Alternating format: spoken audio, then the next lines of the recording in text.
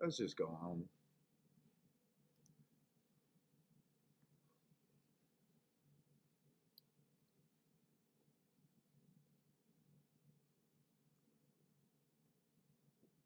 Hey, what's up, everybody? Welcome to the Shake Up. We got Thursday at Saratoga. And all I did was Saratoga. I just did not feel like doing anything at Woodbine. What's up, Long Shot Louie? What's up, man? Yeah, I am not happy with the way I ended that show yesterday. I should have just made up betting lines in both of those last two races. I don't know if I would have made the right ticket, but I know I could have sat myself out of a little bit of pain for sure. That's all right. That's my first losing day of the meet at Saratoga so far. And it wasn't even that bad of a day.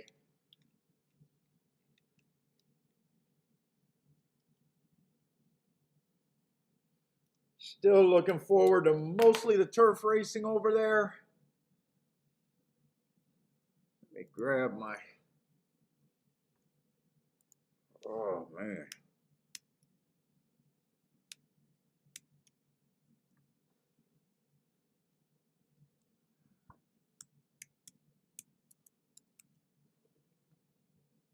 Whoop. Did that sign in? No, that wasn't even typing. What's up, Bentley? You gonna come and help me out? You got some picks today, Bentley? Rent is due. What's up, man?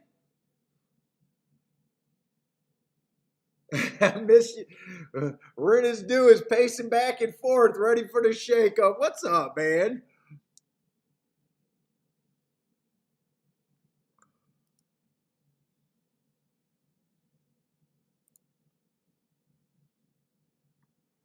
Win Taylor, what's up? Yeah, part of what I was it wasn't even that I lost yesterday. It was that last race I had the right couple horses to start out with, and then I started messing around in there. And then it really bugged me that I jumped off of that closing bias. Whether or not I would have ended up with the right closer doesn't really matter to me. I really hated that I betted that one horse there. They only ran two turf routes yesterday. One went wire to wire. The other one closed. The one that closed, I just don't understand why I jumped out. That's normally what I don't do when I believe in a bias. And holy shit, is it that gray over there at Saratoga? Oh my God, I hope they don't come off the turf today. That looks pretty fucking gray at Saratoga. That might mess up the whole card today. What's up, Pete? So far we're doing good today. Haven't got into anything yet. I'm a little nervous about how wet it looks like it's raining. As far as I know, they are still on the turf.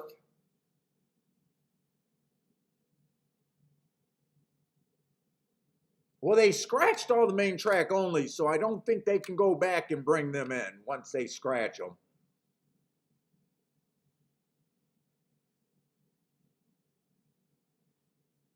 Man, we are looking forward to little Saratoga today. I was thinking about doing Woodbine just the first couple races for when they overlap.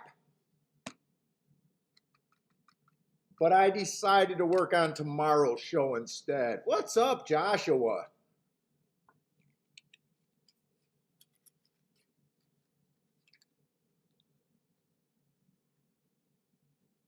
Joshua's asking me if I'm complaining about my perfect life.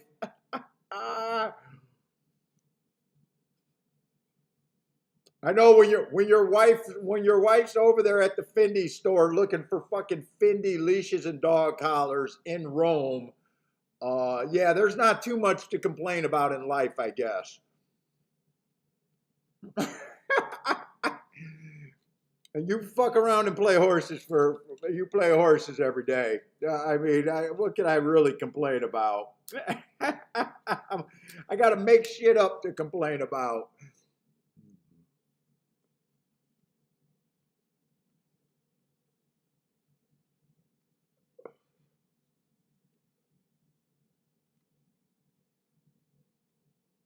Now it did save my life that when she was at the Fendi store, the dog collars were a little bit too small for Bentley's neck. So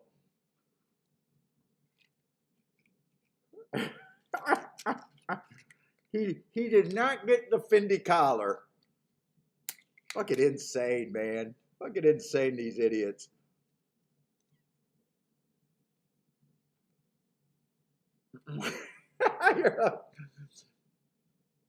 Dude, I had to cook twice. Dude, I don't even have enough sense to order my fucking food. Dude, I went out twice after 9 o'clock, and I keep forgetting because after COVID or since COVID, all the fast food closed at about 8:30, 9 o'clock. I keep forgetting that. Dude, I had to cook eggs. That's the only thing I fucking know how to cook.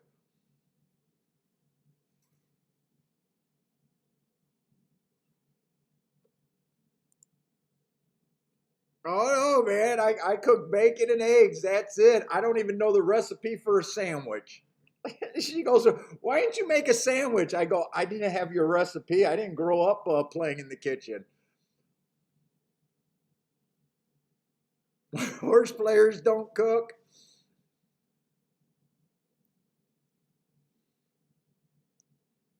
Dude, I don't want to make it because as soon as I set the precedent, then she'll go, "You know how to make it." What's up, Derek? Yeah, I definitely want to bounce back from yesterday. Just a bounce back from doing two things that I really didn't like that I did. That bugged me more than anything. I can't tell you how much it bothered me jumping off that bias. It really bothered me. And I'm not even saying I would have had the winner. I just hate that I wasted money on a front speed horse on the turf. That bothered me more than anything. I'm not even saying, oh yeah, I would have had the winner. That's how much I believe in these biases. But sometimes when I get a little funny, yeah, Derek, it wasn't so much. So yesterday I had a small losing day. I did hit a ticket. I backdoored an exact, but I was really bullish on the stalking closing on the turf biases. They only for the turf routes. They only ran two turf routes yesterday, and the first one went wire to wire. And then I get to the second one, which was a few races later. And I knew that going to the front end horse was not a good thing, but he was about 6-1.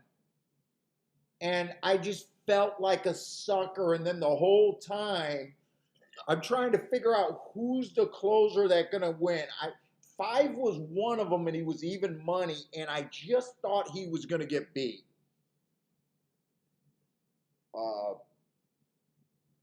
It comes in 6-5. Both of those come from last and dead last.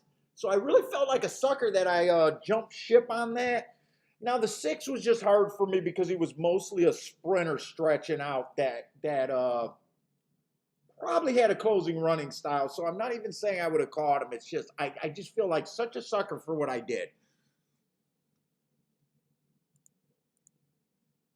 And I see, because I know my mark so well and what I do, and I know my philosophy. I kind of know the races after the results, what I'm really supposed to be hitting. If I had a shot at something for a particular day, and if I didn't. And all I'm saying is I should have got suckered in there. I should have got suckered in there. That's all I'm saying, and I really don't like myself for that. Now, some of you guys are going to say, hey, he beats himself up too much. And I'm okay with that because my wife says the same thing. And I said, what, you don't think Larry Bird and fucking Michael Jordan and all these other fucking guys that excelled in what they did, you don't think they beat themselves out and did things special and dwelled on things? Now, I'm not trying to put myself in the same league as them, but I think I'm up there in handicapping. I think I'm up there in handicapping, and I think I shouldn't have got fooled like I did.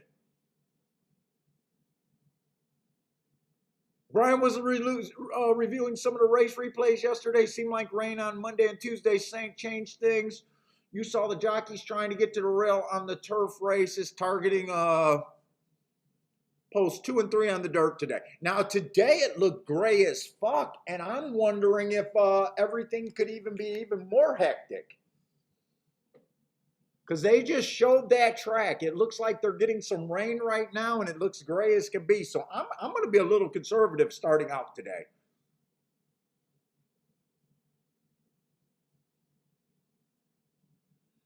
What's up, Jay? Jay wants a good rant. See, the personal rants where I just beat up myself in dwelling, it just sounds like I'm complaining too much. The only thing I've been following on Twitter is just ITP and all the people that are arguing back and forth about betting advice. And that's not really a rant because for the most part, I pretty much sound like ITP and I pretty much agree with ITP for the most part. What started it was Andy Sterling talking about a horse that he hated that was a favorite. And then at the same time, he said he was going to include him on some of his pick six. You know, I do have the overall opinion that if you hate the favorite, you should never waste money on the favorite. I know sometimes, you know, we do get caught up and, you know, sometimes our emotions and we do make dumb bets. But for the most part, I agree with that 100%. If you hate the favorite, that's what gives you the most power. So part of me is saying I really disagree with Andy Sterling's take there. But then again, if you're talking about a pick six, pick five sequence where it's longer, depending on what you have in the other legs, it makes it a little bit more of a gray area. You know, Andy didn't say I hate the favorite. If we were betting this race, I'd be hammering him. He, you know, so I think it's a little bit of gray in that argument. Because what if his other horses were 10 to 1 and higher? In every other race, you know, that ticket, including that favorite, you would still have a plus EV wager. I get what ITP is saying. So I'm having a hard time, like, not a hard time because it doesn't affect me. Their dumbass argument doesn't affect me. I also subscribe to the thing, hey, I still need 90% of the people to lose at this game to be good at this game. So I want people to get better so the game could grow, but I don't want everyone to become winners. It'll make the game harder for me at the same time.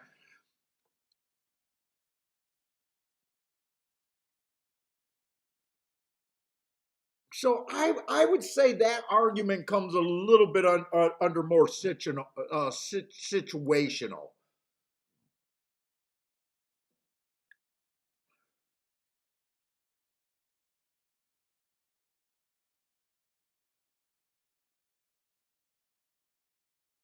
Yeah, Andy had JW. You're right. Andy has said that more than once.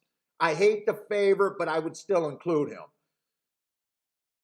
which could be a right move if you have big prices in the other races. But if it's a short ticket, like in a single race, and you say I'm including a favorite that you hate, that's a bad move. Even in a double, probably in a pick three. You know what I'm saying? You know, there's a couple situations that make it to where it's okay. But generally, I would agree with ITP there. If you hate the favorite, you shouldn't be betting the favorite.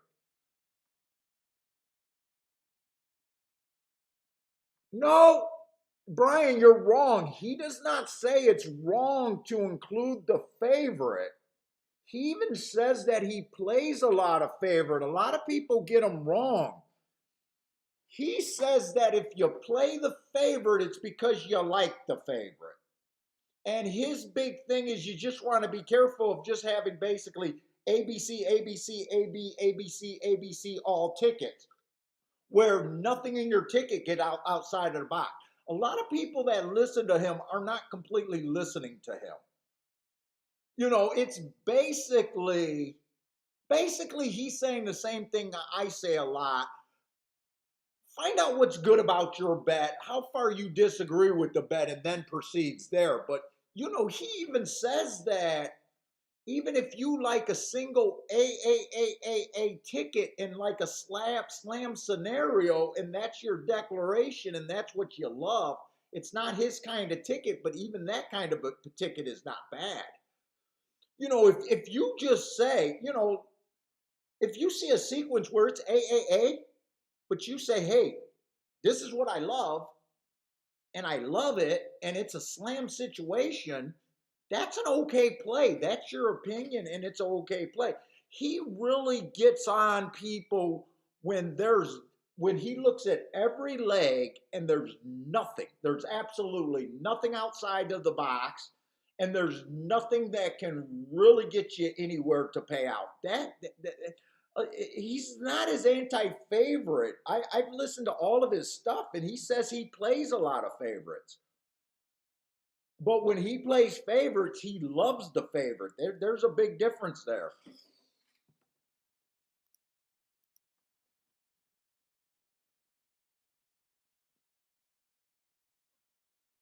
Hey, what's up, Rick?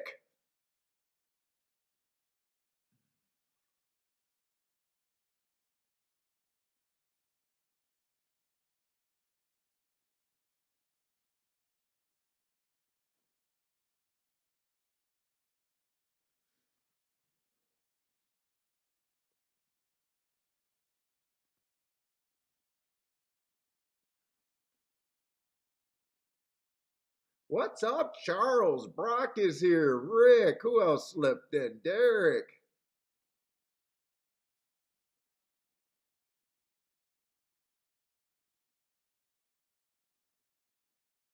Yeah, a big thing is you just want to recognize how far you are from the public, and if your ticket's got real chances. What's up, Dennis?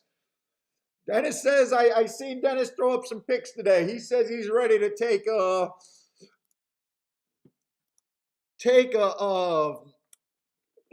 irritation tax. He's ready to tax Saratoga for being irritated with Saratoga so far. How about that? Good luck, Dennis. Bartez, what's up?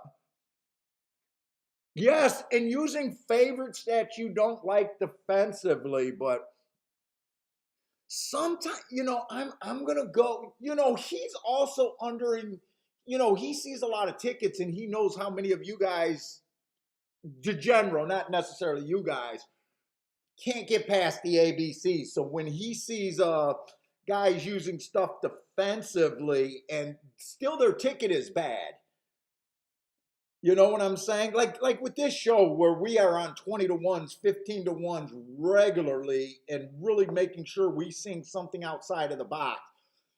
He's also, when he puts up his tweets, he's also broadcasting, right? So speaking in general terms, and I pretty much agree with him generally.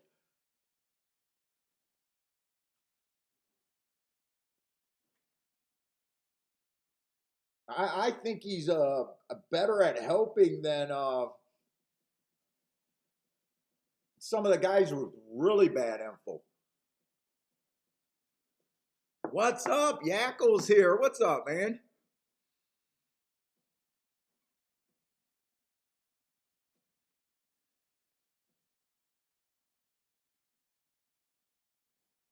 Partez, the industry doesn't even really address ticket structure.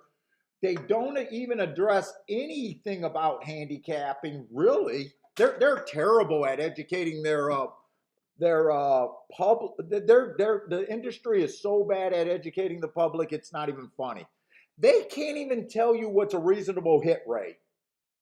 They can't. They're so clueless in their education.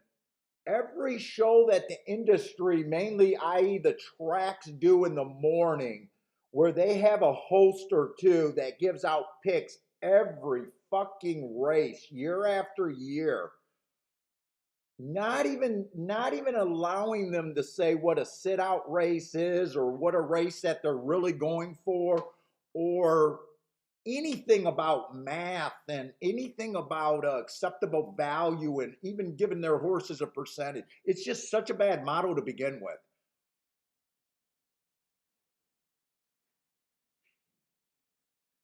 What's up, Lloyd?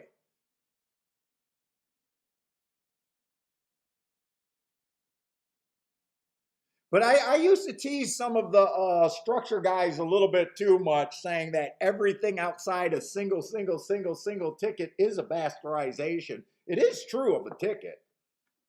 I mean, every time you think of a perfect ticket is just a single.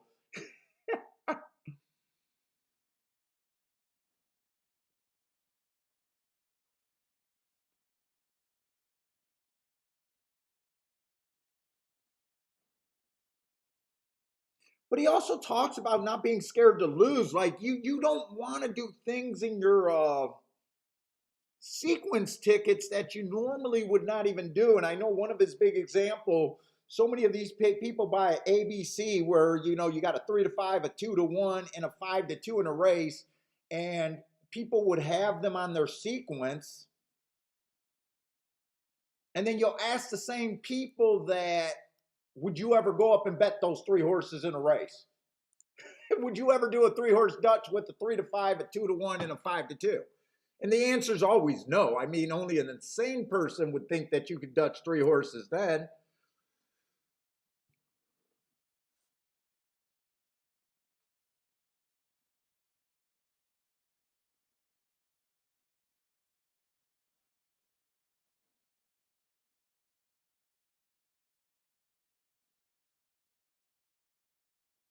Let's see. Brock say, here's some takeout math for us. Let's see. The win takeout at Woodbine is about 15%. The takeout in the pick three is about 26. You can parlay for 19 over 3 races. You should never bet a pick three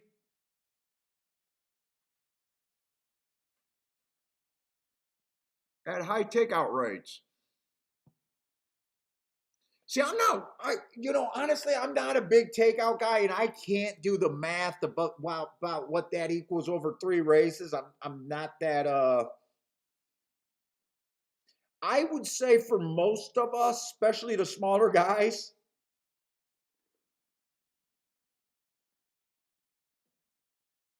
I mean, obviously, I want takeout to go down. Obviously, I'm not pro takeout. But there's a lot of guys that are bitching about that could actually do better with their self control and eliminating bad tickets. I think that's probably the worst.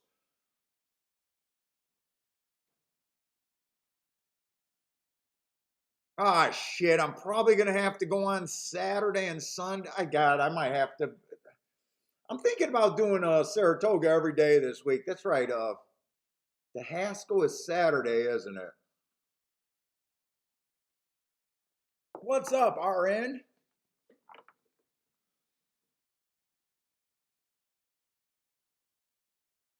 All right, I should start looking at this race. We got 6 furlong maiden special weight on the dirt. There's definitely some rain on the track. I haven't seen the track, so the track might be different. I've been looking for speed and stalkers, probably horses that get the lead or can be within 4 lengths of the lead at the first call.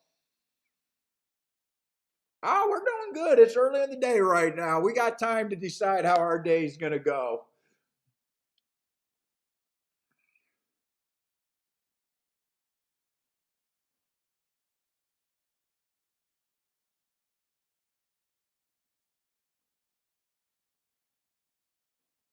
And I'd also make the argument some guys would only play tracks with lower takeout.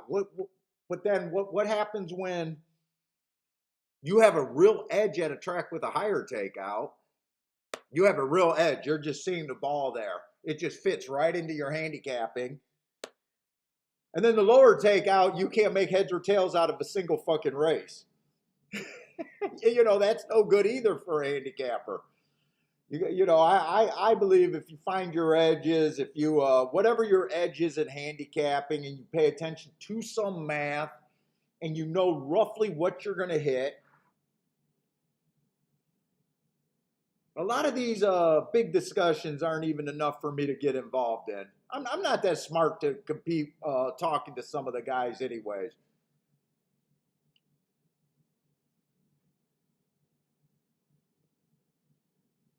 Let's see, the one horse just overall fits. I don't keep track of Del Mar, so that race in last July, it was roughly a year ago. Plus, I don't keep track of that meet, so I can't look that race up. Had a little bit of front speed. I mean, this horse does look like he fits as a speeder and a stalking type of horse.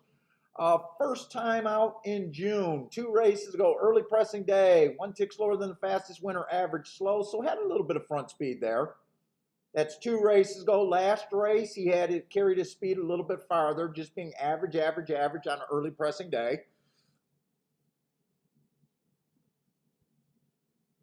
So I think this horse generally fits. Let's see, we got 3 first-time starters. So if you're new to the show, I don't do anything with first-time starters unless I think they're getting what I lock down on a bias, part of the track or something like that. I generally don't bet first timers. So when I take stabs against them, you know, I know the danger. I'm not allowed to bitch when they beat me. I know what I'm getting into. But when we get about half the field, you know, being first time starters, it does make me a little bit uncomfortable. I prefer to play in as many races as I can that I understand most of the field, or at least feel like I understand most of the field. So by definition, this is a field that, you know, I'm pretty close to not understanding. We got a couple Pletcher first-time starters and a Chad Brown first-time starter. So, you know, it does make it very tricky for me, especially at Saratoga. I mean, those are high-end barns that expect to win, that get the stock. So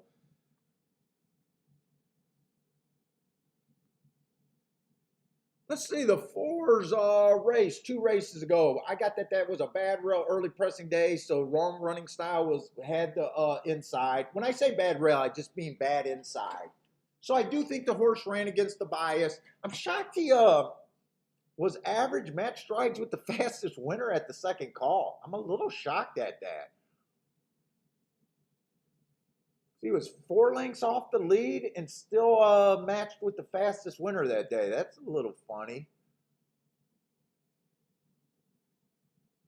Last race, it was early pressing day. I mean, to me, that race, he had speed kind of to the first call.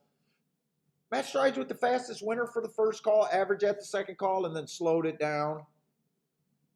I would say this horse definitely is a long shot look at best. Not that interested in him.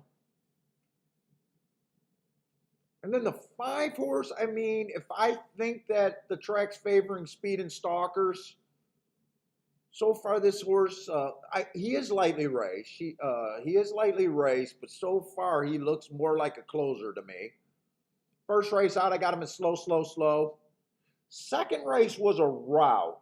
So average, 1 tick slower than the fastest winner average, but he wasn't a speedy route horse. He doesn't look like he could get the lead as a sprinter. And I don't like route to sprint, so I don't even saying that that's a decent marked race. I think he could get the lead here. And then last race I had, it was a bad rail stalking day. The rail didn't affect him, but wrong running style. He came out like a closer, slow.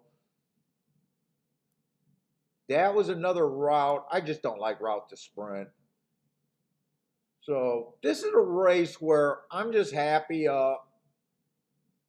You know, we got a muddy track. I got 3 first-time starters. I'm not really interested in this race.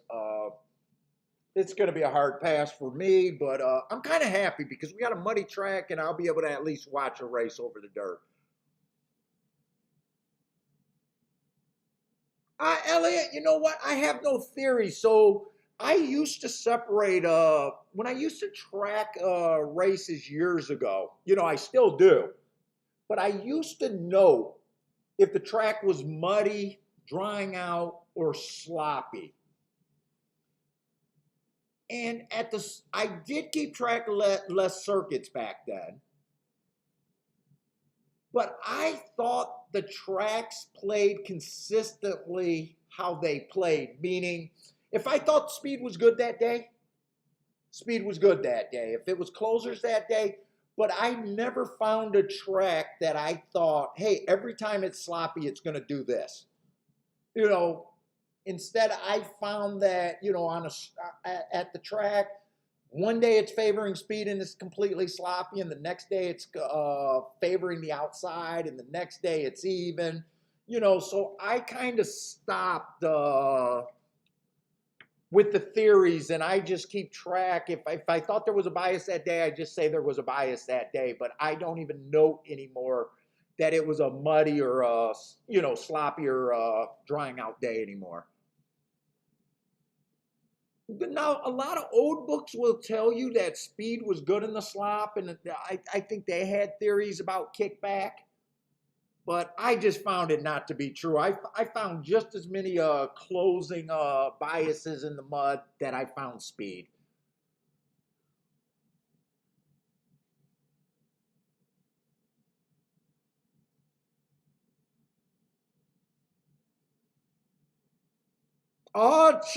Dennis, I started late, so I didn't even have to look at it. We were able to watch it, but I didn't even play the steeple.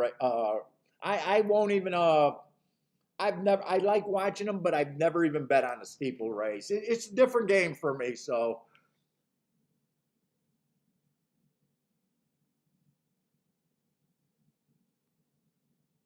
let's see. RN said, "Hey, RN, what country are you from?"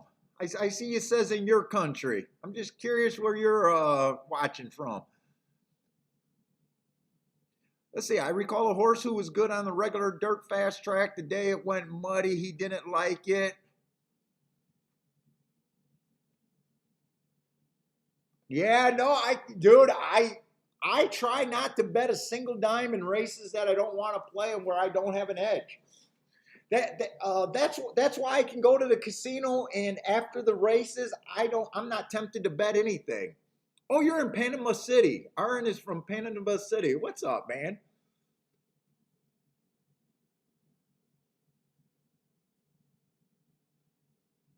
Let's see. Haters are going to hit him hard. When I first saw American Photo or Pharaoh, I didn't think much of him.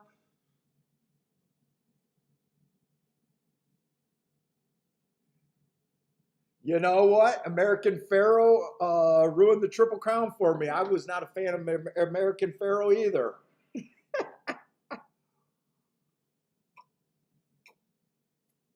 Shit, I don't want to see Triple Crown winners. I want chaos. I like this year better than the American Pharaoh and Justified year by far.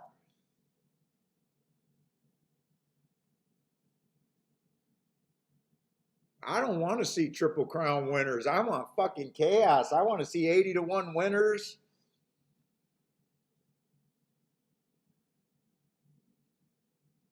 I want to see a different winner in each leg.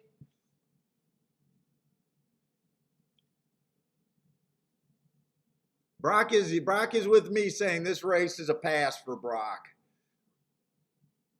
I agree here. I'm just going to write the no bet for me right down there.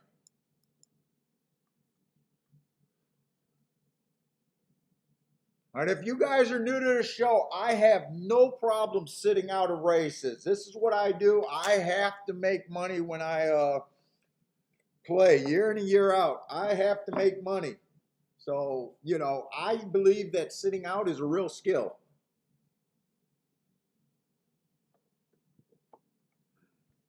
Let's see, Yakko got a play here. Small try, 6 on top of the 2-3 on top of the 2-3.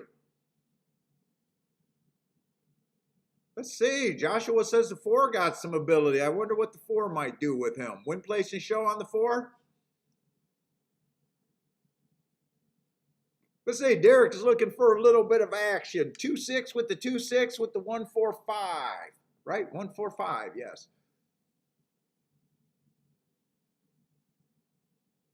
PDT likes the 1 to start.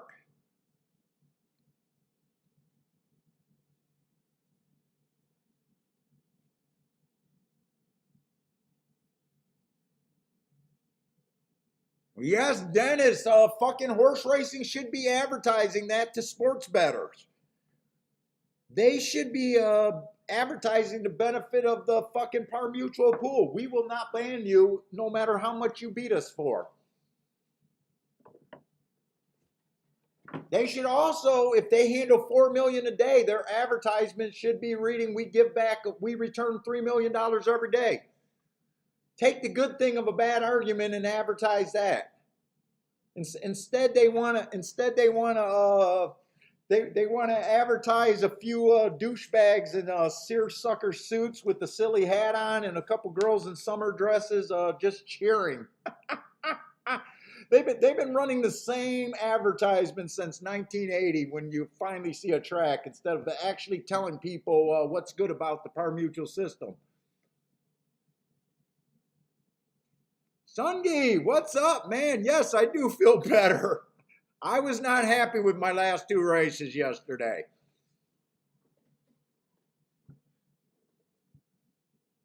Dude, if they handle $10 million in a day, they should be like, we returned $8 million yesterday. That should be their fucking advertisement. Come and get you some. We won't kick you out. If you're a sports bettor and you've been limited, come and play the ponies.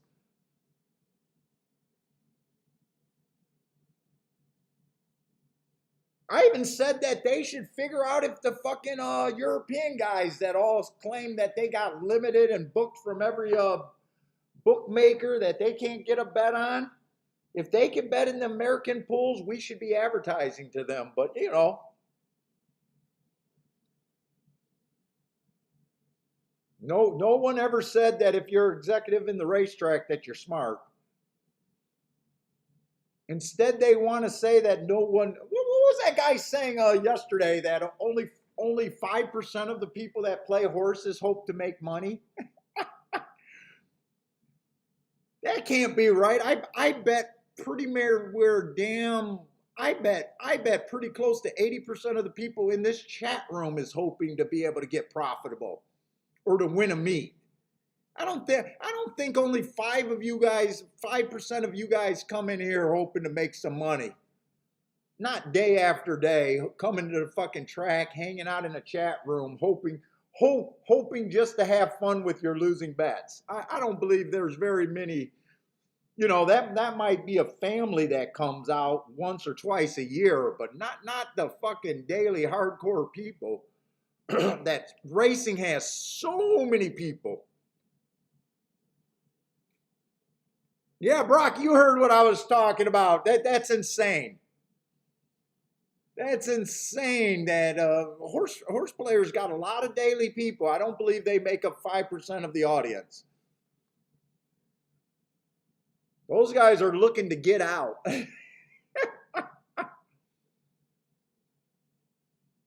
Well, when I used to go to a track, I swear to God, the guys that were there on Wednesday, Thursday, and Friday were there every Wednesday, Thursday, and Friday. And they were there Saturday and Sunday, and they fucking handled more. They probably put more through the window than anyone else based on their income. I say one got the lead. I mean, one fit of the horses that ran. Let's say 4 is actually running extreme. Holy shit, Joshua. 4 was a horse that earned those triangles that they didn't look that good, but come on, keep Joshua. I think Joshua went across the board on this horse. I was hoping this horse could at least get second. Can he hold on for third? I think that was a decent shot, Joshua. He looked scary at the midway through the stretch. I don't think you can be mad at that run. Maybe a little disappointed that he couldn't hold on, but that was a thrill at 31-1.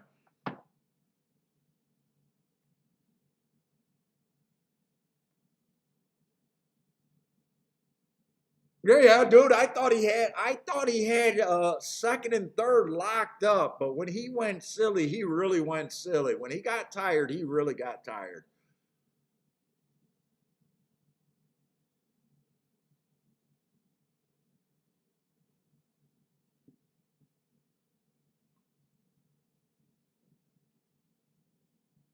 Was that the six on the outside that actually won that race? Yeah, six on the outside. I was so hoping that the four could hold on. I really didn't see who got second and third. Let's see, 6'5", 6'5", 2'4", maybe.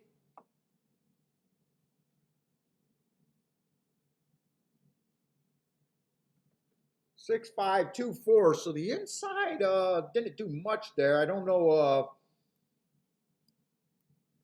6'5", 2'4". I guess I'm going to write that down. 6'5", 2'4".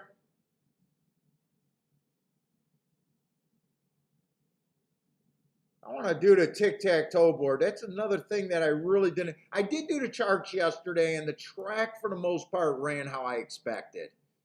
Other than that single turf race going wire to wire, I think everything else was kind of a profile yesterday. I think I'm going to look it up because I did it this morning. But I think the dirt sprints were speed and stalkers. I don't think anyone came from farther than 4 lengths off the lead. I'm going to guess that that's six stock. Let me just see what they did yesterday.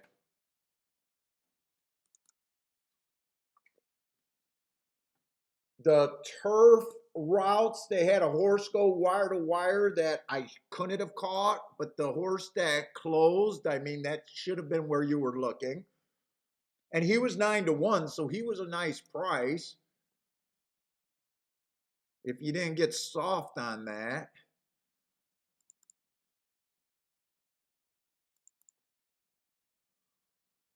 Let's see, turf sprints, speed and stalkers won every race. That's what you're looking for there. So really there was one race that didn't run to the profile, and then the second race did. So all the turf sprints ran how I kind of expected, and all the dirt routes ran how I expected.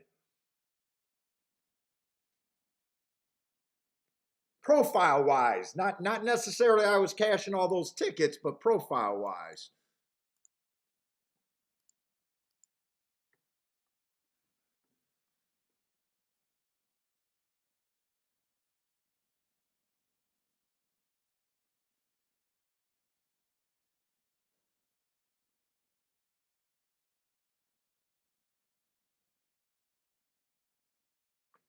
So I mean, wait a minute. Was that a sprint race or a route race? Why did I think that was a route race? I got a feeling that that was a sprint race. So I got him in the wrong column over there. Let me just move him back.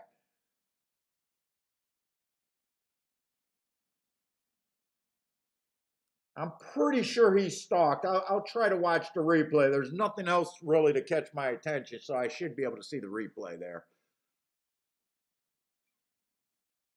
Rick says that, yeah, if I spent 450,000 on a horse, yes, Rick, I'm with you. That's how they're supposed to run, right? They're supposed to win first time out. I would hope.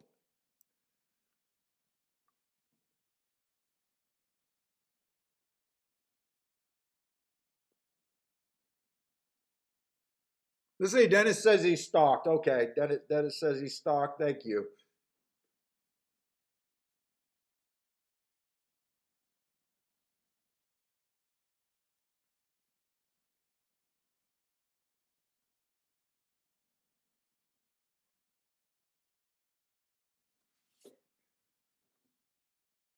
What's up, Matt? Matt says the horse got a perfect trip.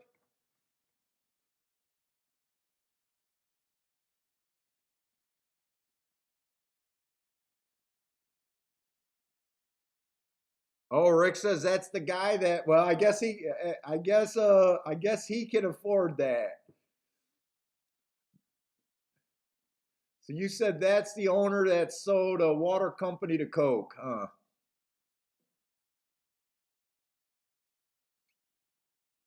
Let's see. Matt Gray got a Macadoodle today. I got a dark. What did I get? Oh, I got my undercrown from Drew Estate. That's what I'm smoking today.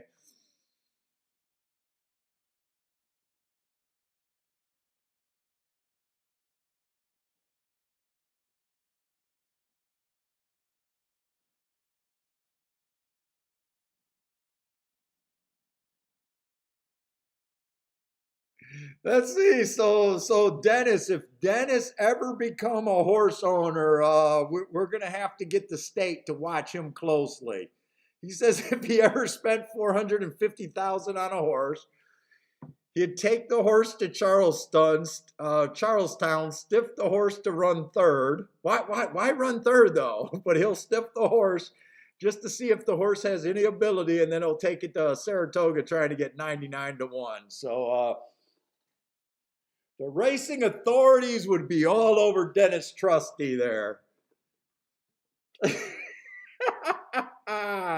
you you you better not let us pin that message, Dennis Trusty. I think we'll stop you from getting a horse owner's license or whatever.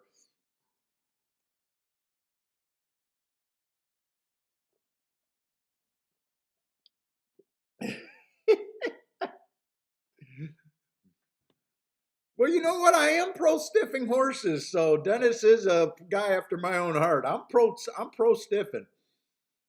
I don't think they stiff enough.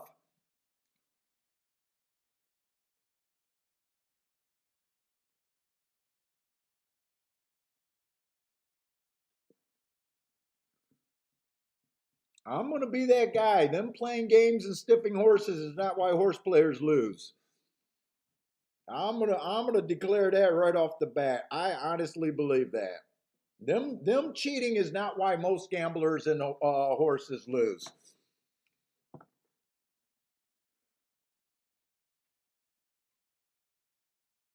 Let's see. Matt Gray said he owned a racing greyhound. Her name was Rock My World. Do we even got greyhound racing in America, or did that get eliminated all in America? I think it got eliminated in a lot of states. I'm just not sure if it's legal anywhere here anymore.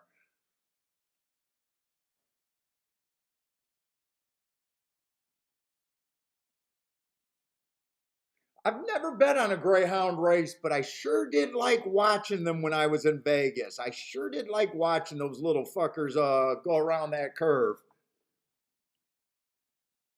When those little dogs lose their footings on those turns, they just went all over the place. Oh, I remember when I first started to go to Vegas. I remember they used to have like the horse racing network where they had simulcasting on every room in the hotels that I stayed at, anyways. And now 30 years later or whatever, I say they don't even give a two shits about horse racing over there in Vegas anymore. In fact, I think Cirque, the newest mega sports book, I don't even think they card horse racing. Maybe only 3 or 4 days a year. I think, like the Kentucky Derby, Breeders' Cup, Belmont, stuff like that. I don't even think they card horse racing day to day over there. Just completely ignoring horse racing.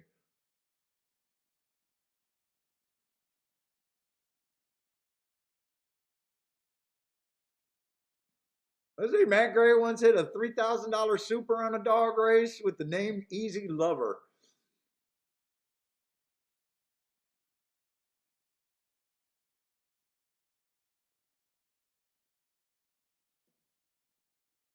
Let's see, Matt Gray saying big shout out to Churchill and the Paul.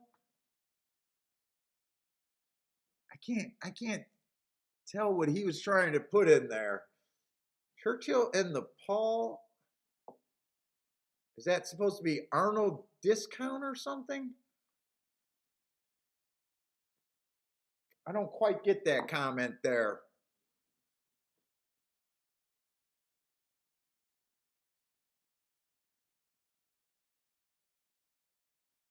Let's see. Daryl says his brother used to. Well, that's the problem. That's one of the problem about owning low level racehorses. The vet does not give you a discount because he's low level. The food, the amount of food and care that they take, you don't get a break because you got a $5,000 claimer. You're running for, it's much harder to it's probably much harder to break even on a low level horse. You don't get any breaks with the care. And then you win, and you're getting the part of the $5,000 purse, unless they get the state and the track welfare. But still, ownership is a really tough game.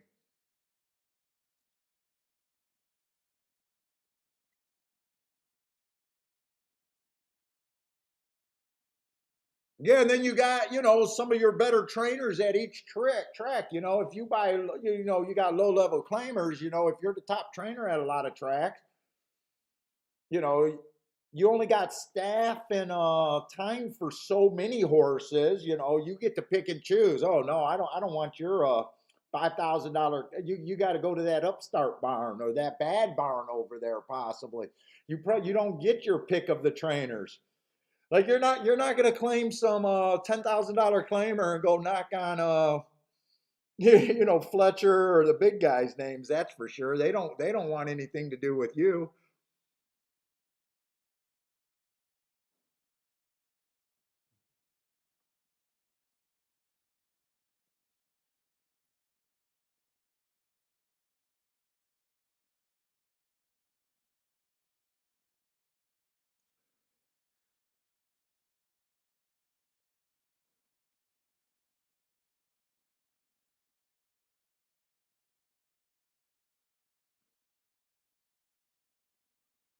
Let's see. Dennis saying that Charlestown, there's such a speed bias there.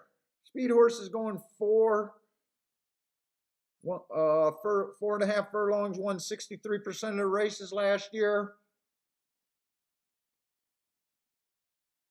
And then 6 to 12, 6.5, 58%. So yeah, that's definitely a speed. So if you get a horse that gets a bad break, or probably even a closer that's able to close on a track like that, you got a monster horse. The problem with that is if you stay at a track, that's like that Gulfstream bias on the turf, right? The turf sprint biases were so speed favoring. There was a handful of super really nice closers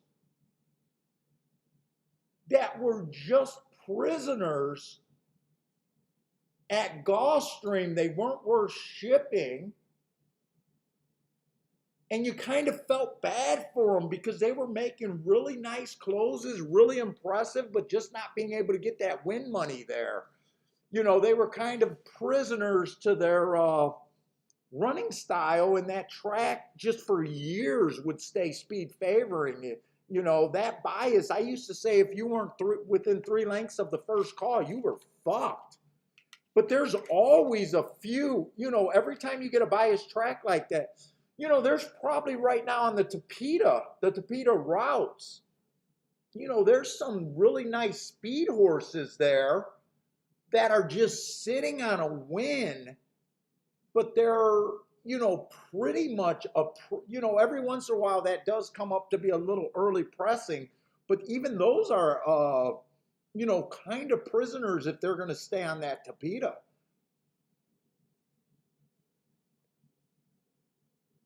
You kind of feel for hard knockers like that, If you believe in biases, there's horses out there that are like that. And every once in a while, I remember I would point them out on the turf sprints.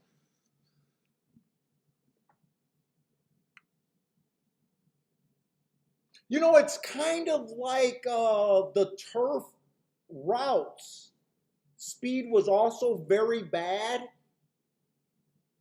And when those horses, every once in a while, we'd catch like 2 or 3 of them a year going to Gulfstream where the turf was not as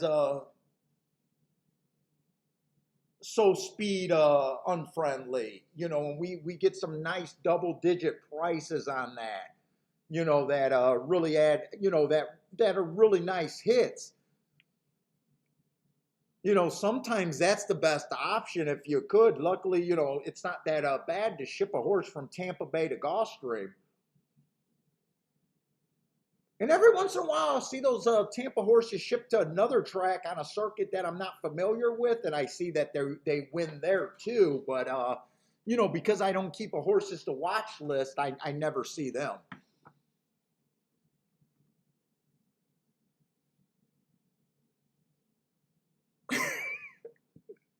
So Sungi is like Napoleon Dynamite. Didn't he say horses are majestic creatures?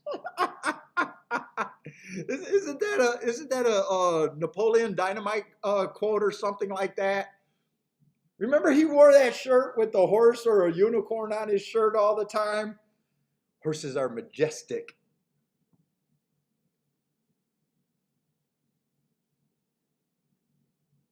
Let's see. Let's start getting into this Saratoga race. I got a lot more time between races. We do got a handicap 25,000 here.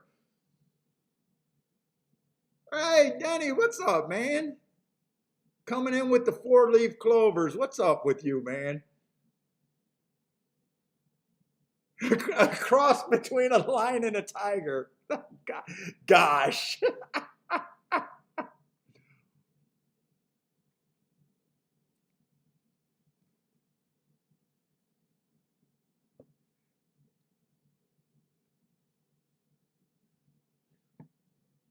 Let's see. So yesterday, I don't think we seen a dirt route.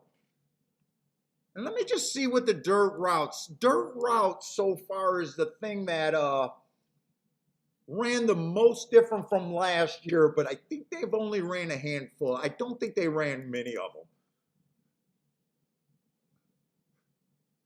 But I think I remember that was like the biggest difference. Let's see, they only ran 6, so let's not get too excited. Post 1 through 3 won 50%. 4 through 6 won 33, and only 1 horse came from the outside. There's almost no advantage from going to the lead or being a closer. So 4 of the 6 winners have been coming from 1 to 4 lengths off the lead. But that's a super small, but I don't think that lined up from last year. I just want to glance and see what they did last year. The 50% on the inside matches up from last year. Oh, wow, that really does match up. 49% last year after 67 races. So it was favoring outside for the meet inside for the meet last year. And then 43% come from 4 through 6, so it does look like that 1 through 6 is definitely where you want to be. Stalkers won 52% of the races, but speed did do better than closers for last year meet, winning 37%. So I'm probably going to look at this like it's probably going to be a speed stalking track.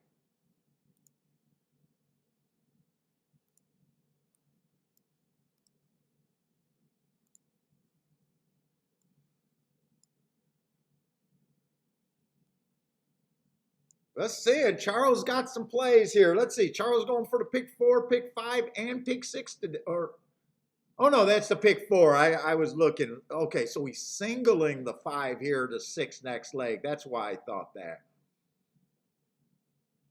Good luck, Charles. So he's skinny in the first 2 legs, wider, and then he got an all in the last leg. So his opinion is in the first 2. His big opinion is in the first 2 legs.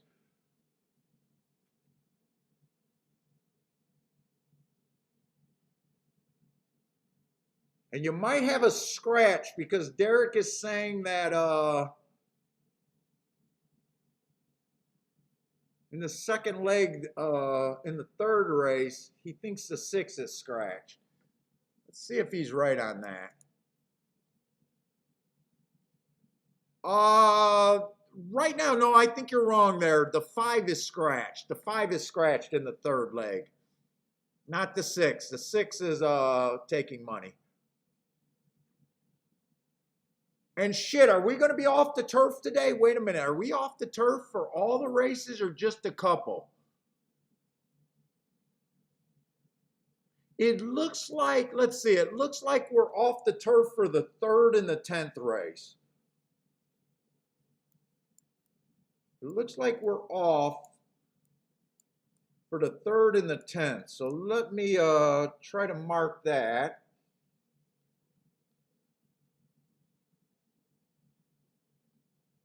Yeah, 6 is still in according to Twin Spires as of now. Might want to watch that though. Or he might have just seen the 5 and just did what I do and get the numbers. Oh, PDT is kind of saying that the horse is scratched too. You might really want to watch that ticket. PDT is now saying that the 6 is out. Derek says it just updated. Thank you for helping us out there.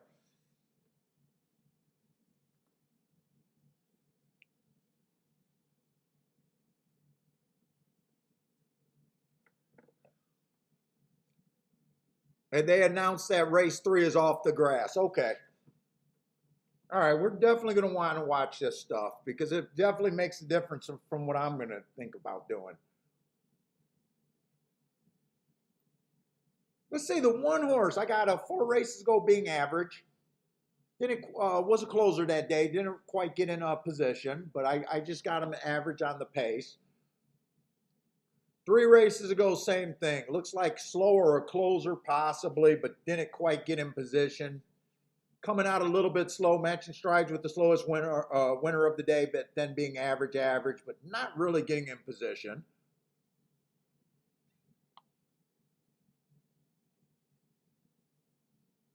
Two races ago, same thing. A little bit slow early, match strides with the slowest winner, average, didn't quite get in position. But last race, God, he had a little bit more speed. He did match strides with the slowest winner of the day and was able to win that race. Kind of just been running the consistent speed figure right there. You know, just running his 80s, mid 80s. So if you're a speed figure guy, you could probably count on like a mid 80 kind of effort that kind of needs the pace to back up. And if that's good enough, he could possibly win. Wow, 5-2. I don't know if I like 5-2.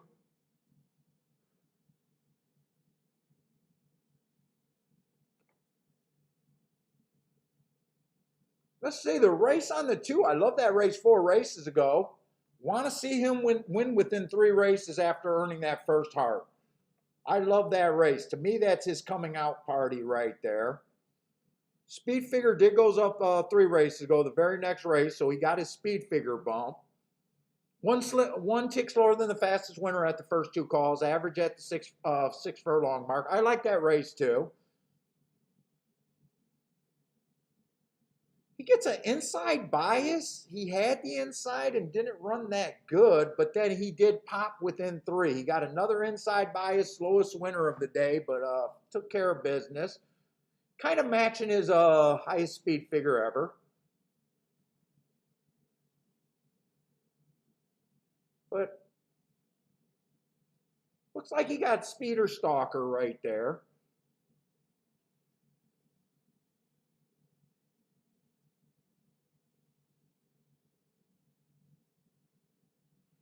Let's see. Let's see. He does look like a $20,000 close. Because this is a handicap, I want to kind of figure out what kind of class these horses are coming from. He just looks like a $20,000 claimer to me.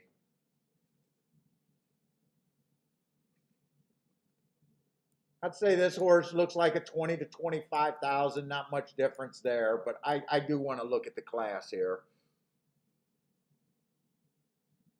Let's see, the 3 is coming out of some starter allowance, and I wish I had the forms there, but I don't keep track of my Belmont forms and Aqueduct New York forms. A lot of times you can find some hidden class in the starter allowance races. I like looking up those races to see the makeup. If this was Gulfstream, I could have done it, but not Belmont.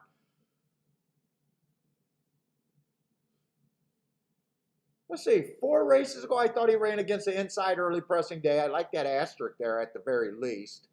Against, I would say better. He then gets an early pressing day in a stakes race, which could be better. Definitely was not good enough there and ran against the bias. He comes back and wins off of that race on an inside day. And then that was basically at the same level as the 2 and the 3. And then last race was a 1 race sample going back up to that sneaky level of 50,000 that I think is a class drop. You know, at 16 to 1, I think he got a little bit of upside there. Let's see what the rest of the horses look like. 4 is in really nice form. 4 looks like a front runner. I love the races he's coming off of. 4 races ago, ran on inside track, won that race, fastest winner of the day. He did drop in class, but he crushed those horses. Step back up to 32,000. The barn thought they were going to get away with something, and they claimed this horse.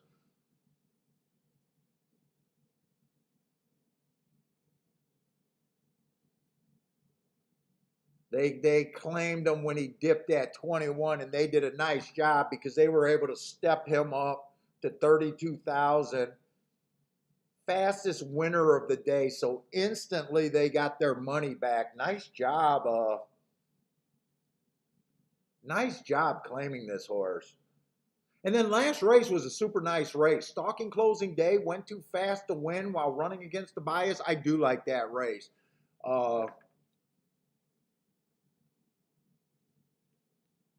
I do like that race.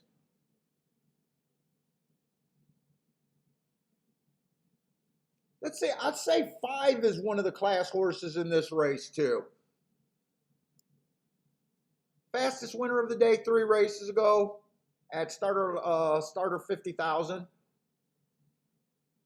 Comes back, runs against the inside bias. That was also early pressing day. He was in the 4 hole and he was more of a closer there. I like that race, and he pops off of that race on another stalking closing day. I think 5 should be a definite player here.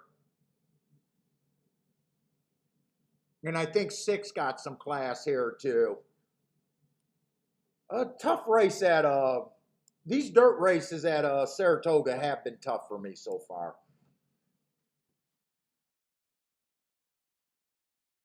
Let's see, just looking at this race, this doesn't look like it has any potential for a giant score here. Unless I could get the 3 to get first or second. 3's the only thing as a better that makes this race interesting to me.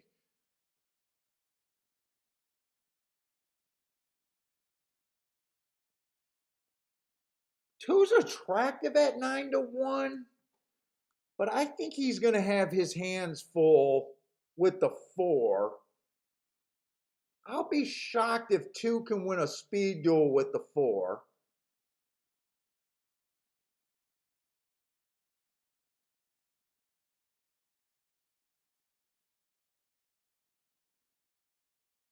And the 6. I think the 6 is going to be up there. I just think the 2 gets chewed up there. Do I want to play this race? Let's see. If I did anything this race, I need to me, 3's the best part. I think I'm looking at the 3, the 4, the 5, and the 6. So pretty much ABC there is kind of how I'm seeing that race.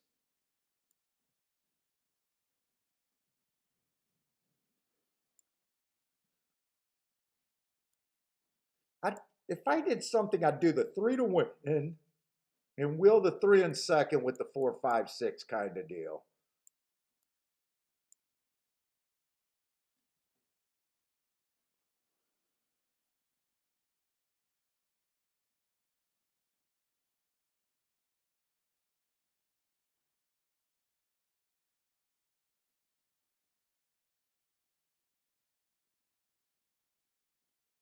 Let me see if those exact, because I think I can do that, and I think it'd probably be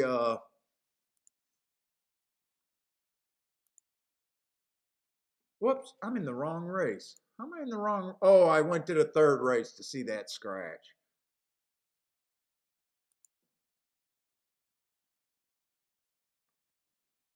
Let's see. 3 to 1 with the. I'm gonna do the exacta with the 4, 5, 6 and first. In yeah, 4, 5, 6 on top of the 3 first, just in case I can't get all of this in. I should be able to get all of this in. And a win ticket on the 3. Will I get that in? Yeah, I'll get that in. Let's see. Dennis is on the exacta box. 2, 4, 5, 6. What's up, Van? Van got a super box. 1, 2, 6, 3. What's up, Nelson? Michael Lester, what's up, man? You had a doctor's appointment, went okay. I hope that's good, man.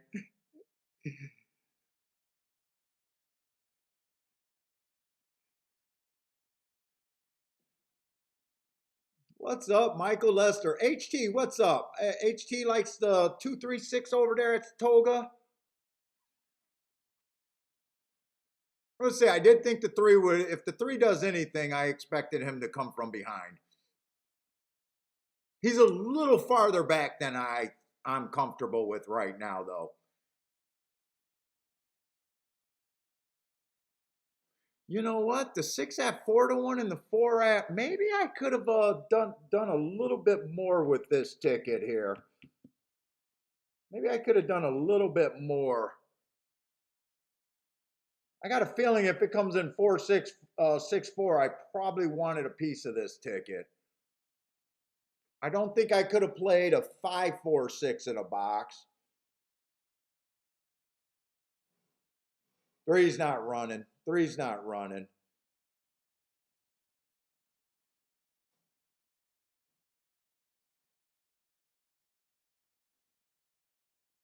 Four's gone. I kind of wish 6 would kind of angle off the rail. I don't. He looks so tired.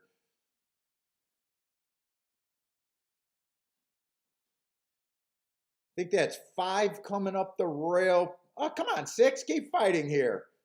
Keep fighting with this 6.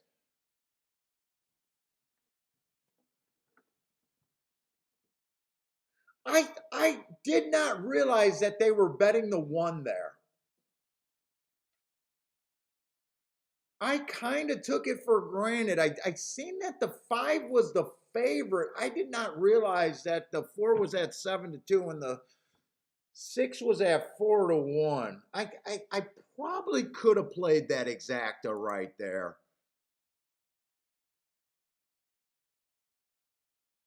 What did that exacta pay? Yeah, 21 to 1 and 20. I possibly could have done that. And I kind of said that I regretted not doing that when it even looked like the 6 was going to get beat. So I don't feel like I waited till the results and said that I wish I had that ticket. I was kind of saying that early. I kind of thought that they were a second and a third choice. I never realized that they bet the 1. I didn't care for the 1.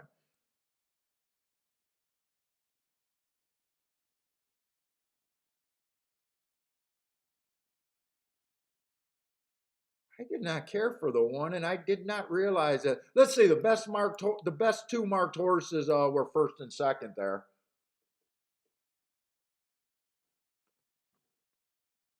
What's up, Albert?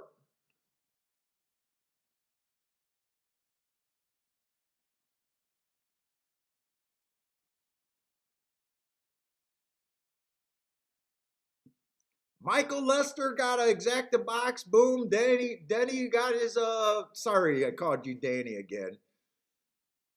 Got his fire home. Jeff, what's up, Jeff? None of your business, bro. What's up, man?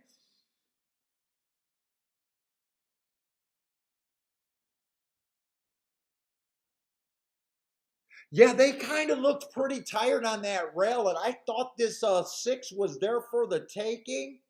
And then the five kind of dipped to the rail, and maybe that's cost the five from passing the six there.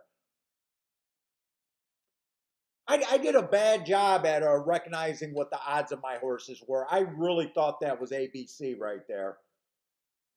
I did not realize that the six was 4-1 and the four was 7-2. I did a bad job. I assumed that they made a little mistake there. But not a ticket where I'm going to cry that much about. I probably would have only did a $10 exacta box there, so.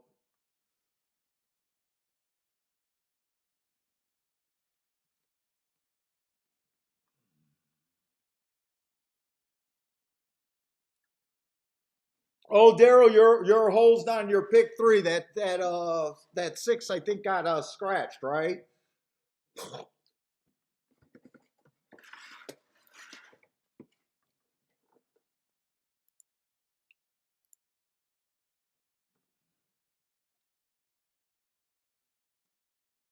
All right. Well, the marks definitely were good that race.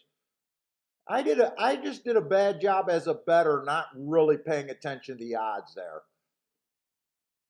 I thought the three had to get first or second to make anything there, but I would have even been a little happy with a win bet on the four also. And the exacta was a little playable there.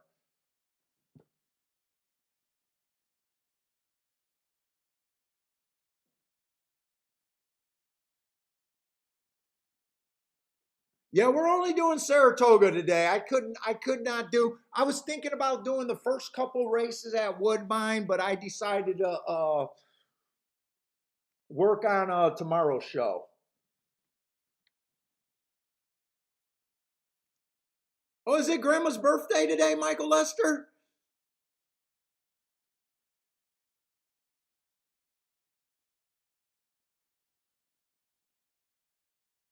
Oh, Dennis made a mistake not thinking, not knowing that they were off the turf there, it looks like.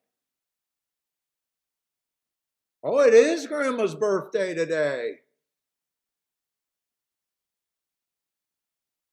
She hasn't came on yet. She might be quiet. Happy birthday, Grandma, and I'll try to remember if we see her if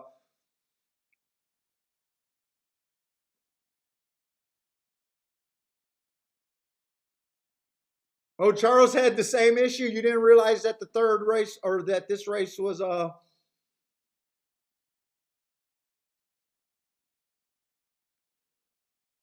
God.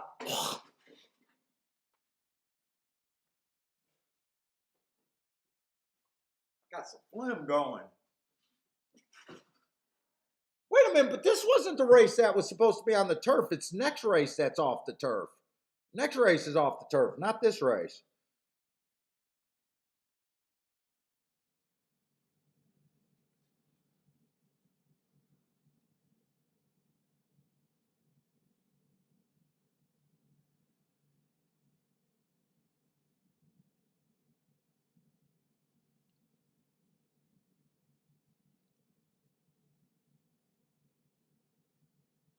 Oh, Charles is saying that he did not know that oh, so you guys are talking about the first pick three, the race 1, 2, and 3, and you guys did not realize that your close off leg was off the turf. Dude, they got to do a better job with that shit.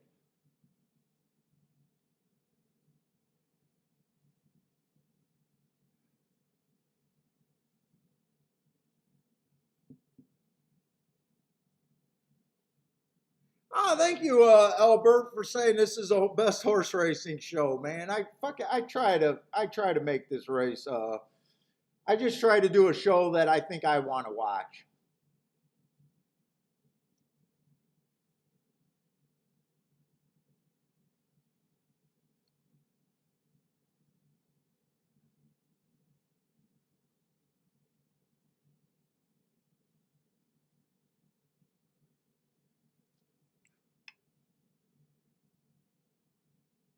And 4 was in the middle of the track, so that middle of the track does look good on the dirt so far today. You know, Daryl, I do not know what they do with the pick 5 in that when they do a late declaration like that. I really don't know the rules.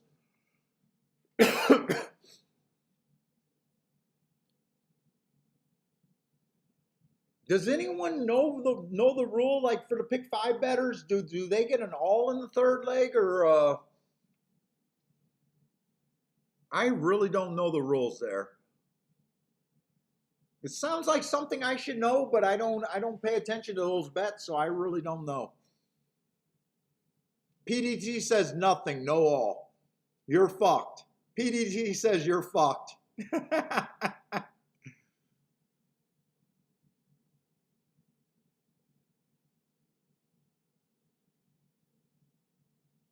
He says unless it's in mid. Well, was this mid sequence or not? When did the pick 5 start? Because we knew before the second race. It was kind of late in the second race, but we did know in the second race. Let's see, the pick 4. So they're not going to do anything for the pick 4. When did the pick 5 start in the first race? And I don't think it was declared off in the first race. It might have been, but I don't think so because they were still doing the scratches.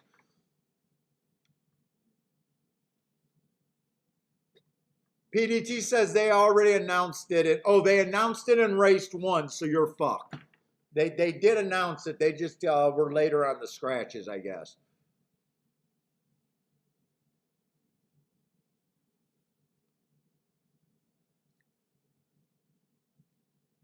Well, we'll see when they do the results, but I honestly don't know.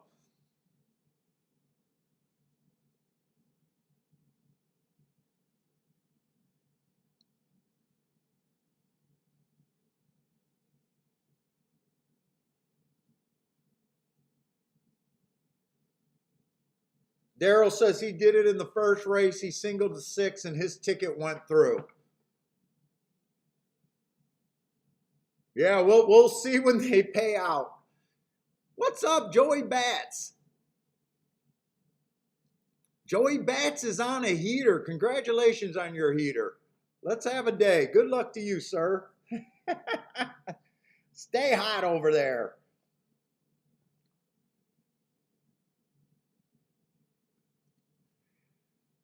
Joey Bats sounds like a mob name over there. That sounds like a mob name.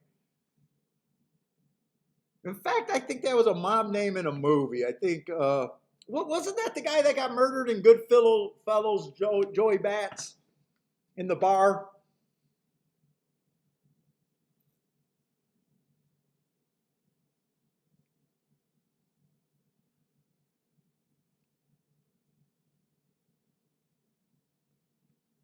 That sounds like I heard that in Goodfellas.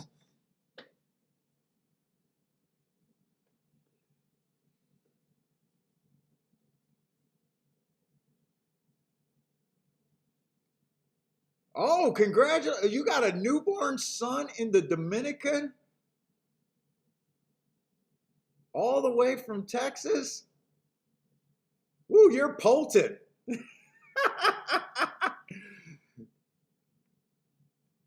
You're potent over there. What's up, Garth? They did kill Joey Bats and Billy Bats and Goodfellas.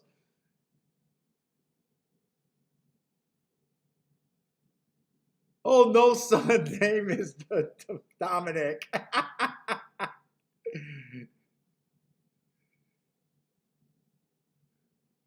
I was gonna say, wait a minute, did I read that right? his money shots are reaching the Dominican over there.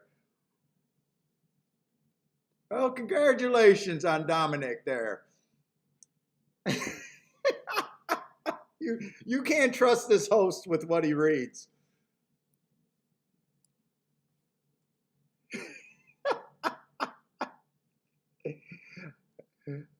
I thought you were just shooting loads up in the air, and all of a sudden you got to notice that you had a son over there.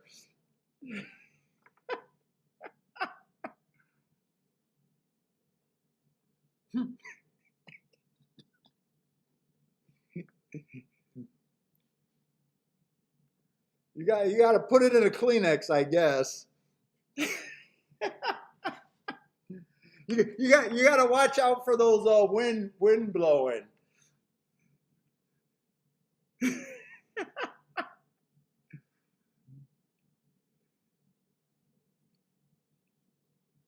Let's see what we got. We got a 5-horse field over there at a Saratoga. And they are off the turf. What do we got? We got claiming 50,000 non-winners of 2 lifetime, it looks like. I'm going to lose it. I'm going to lose the show right now.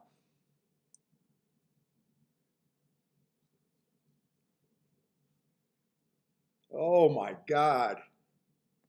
Let's see, not the prettiest betting board. We got 2 horses roughly at a favorite and no one that really offering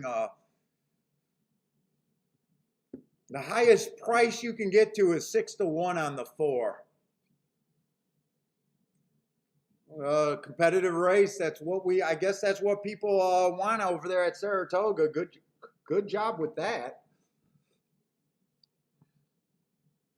Let's see. They did you know, they won from kind of the middle of the track so far today. So maybe something on the outside can look good. Who knows?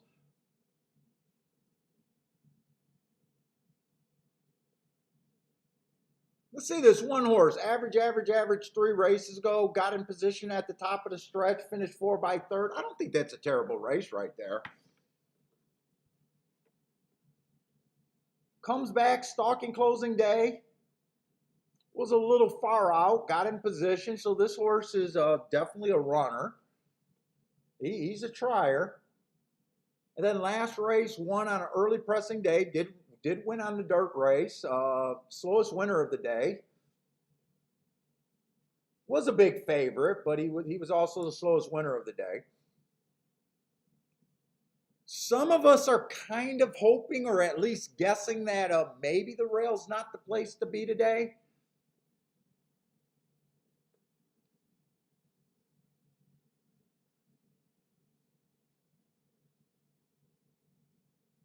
Let's see the 2. 3 races ago, stalking closing day. Average, slow, really gave it up there. But comes back on a day where the inside was good. That's a nice race right there. Ran against the inside bias, ran a nice 2nd. I do like that race. And then last race was kind of average, slow, but that was a sprint.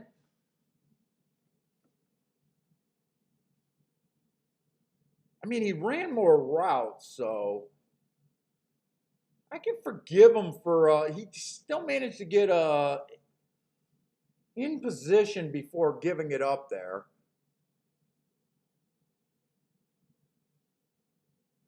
I don't know about 4-1 though. I'm not feeling 4-1. Let's see, the 3 horses coming from Gulfstream, and that was a Tapeta race, and we know how bad speed has been. I like that race right there. We got a couple 1-race samples before that, but I do like that last race on the 3. 2-1 I don't like though.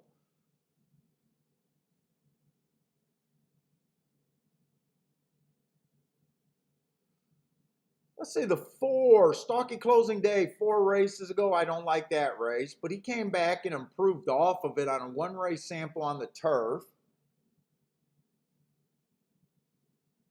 maybe this horse just likes the turf better than the dirt because just looking at his speed figures on the dirt aren't anywhere near where his turf races are. Let's say 2 races ago he ran on a bad rail. I do like that race. He came out decently fast there. And then he wins his very next race on a stalking day when the rail was bad. 1 tick slower than the fastest winner average, and then matching strides with the fastest winner of the day at the 6 furlong part. I do like that race. Stepping up against winners for the first time here. Does get the outside of the track if you think the outside is kind of good. That could help him. He is the biggest price on the board, and you kind of need something unless you're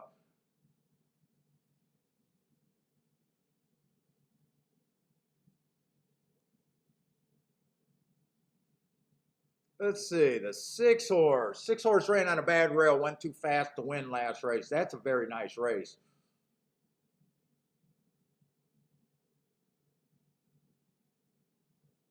That's right, 6 got scratched. That's why all you guys said you guys were all singling the 6.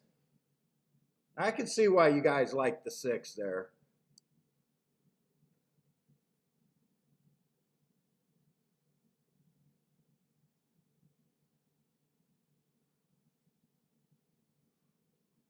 Let's say 7's coming off some very nice races. Broke his maiden 3 races back on a stalking closing day, which he was. Fastest winner of the day. That's a very nice race. Comes back. A little bit higher of a level, though. Starter allowance 50,000. Closing day, he was a stalker, went too fast to win. I like that race.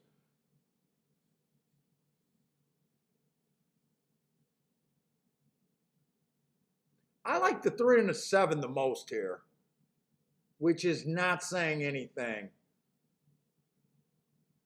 I probably, unless I like the next race and the next race is not for me. I was going to say, unless I can play a double next race.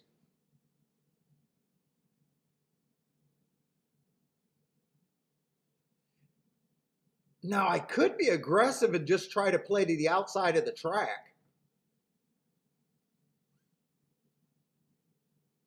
Let's see, 1 and 2, 1 and 3 is supposed to be the favorite. They're going to be in post 1 and 2. If we're right about the rail being bad, there might be a possibility there. But it would be kind of a blind bet.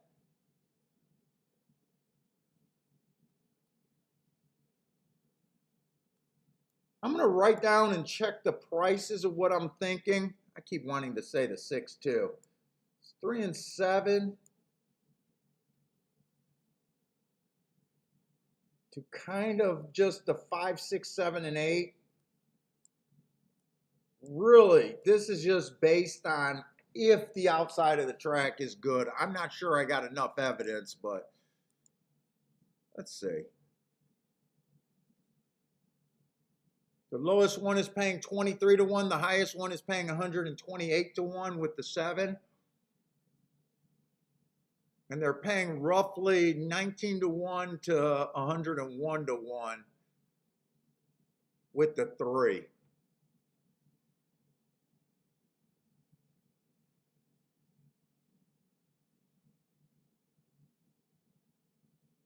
Let's say Brady's is one of the guys that is guessing that rail is terrible today. I'm kind of hoping and trying to lean that way. I'm not sure we got enough evidence, but I'm also not scared to jump on something if I'm trying to get to something that I think could pay.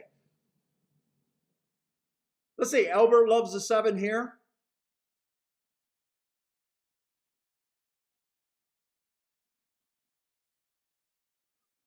Rick is saying question on the 7. What's your question on the 7 here?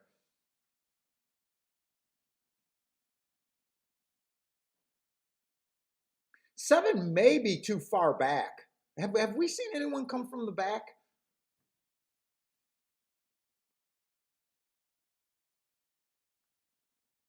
We did see the 5 come from kind of far back in the first race. And I didn't care for him that much, at least for the win position.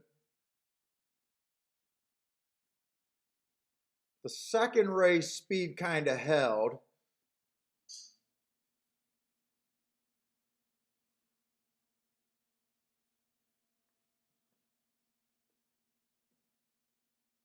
Grandma, happy birthday. I heard it was your birthday, Grandma. Is that true?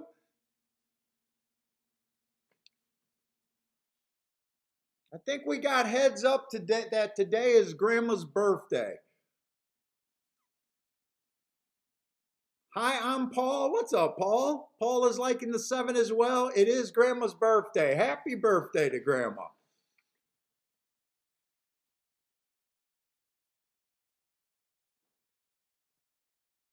Oh, Grandma, on my walk today, I remember liking your, I know you got a little bit of merch, Grandma. I put my merch on the link to my merch. If you want, feel free to throw up your merch link. And you can, if you want, you can even send me your merch link. I know you, it looks like you have some coat koozies. If you want to send me the link, I'll put that in my description too, Grandma.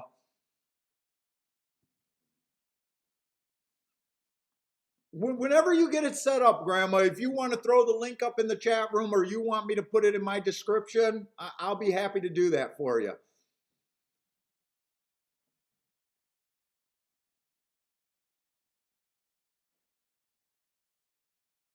What's up, El Ray?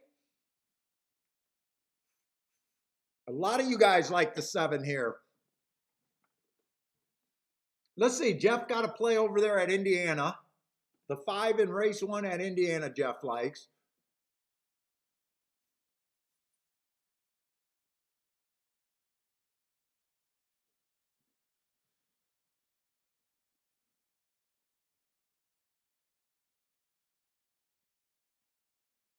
Let's see, Brady and Albert might be looking at us.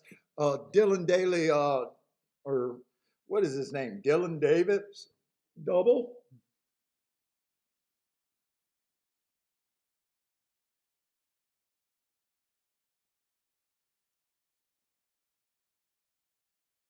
Well, wait a minute. I don't think he can. Well, I don't, unless he was named a jockey.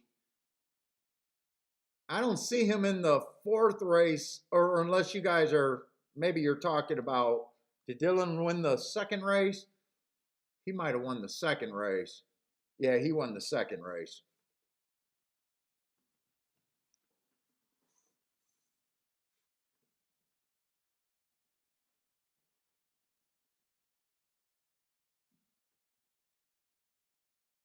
Yeah, it was great. It was Michael Lester that squirreled on Grandma's birthday. Hopefully she's not like me and she's a person that enjoys her birthdays. I hate celebrating birthdays. Oh, no problem, Grandma. You are a proud sponsor. I'm so happy to help any way I can, Grandma.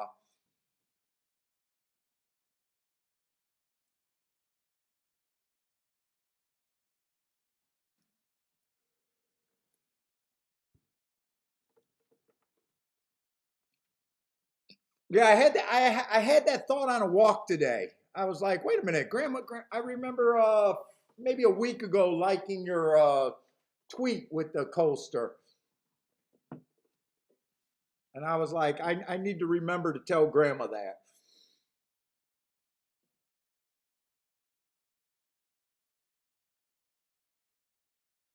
Yes, we were streaming yesterday. You lost your pick 5 by a neck in race 9.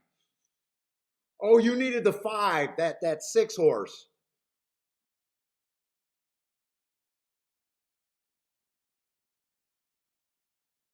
Let's see. Rennes Deuce says he doesn't have a grandma, so Grandma Horse Racing is now his personal grandma.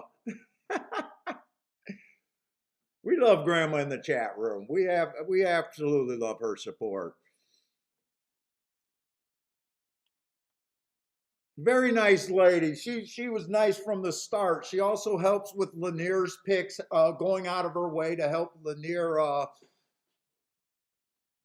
Grandma says sit up straight. She from the start went out of her way and helped Lanier do his website and everything. Supported Lanier right off the bat.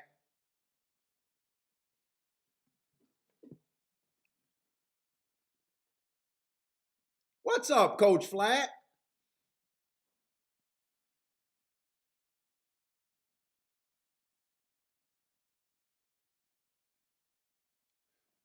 Dude, and I'm really hoping this rail's bad.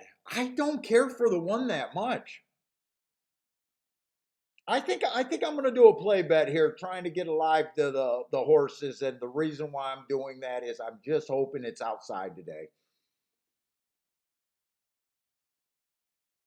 I can't really do a win bet here.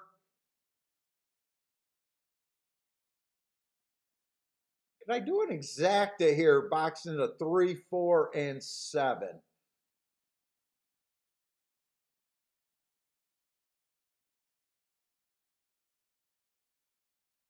1 and 2 both being off the pace could possibly circle the field. I want to be against boxing the 3, 4, 7 a little bit here.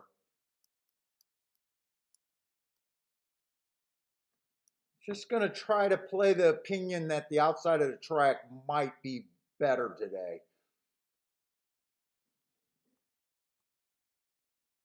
Let's just make sure I want that whole exacta, because I can also just wheel the 4 in first and second. Let's see, 3-7. Yeah, 3-7 is only paying $11. 7-3 is paying $12. Instead of doing that box, I think I'll do it like this.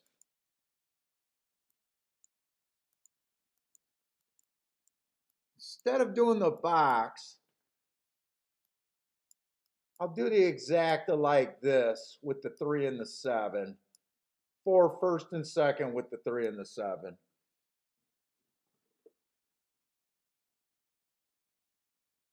I think that's kind of the only place I can go here.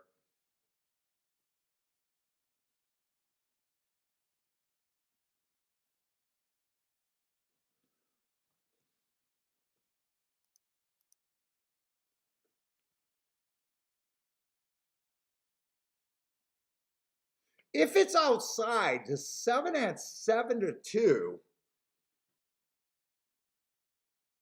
I probably think fair value on this 7, by the way, is about 2-1.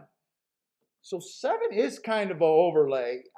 If I get 7-2, I could possibly even do a win bet there.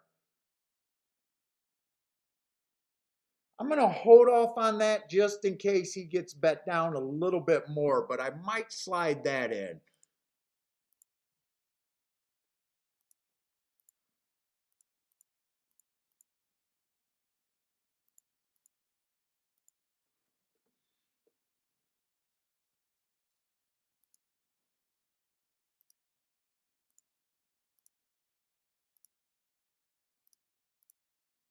The 4.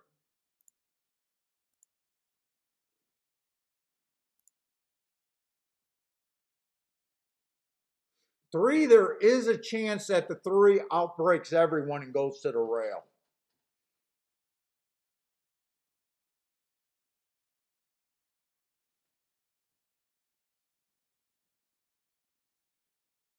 Oh, Grandma likes the 4 too.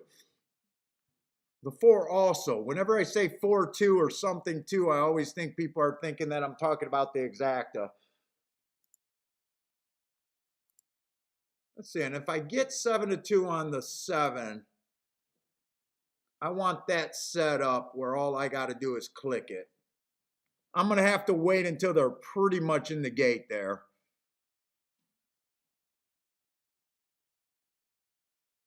The 1 is holding strong as the favorite.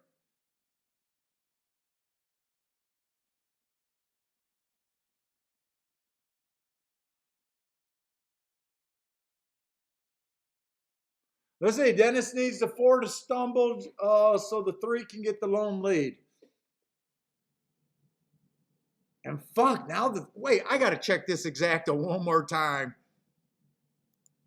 Because the 3 just went up to 3 to 1, but they're still playing that 3-7 exacta, I think. Yeah, they're still playing the 3-7 exacta.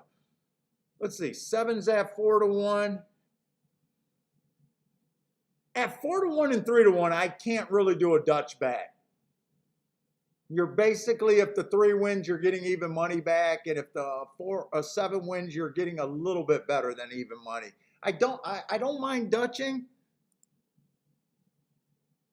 but there becomes a point in the odds where Dutching does not make sense, where I'm just forced to pick one of the two.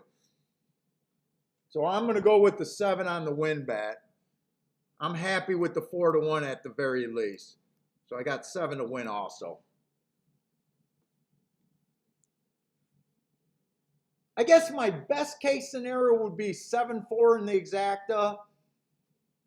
That way I can hit the exacta, I can hit the win ticket, and I can get alive in the double there. And I knew that the 7 could be a little bit too far back. Let's see, 3 gets the lead like we want. I think there's a real risk of him going to the rail, so we're really going to see how bad this rail is.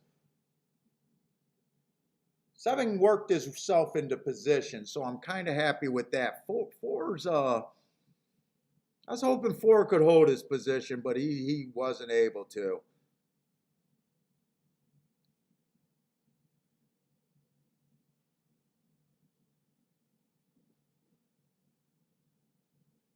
Come on, 7. If you're going to come, I need you to get first run on this 1 and keep this 1 on the inside.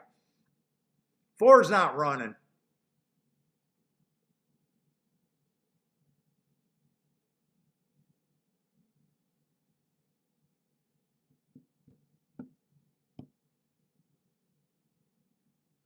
I want 7 to continue this move. Woo, and I feel buzzed off of that cigar. I must have smoked that fast.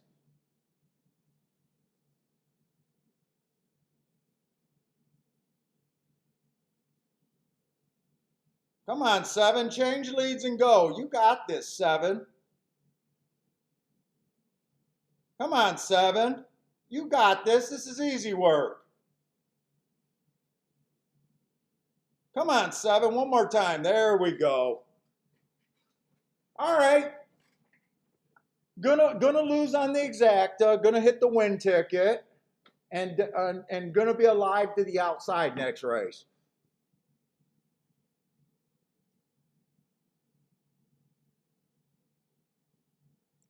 And I know 7 was pretty popular, so a lot of you guys were talking about the 7. Let's see, Yakko liked the 7. Charles needed the 7.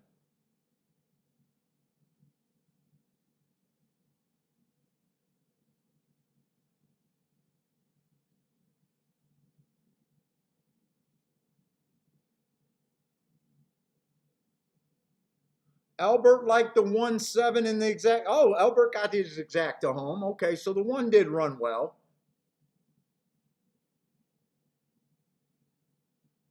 Paul got a 7 in the double.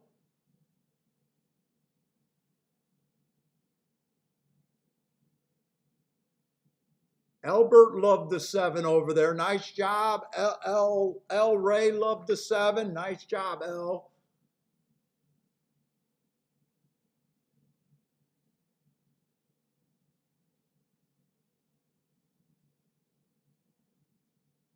Dude, I like the 3, but I did think that there was a 50-50 chance that the 3 goes to the rail.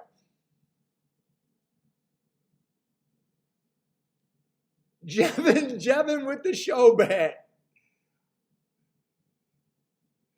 You guys are going to drive me crazy with this show bet, but you know, I'm always going to say you guys are able to look at your results. If you guys do well with show bets,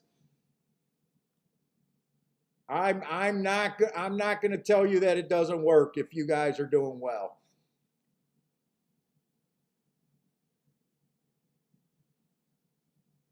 And I thought this 7 had roughly a 33% chance to win this race, so I thought 2-1 was fair value. So I'm really happy with the 4-1 price. I'm really happy with the 4-1 price there.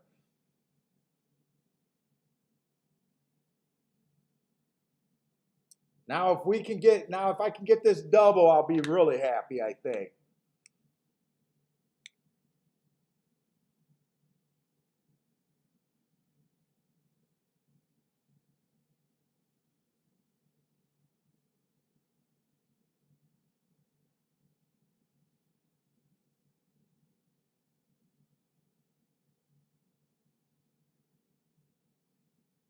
I tell you what, Saratoga always got full winner's circle, don't they? They never just have 1 or 2 people in the winner's circle at Saratoga. They definitely want to win at Saratoga. What's up, Ryan? No, I can't. I'm so far behind on all my B and C level tracks. Uh,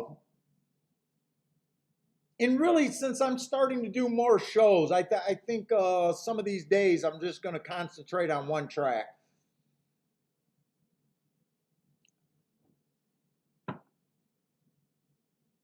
Yeah, we're doing great over here. I played 2 races and already got 1 winner, so I'm going to be alive in a double. So hopefully this is a good start. Make up for yesterday.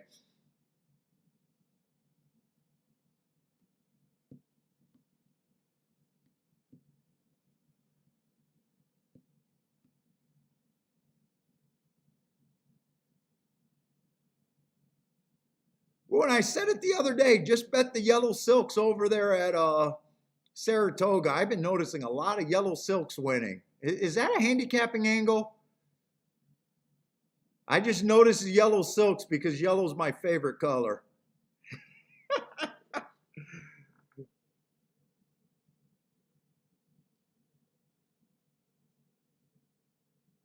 In fact, I got to order some new boxing gloves, and I think I'm going to order the yellow ones. I usually order green, black, and gold. I usually order I like green boxing gloves too.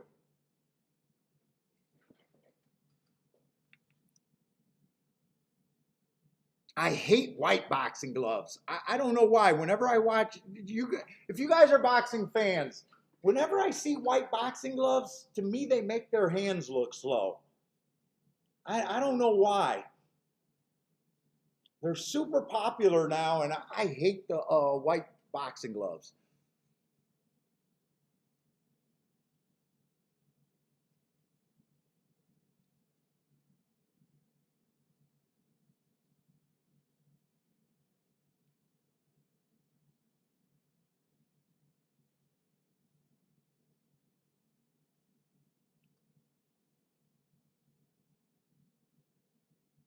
And next race at Saratoga, I keep wanting to say Gulfstream. Next race at Saratoga, I got a blind double bet to the outside of the track.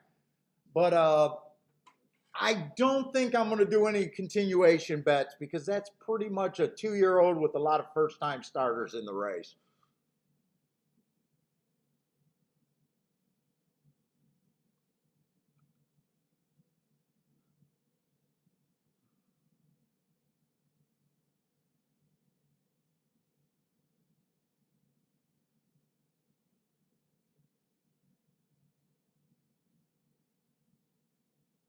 Let's see, Charles says, aren't white boxing gloves supposed to turn into red boxing gloves at the end of the match if you did your job right?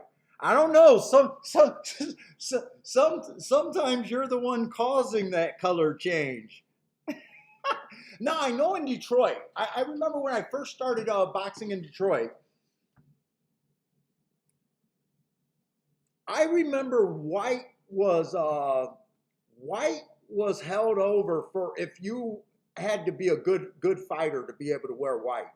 I don't know if it was a Detroit tradition or just my gym's tradition. But I remember when you first started out, they wouldn't let if you came in with white boxing shoes, they made you buy another pair. if you were a scrub, they didn't want you having white. I don't know if that was really like a thing all over, but I know that it was a thing here in Detroit. At least in the 90s, it was talked about.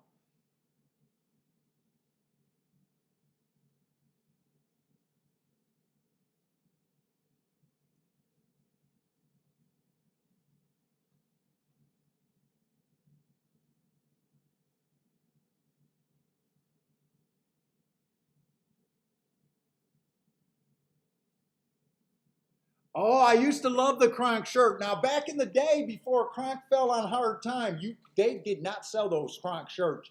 You had to be part of the team to get a Kronk shirt. I didn't box for Kronk. I spent a lot of time at Kronk. I fought out of Crowell.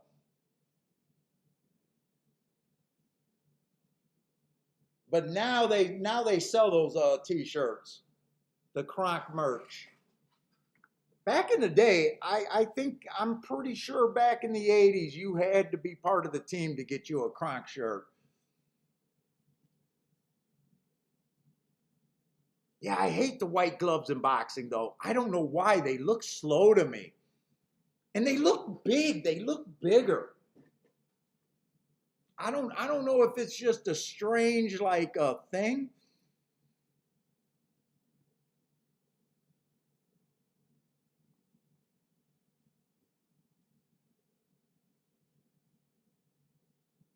Sugar Hill, I'm pretty sure he tried.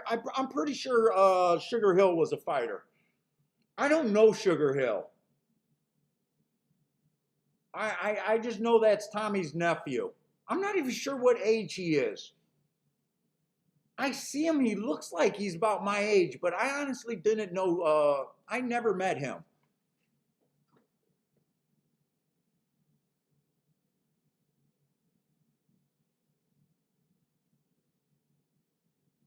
156 JW, and I was getting ready to turn pro back in the day. And then my friend passed because of boxing. In 92, I want to say. Yeah, he looks like he's in his 50s. Now, I used to go to Kronk for sparring because they're small communities. So a lot of times, you'll be out of one gym, but you got to go where the sparring is at.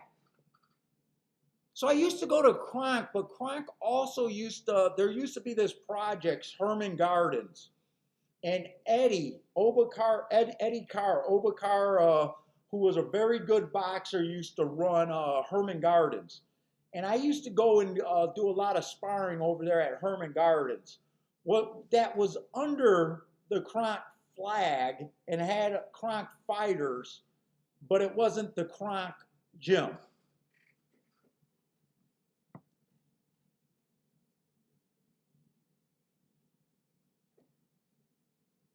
Oh no, shadow boxing keeps you fat because that's all I do now. I do the shadow boxing and hit the double ball, and I can't lose weight. I think I lost 15 pounds recently, but I kind of plateaued.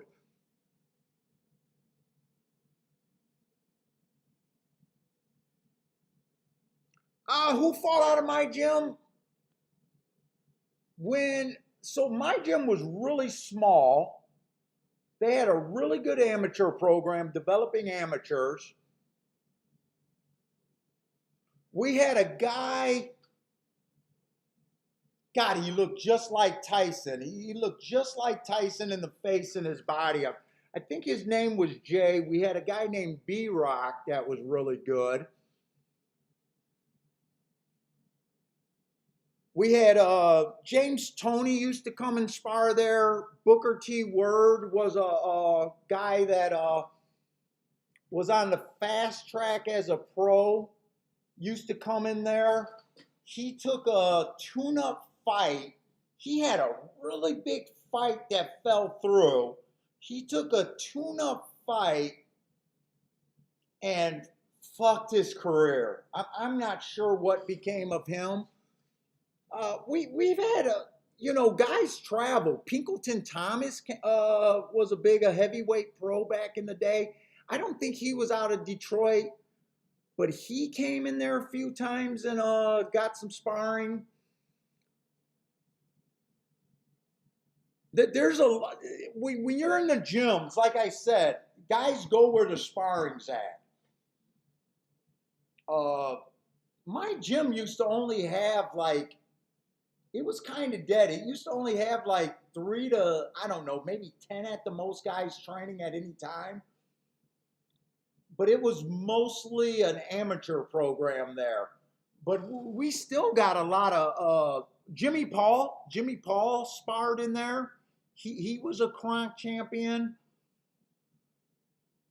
Uh, I think Page showed up a few times. I think his name was Greg Page. He was a head. I think he beat Tyson in the amateurs. I'm pretty sure that happened.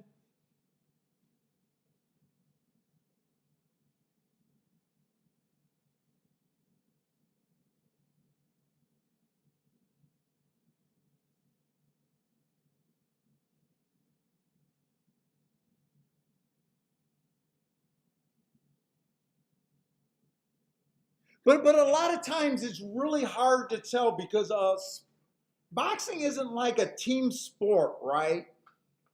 And a lot of gyms only have a couple guys, so you really got to travel to get. There's only so few guys that are doing it, so there's so few guys at your weight class. Sometimes you're at a gym and there's like no sparring. The people, there's too many beginners. There's no one at your weight class. Or the other thing is guys might be way bigger. You could be a lightweight. There's no sparring for the lightweight. So traveling is really common. So you'll run across guys all the time as you're going to spar because you're just getting phone calls, meet up over here, we're going to do it kind of deal. So a lot of times you don't even know like, who's who, like what team this guy belongs. Oh, Demetrius Jenkins was a big amateur back in the day. I don't think his career. I know he turned pro. I'm not sure where his. Jeremy Williams was a guy that was over there at Herman Gardens. Jeremy Williams, he was a heavyweight. I'm not sure if he ever won the title, but he was definitely as high as I want to say he was up there like in the top 5, maybe even a #1 contender at heavyweight for a while. I want to say he was a big time amateur champion.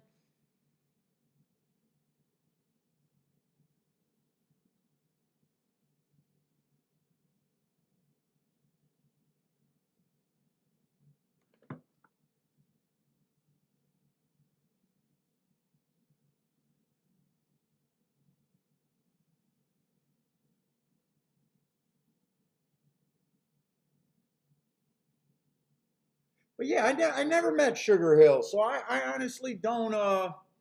I have no relation. I never really met Thomas Hearns either. Thomas Hearns, surprisingly, I never met. I never in all the years I've never met Thomas Hearns at a gym. I met him at the Palace, either the Palace or Joe Louis Arena a couple times, but I never even seen him work out live.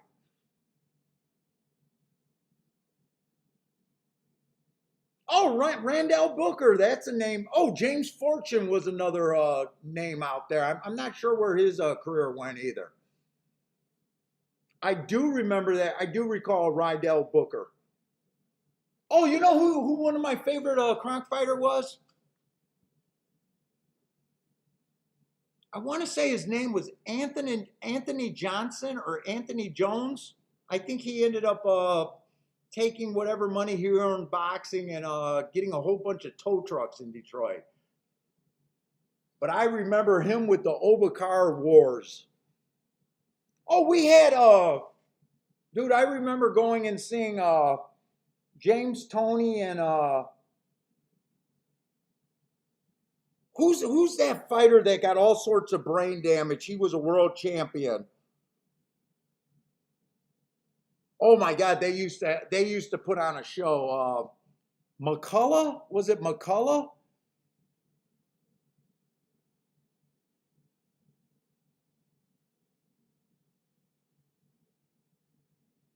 McCullough? I think he's in a wheelchair. I think he basically got paralyzed. Yeah, Gerald McCullough. He was out of he was I'm not sure if he was a Kronk fighter, but he definitely spent a lot of time over there at Kronk. No, I never drank the raw eggs. I never drank the raw eggs.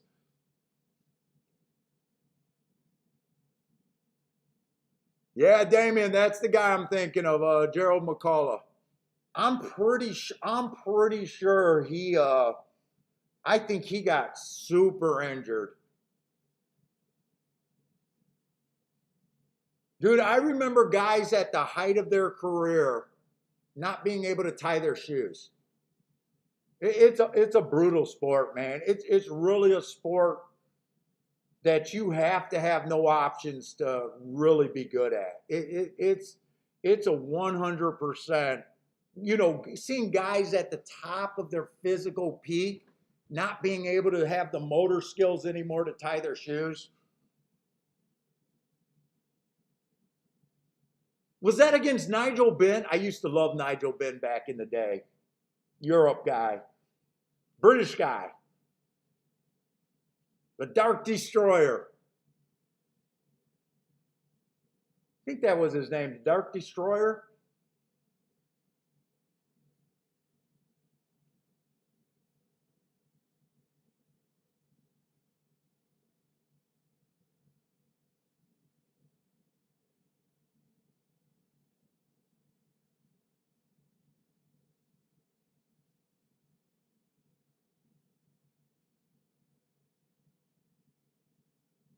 Oh yeah, there was no talk. In fact, the cultures from gym completely changed. Back in the early '90s and before,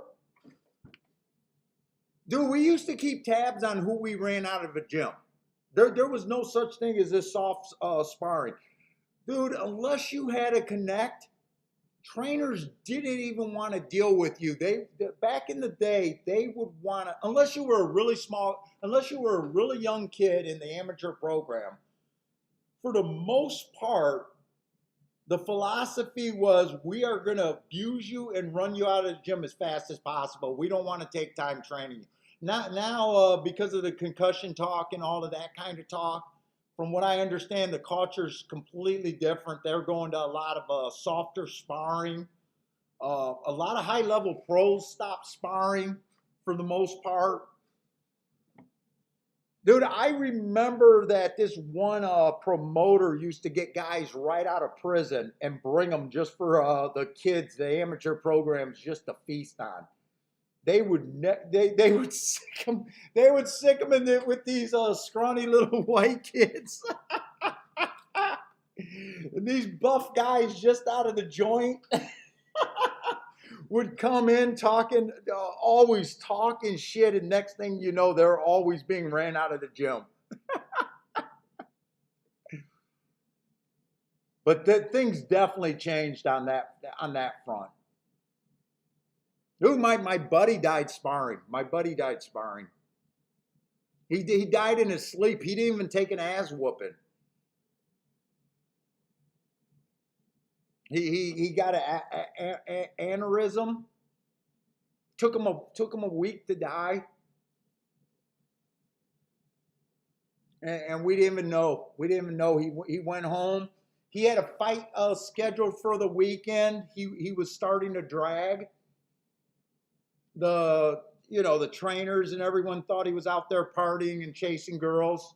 Told him he wasn't going to fight in the fight, and he went home and fell asleep and died in his sleep. I'll be back.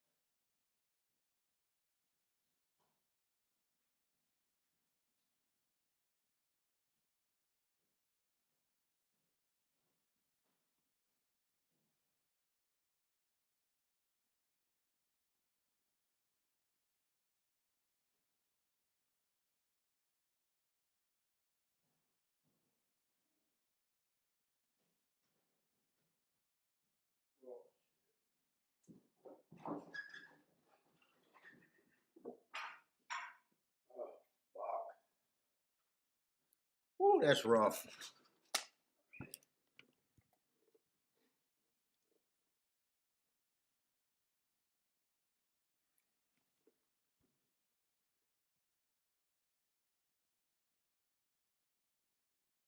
Yeah, I think he was we graduated in 90, so that was 92.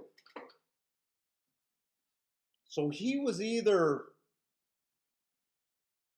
19 or 20. 19 or 20. It still gets me, man. I got so much guilt about that. Sorry about that. Fuck.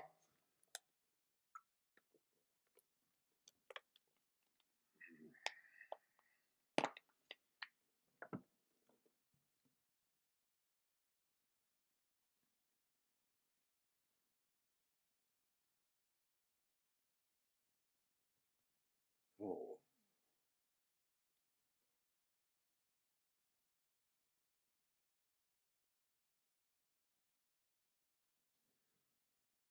Let's say Dennis looking at a small 1-3 with the 1-3-4-5.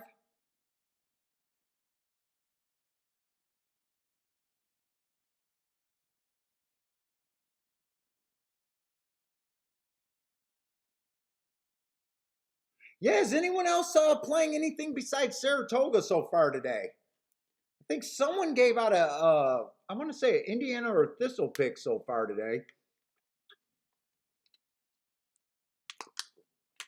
Oh, man.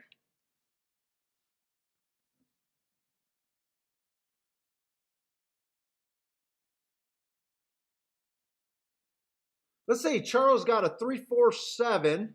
God, I hope the 7 can win here, Charles. To the 3-5-2 and a double at Saratoga.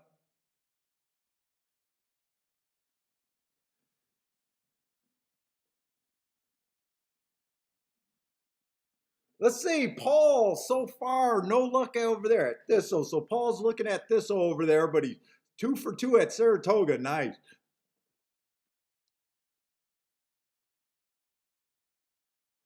Let's see, and I'm not even sure what these doubles. I looked at these doubles. I'm pretty sure the lowest ones are 26 and 21 to 1, but I got two really nice ones. 126 to the 7 and 165 to the 8. So I just want an outside track here.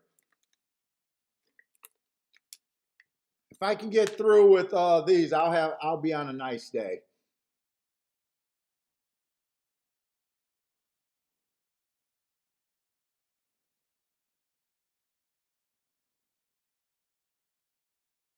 Let's see, we do got 5.5 furlongs maiden special weight. I'll just go over the notes that I got. So the one horse, early pressing day, first time he ran, I gave him an asterisk for being a closer. So that's a nice race, especially if you believe that it was favoring speed and stalkers that day. 4 got speed. I'm hoping he goes to the inside. Should have gave him an asterisk last race for stalking closing day and him trying to go wire to wire. I should have gave him an asterisk there. That does make that race look a little bit better.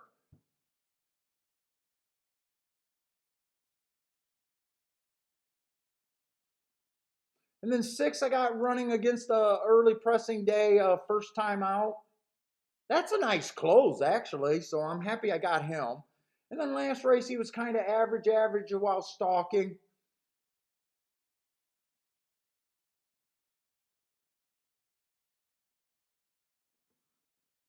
Uh, Depending on what ADW you use, you can get these track profiles like on Thistle or not Thistle on Twin Spires. It costs it's free as long as you bet a single race in the day. Now I go to Bristnet and just buy them because I just get the data.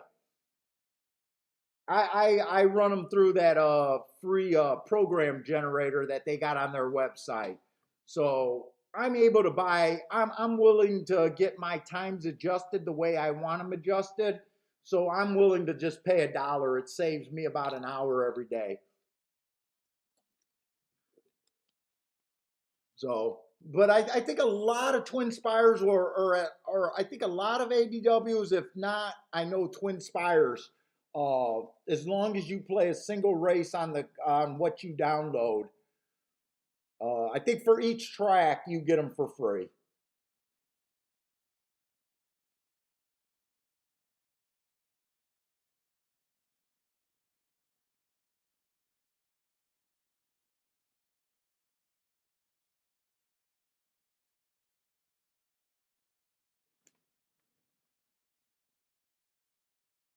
Oh, rent is due. You got paid on your pick three, even though the six got scratched. Was that a full payout or a constellation payout there? Oh yeah, Joey. So what I do each day after the races, I build a daily profile on what was winning each day. So what I do is I look up each of the days that I can, and my chicken scratch or my graffiti is basically my shorthand notes. Uh, and basically, I'm reading them to you. So this sixth last race, I thought that was an early pressing day. Speed and stalker day is same thing. I use those words interchangeable. So it's just my shorthand on the notes. And then here I got AA. That just means that he was average, average. He fit in the middle of my profile. So uh, A is average. A circle means he was too slow that day. A square means he matched strides with the slowest winner that day. It's just my shorthand, the way I look at pace. My best marks are these hearts. So the reason why I like that seven last race so much, that was a closing day. He was a stalker that day. My definition for closers is horses coming from 5 lengths out or farther. So he was within 2 lengths, so he was a stalker that day. So it's just opposite. I give him an asterisk whenever you see an X is when I see an excuse. And then he went too fast to win that day. So that was a race that I loved them off of. So hearts are my best marks. Whenever you see an asterisk, that's me saying that a horse I think ran against the bias or something like that. Something to look at extra.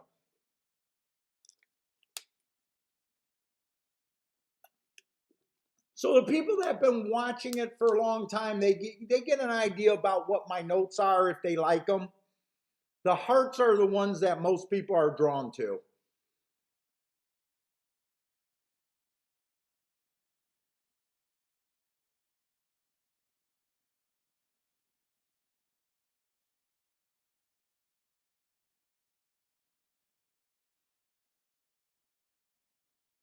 Let's say Michael Lester's looking at a 145 in exacta box. I hope it's a 5-4. So I can hit a double and Michael Lester can hit his exacta there. Yeah, so Joey, so one of the things that I don't believe that horse racing spends a lot of time doing. I kind of, after a lot of years, I don't believe you can compare fractions, times on different days. So basically, what I do, I build a profile. I like to try to just compare fractions for that day and say if I like the race or not. And I think the horse can go forward. Uh, I don't like using par times to, everyone can see when a pace went super fast when the quarter time went 21 and change, but they have a really hard time when a quarter time goes 23 at 6 furlongs. Someday that was extremely special, and some days it was just garbage. But it never looks impressive to your average horse player. Uh, Kind of deal. It's my way of knowing my starting point of my handicapping with the way I do my notes and everything is a way that I know that most people aren't looking at the races where, people looking at buyer speed figures are looking at the race pretty much the same way. I believe that as a handicapper in a par mutual pool, you got to be looking at something a little bit different. You can't be interpreting the information the exact same way as 80% of the crowd. So I just try to start from my starting point of being different.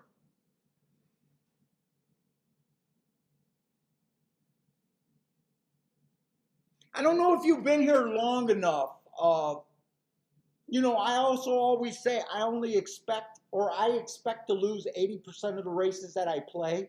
No other handicapper comes out and just tells you straight up, hey, my opinion's going to suck 80% of the time.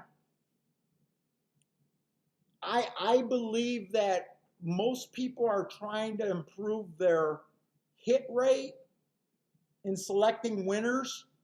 To me, I think you'll become a better handicapper when you concentrating on improving your average mutual. Getting outside of the box to me is way more important and becoming better than improving your overall hit rate. I think going down the hit rate is a losing battle.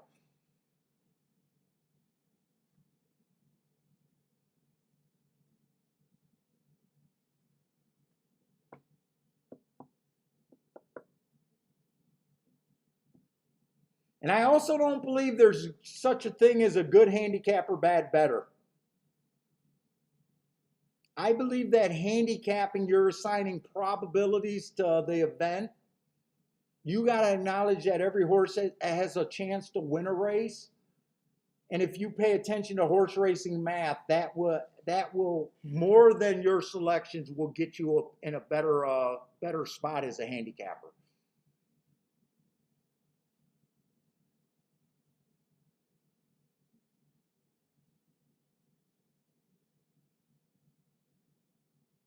Let's see. I want the outside of the track here. That's the scenario that I'm playing here. No real opinion, just hoping that the inside is bad.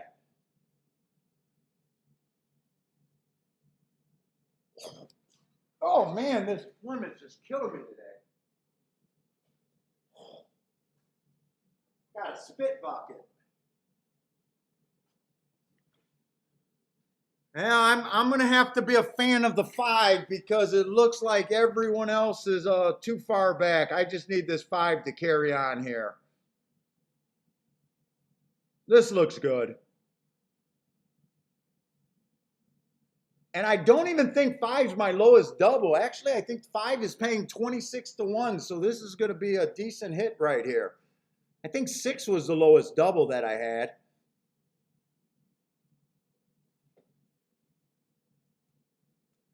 What's up, Elliot? Yeah, 25 to 1, 25.50. So I'm off and running today. Didn't really have an opinion other than hoping that the inside of the track wasn't the place to be.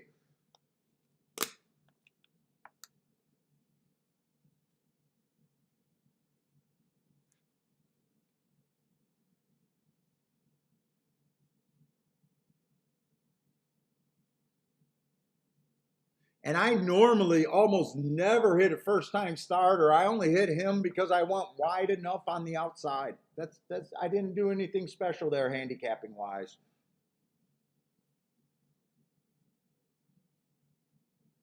Let's see, Charles with the boom, exacta and try. Favorite did get beat on the inside, so 5 stayed in the middle of the track, I think, for most of the race. Drifted and another yellow silks. Maybe we don't need to handicap Saratoga. Maybe it's just yellow silks. What's up, K-Phil?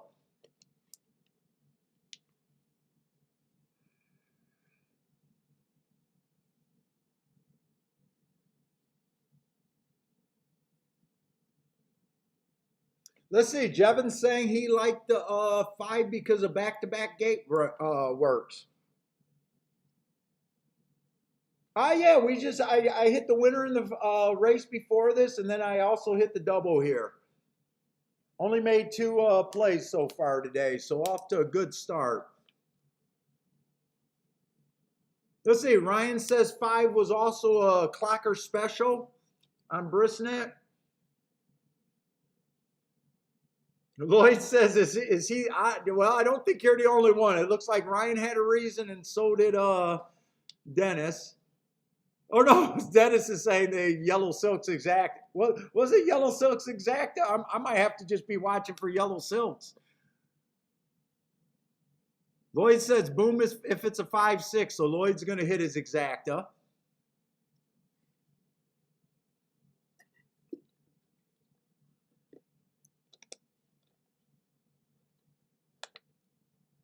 Ryan, I could be sitting out the rest of the day, but we're gonna keep handicapping.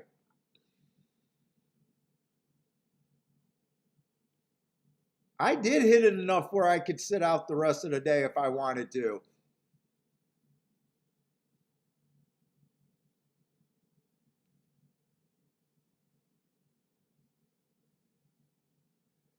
Dennis is trying to correct gold. Gold. You're saying it's more gold than yellow. I'll count that as yellow. I'm going to count that as yellow. That's yellow enough to me.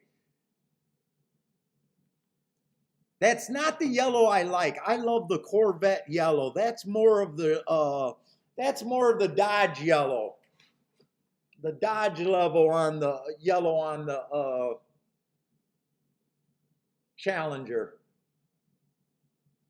More banana looking. That looks more banana looking. I don't like that yellow as much, but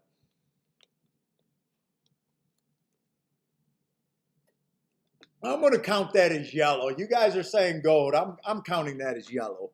To me, that's yellow.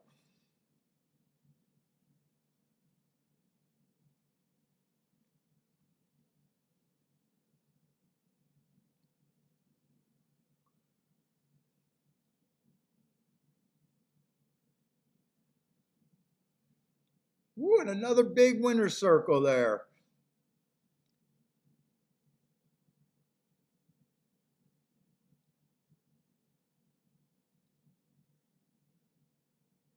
Got the kids and everything out there.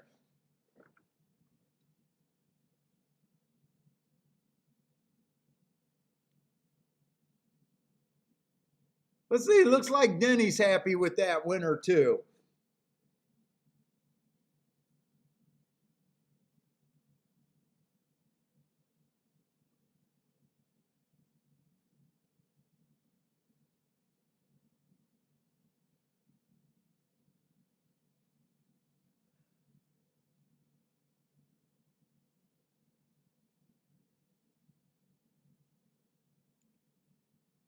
All right, off to a good start today.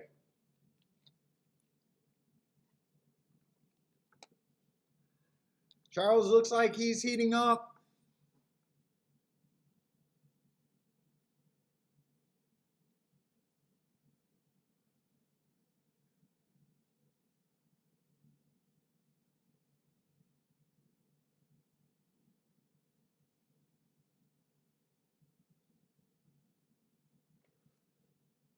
Dude, I finally hit a couple dirt races. I have not been hitting that many dirt races over there at Saratoga.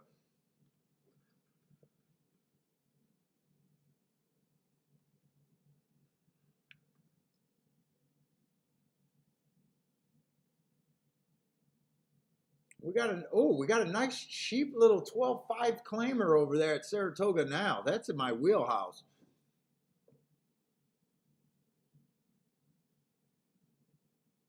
Ryan saying the catcher's own horse. Oh, DeLuca, yeah, he was a catcher, wasn't he? I think he was a Hall of Fame catcher, wasn't he? Dodgers, maybe? I'm not a big baseball fan.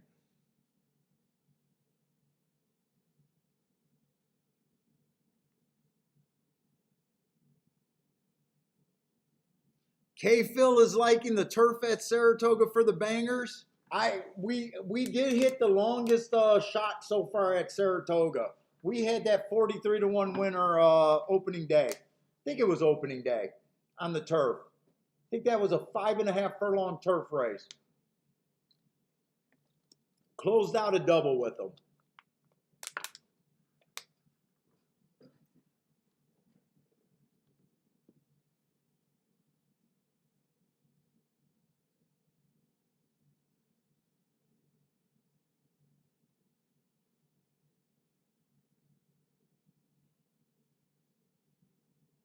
Why is there two different pick threes? What did I miss there?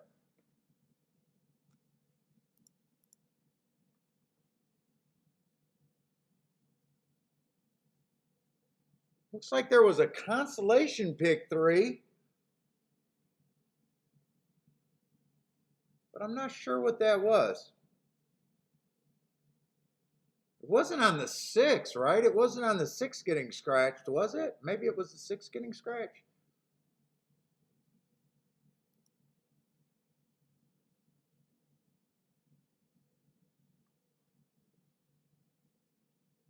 Wait a minute, did I cash a 7-8 double?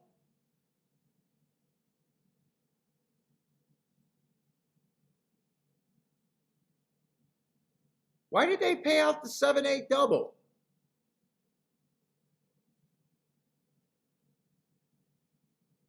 Did he get scratched and I didn't see it? Oh, the 8 got scratched. Oh, I got a consolation double. I didn't realize that.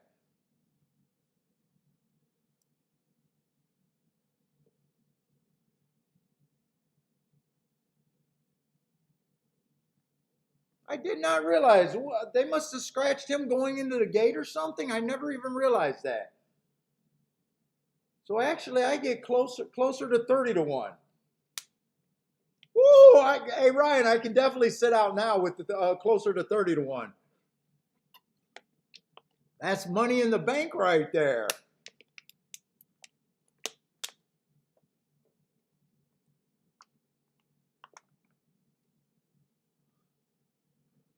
I'm not sure how much. It does look like there's wet on the track, but I'm not so sure muddy is the right word. Yeah, fuck. I'll take that extra $4.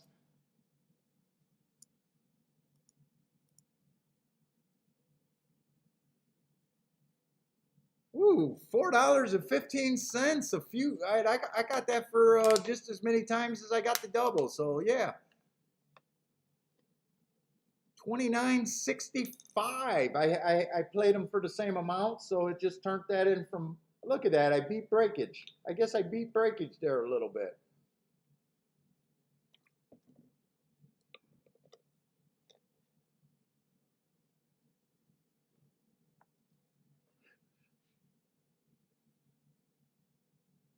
You're still waiting for the 4 to figure out he was a speed horse.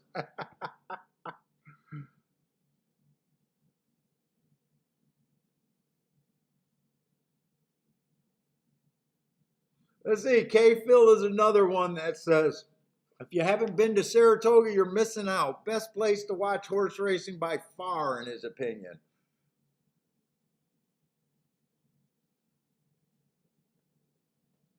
Dude, I'm just going to pick Florida over the New York trip every time. I'm just going to pick Florida over New York. By the time I pay for hotel and everything, it's like, God damn it, I'm going to be in Florida. I just know it.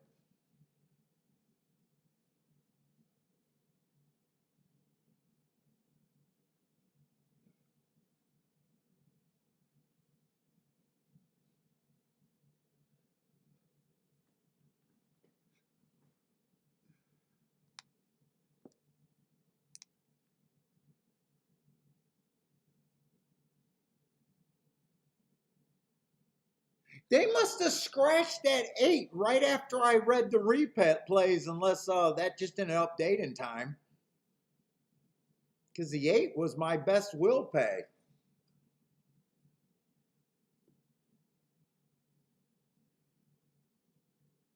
They must have snuck that in.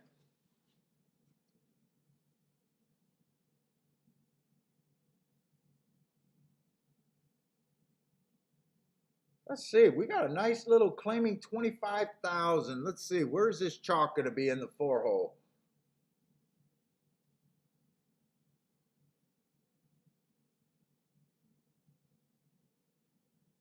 Boy, and 5 left. No doubt in that race. No doubt.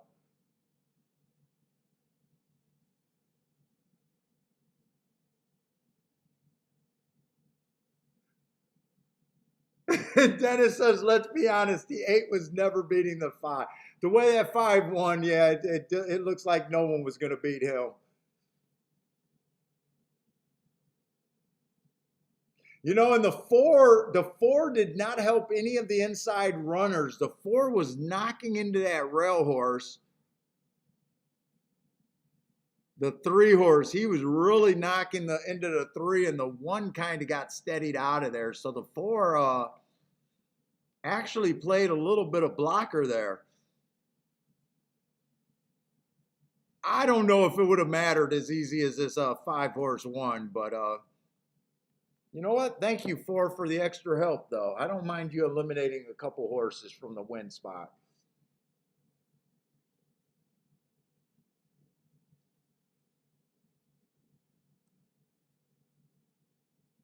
Oh, Charles, nice pick 3 there. I think you said you boxed a 4, 5, 6. Nice, 79 to 1 on that. 79 bucks for 50 cents on that trifecta. Nice hit.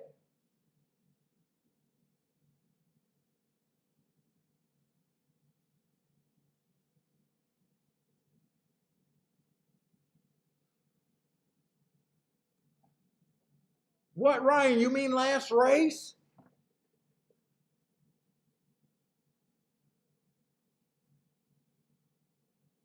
I didn't see the fraction, so I really don't know. Put it this way, he couldn't have earned a heart because the 5 was faster than him. And we still need to know what the other 6 furlong sprints are doing today to even know if that was the fastest race of the day.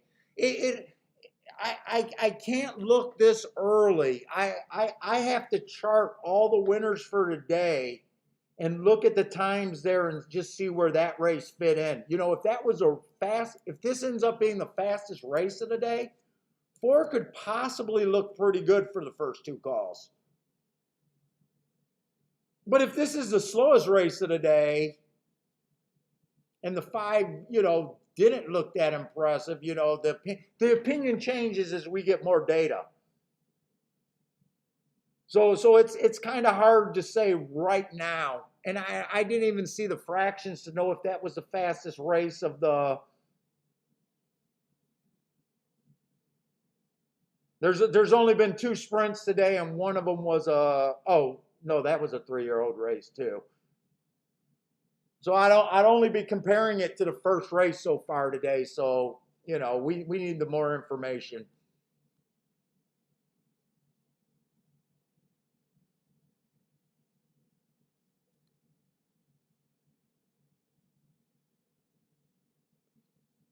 Now, yeah, you can definitely now, you know, seeing that he was bouncing against the 3 horse and that couldn't have been good for the 3 and that wouldn't have been good for him. I don't account for that, but if you did trip notes handicapping, that would be worth noted. That he was bumping a little bit, chased the, you know, once you get the other races and you have a note that says, let's just say that ended up being the fastest of the day. You know, your note could say was hung up, bumping the 3 horse while chasing the fastest winner of the day, got nipped out for 3rd. You know, that could be a kind of an impressive, you know, it can end up being an impressive trip note right there.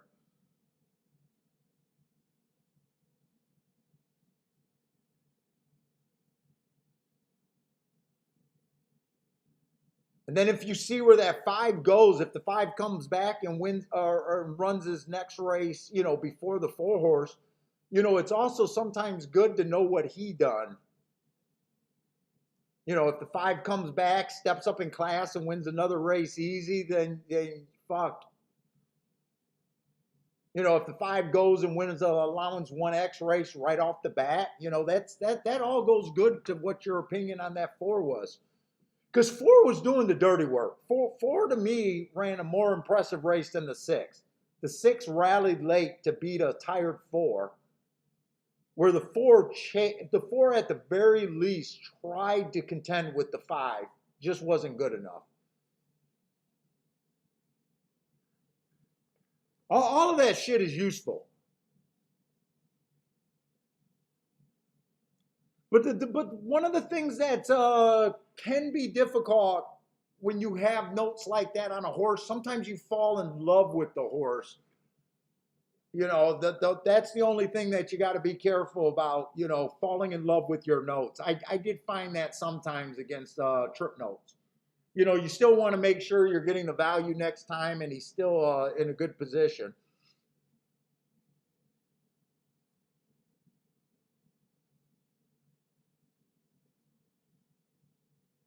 But all of that, I just believe in taking notes. No matter where your notes go, I believe in you know, that's how you get your edges. So I love that you're thinking that shit. Let's say we got 6 furlongs again, claiming 25,000. Can we possibly get 3 in a row, maybe? Let's see. One's not the fastest horse early, but he does look like he does fit stalking wise. 3 races ago, he was average, average, average on an early pace. Earned a really nice number there.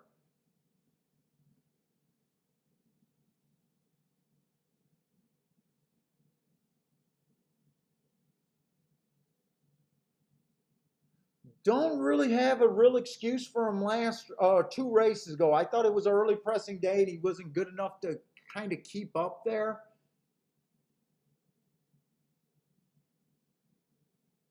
He was also bet there. And then last race, he stepped back up to allowance 1X. I don't think he's allowance 1X horse. So I think that's a throwout race. Plus, he looked like he tried to turf. But I'm still not sure where I think of him. I got to look at other horses.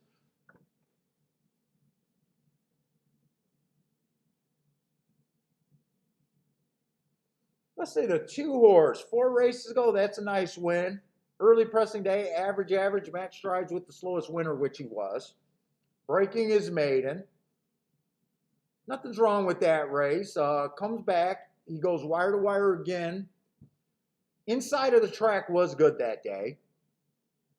1 tick slower than the fastest winner, so another nice race. I mean, this horse is at least in form. He's capable of getting the lead and stalking here. He won his last race, again being average while stalking. So nothing's wrong with the 2 horse on form or anything here.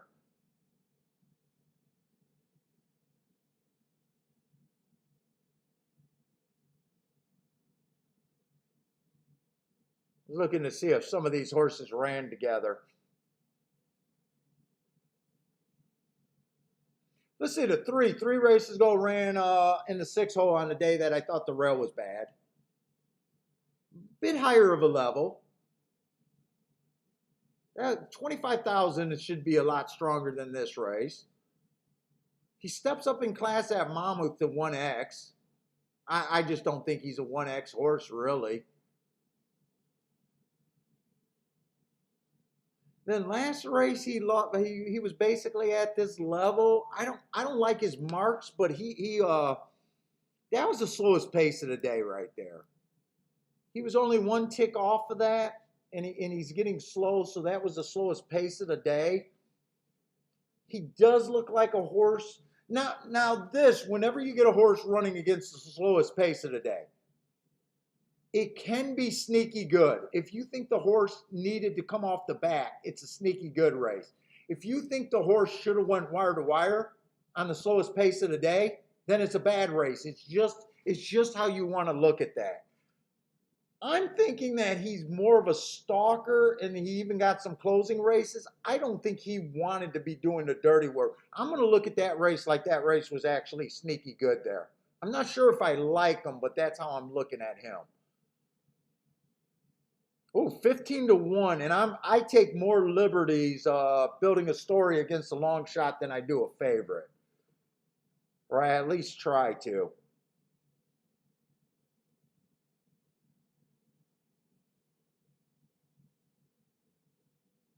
Four horses dropping in class for the first time. I can at least see why he's the favorite.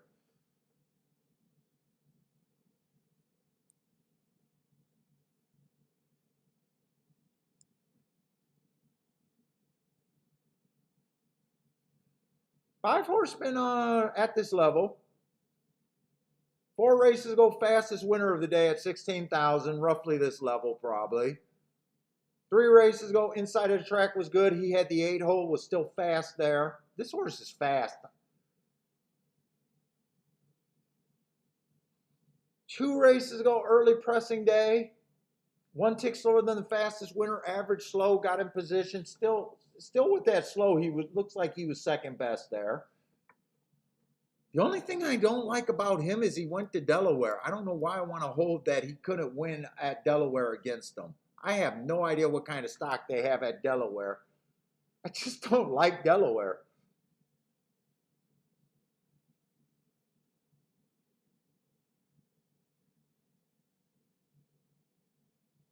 Six horses dropping. He does look like more of a router, and I just don't like route to sprint. I can see him winning. I just don't like route to sprint, especially if the outside of the track is a little bit better. He wouldn't shock me here, but he's not really someone that I want to get to. He's a nice price, but I just don't like route to sprint myself.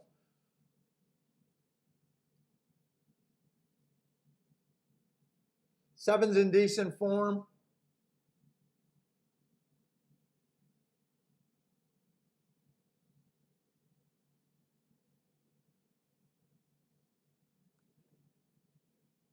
Let's see, 5 went wire to wire.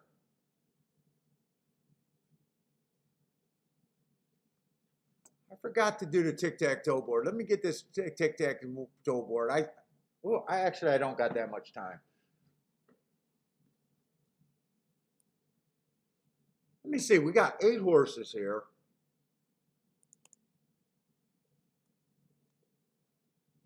$15% before handicapping.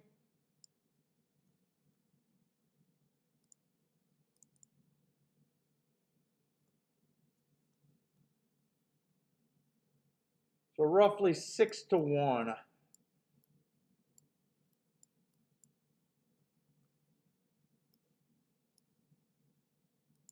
So 15%. Who do I not like?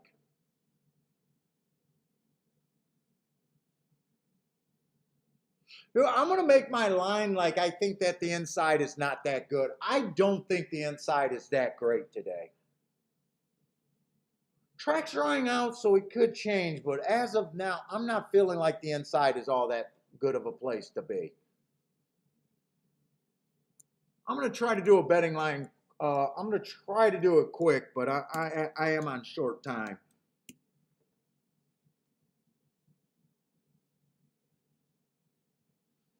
I think the 2's a player here, but I'm going to be kind of hard on him just because he's in the 2 hole.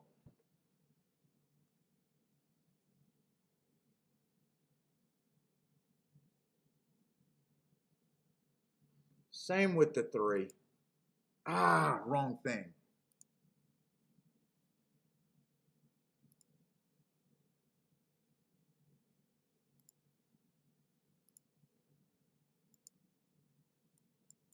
I don't know how to get rid of that stupid thing.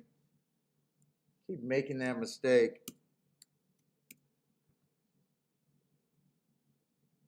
4, I think, is the best horse towards the inside.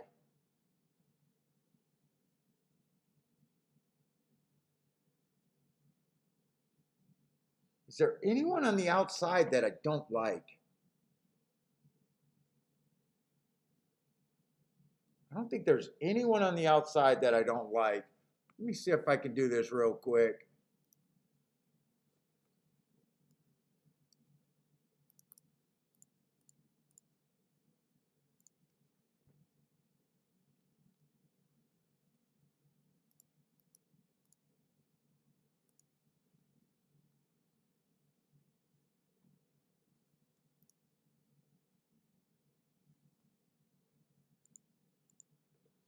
That's everyone else at 19%.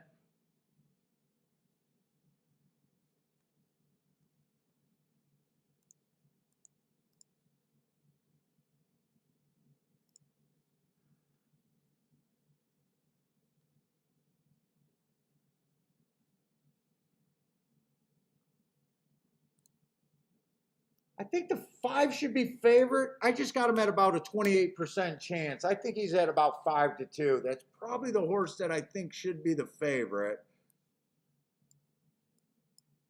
I just want to see where I'm at on my betting. Where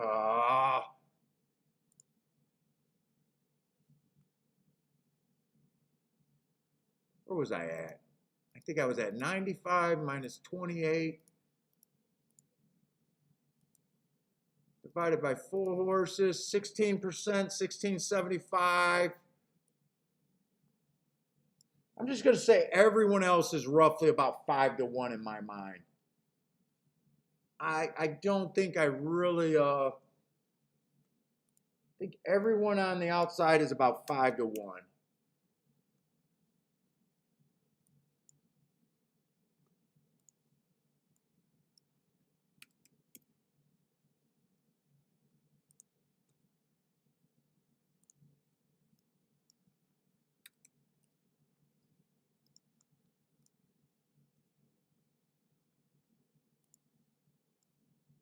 Can I do anything with that?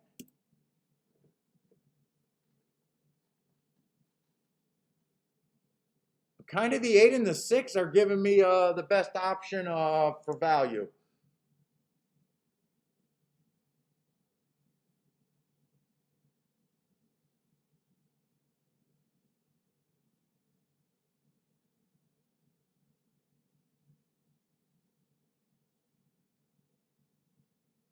I don't know if I really like the 6 horse. 8 and 6 is kind of the only thing. I'm not going to bet this race. I don't have that good of a.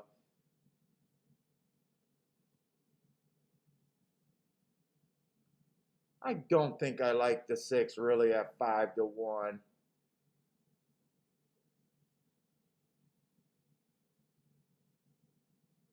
Eight, I'm a little worried about the 8 being a little too far back. I'm going to sit out this race.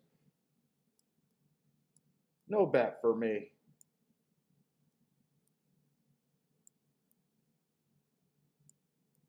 I was really hard on the 2 horse just because of the inside. Let's see, they are off there. See what you guys got. Who got some plays here? Who am I rooting for? Let's see. Let's see, Dennis didn't like the opinion on the 6 and the 8. I wasn't sure about the opinion on the 6 and the 8. If I would have adjusted the opinion on the 6 and the 8, I could have gave the 5 a few more points and might have made the 5 being playable there. 5, the only thing I didn't like was the Delaware race, and I'm just being prejudiced against Delaware. It just looks like outside of the track to me here.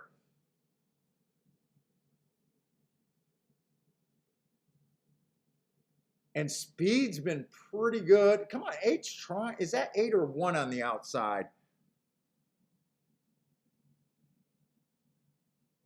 Come on, 8. 8's going to win this race. 8's going to fuck around and win this race, Dennis. Oh, no, he's not. He just flattened out. Come on, 8, get second. Get second. Oh, maybe I should be firing on that outside of the track.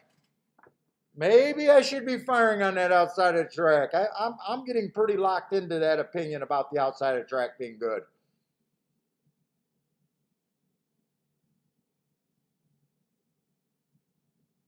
Six, I definitely could have took a couple points from the 6 horse and gave him to the 5.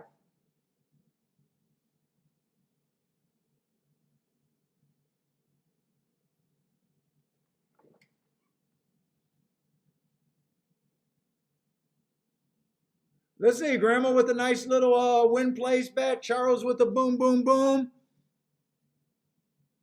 Dude, I think the 5 lugging out actually helped the 5 there.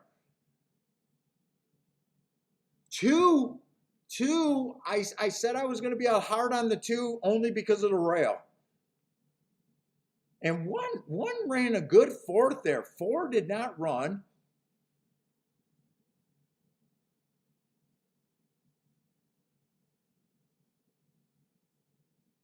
Frankie 888 is upset about the 8. Charles with the boom. 5 closed out the double and started the pick 6. Congrats. Oh, and the pick 3. Nice job. Charles has just been hot. Oh, yeah, Dennis. I do think that the inside caught the hurt the 2 horse. That's why I declared why I was doing what I was doing. I said I was going to be super hard on the 1 and the 1 and the 2.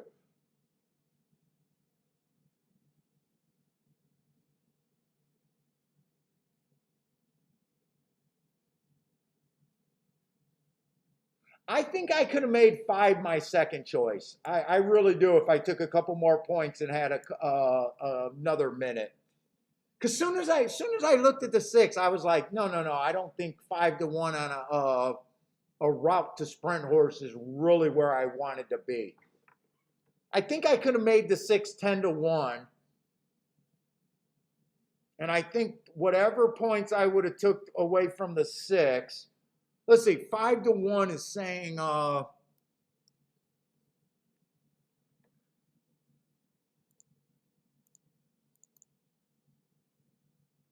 let's see.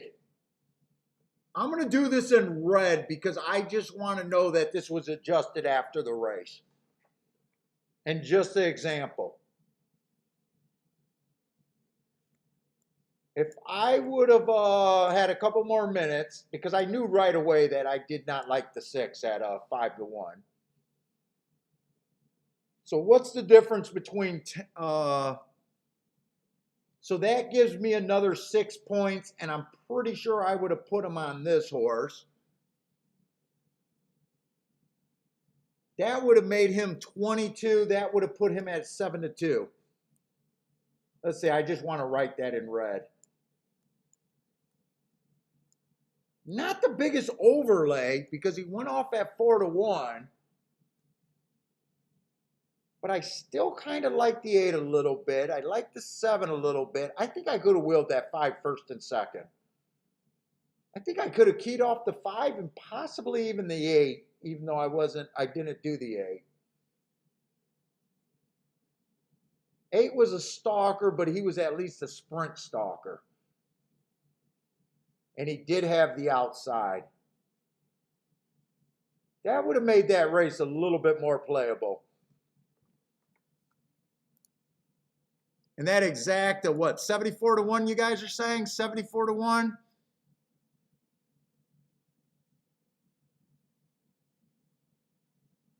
Let's see, I'm in the wrong race for the results. Yes, 74 to 1 on that exacta.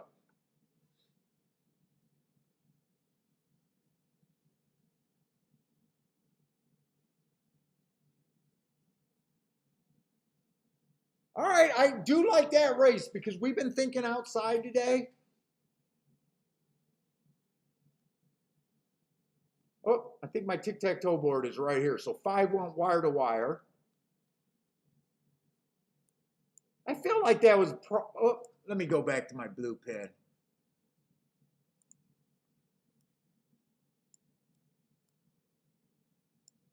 I don't like that blue.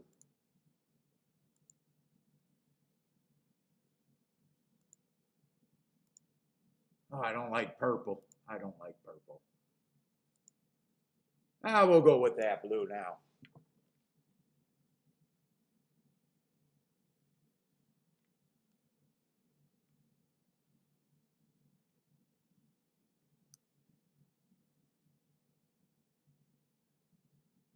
Let's see, Dennis is saying, I know you don't do, yeah, but I can't write him down. Let's see, but what was the trip there? I can't write them down because I know I don't do the trip notes, and that would just become paper, and I'll never know when to look for it. It'll just become something that sits on my desk, and I will never look at it. Please write that 4 down as a bad play. Trip horse. We'll say he swung 6 wide, and people that will bet that. But the outside is where you want to be.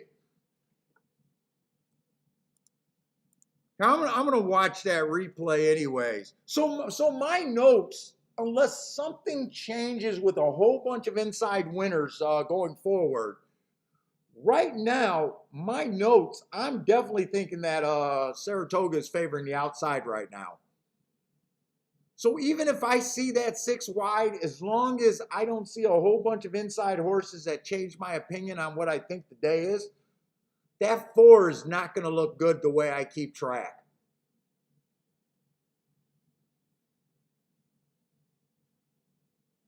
I mean, he's the widest thing on the track. He should be running right here.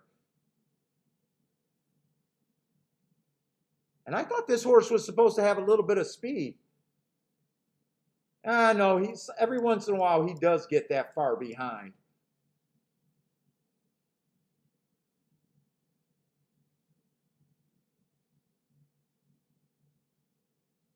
Like right now, the way I keep track, the 2's gonna jump out to me, and possibly even the 1.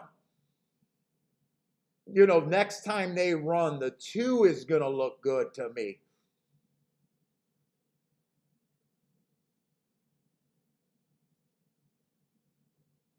And the 1 I imagine had a rail trip the entire way around. He'll kind of look like he had a little bit of upside. I don't really have to do an extra note to see that. Now I might not interpret it right next time, but I should be able to catch that.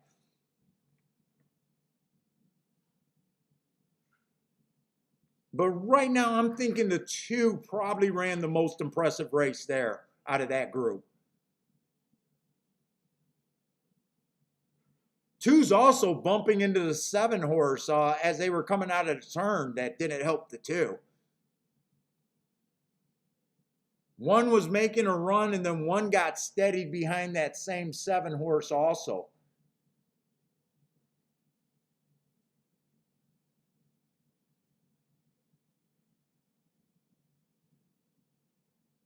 Oh, Brian, Equine Edge. That 5 was a big play on Equine Edge. Yeah, 5 made a lot of sense there. Dude, and really, other than me seeing that Delaware Park, you know, fastest winner of the day, fastest first call while running against the bias there. Wait a minute, what was the bias there? Why did I give him an asterisk? I mean, oh, inside. I was going to say that shouldn't have been a bias, but yes, he already looked great on paper, other than the Delaware race.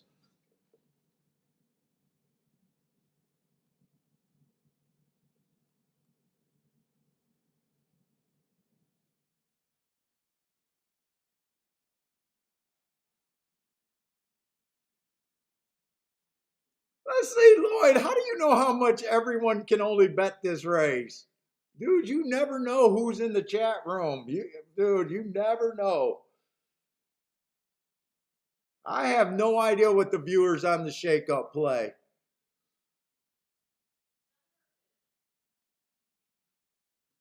I would not be shocked. We got a lot of everyday players here. You'd be shocked about what everyday players can play.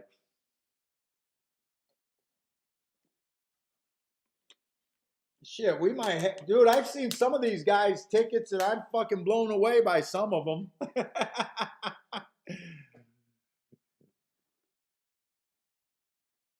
I'll be right back.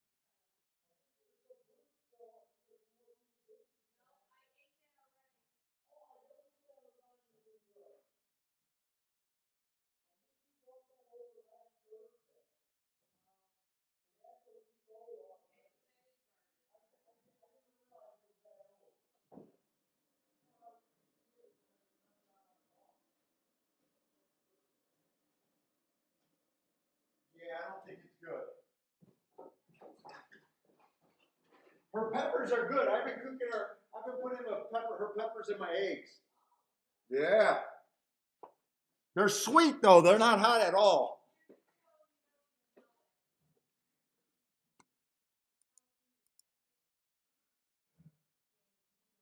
Let's see. K Phil says shit. When he bets $5, he's scared. Yeah, I never get too worried about that. I never. You never know who could be watching and doing something. I never know.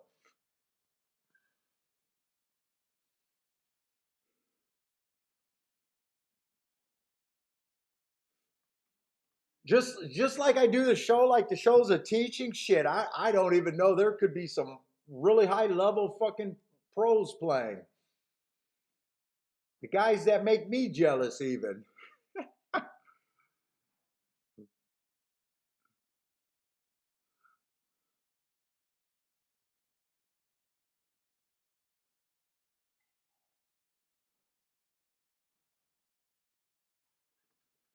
Ooh, the 8 ran good. I wish I had that. I wish. I don't know. If I was down, I think I hit that. Being up. Let's see. We got a 2-year-old race here at Saratoga, and very dangerous. Although all the first time starters are going to be on the inside. The 3, 4, and 5 are all going to be on the inside.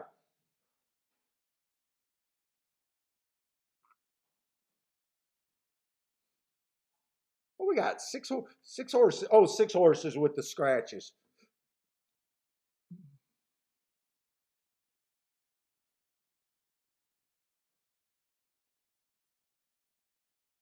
Yeah, Charles action sure does add up. I watch Charles action. I know Charles throws it in there.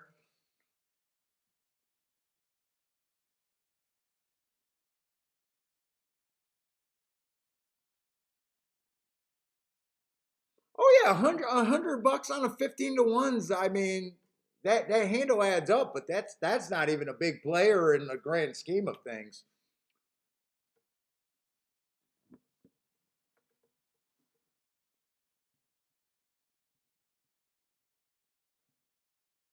My first few years of playing, I used to be a $200 race better. $200 just to win. I don't bet that much to win anymore.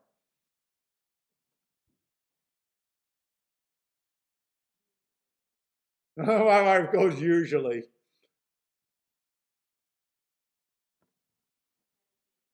What's up, Des?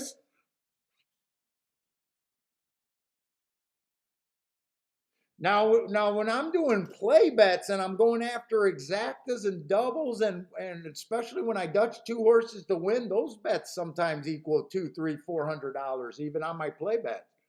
It all depends on what I'm doing.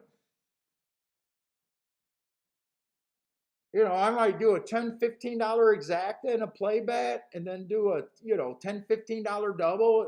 I'm calling that a play bet. Sometimes, five's the minimum, depending on how wide those are and how many I'm going for. Usually my smallest win bet is $20, but sometimes even on a play bet it could be $40. There's a wide range there.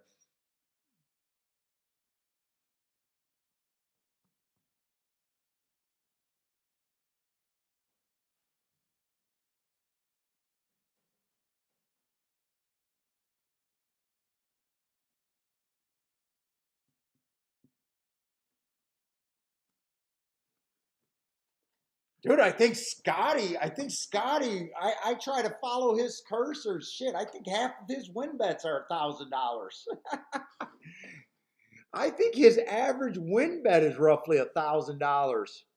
I think I even seen him go $1,000 doubles before.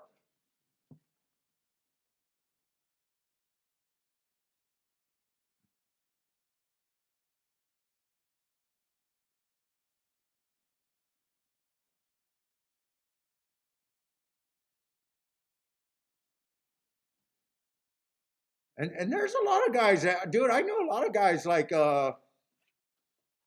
Scotty at the track when I used to go.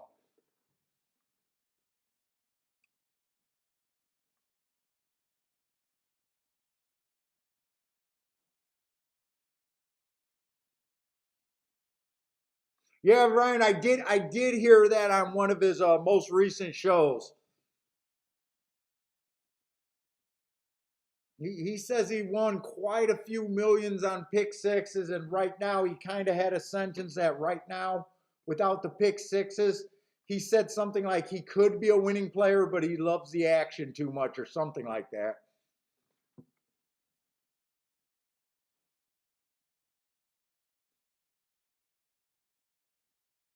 Yeah, yeah, you were watching the exact same thing I was watching. That he's won over.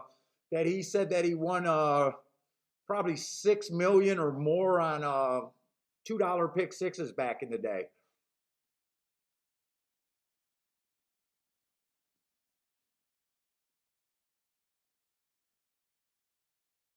This race is just tough for me. Last race would have been a better option, but I still have the opinion that the rail's just not good.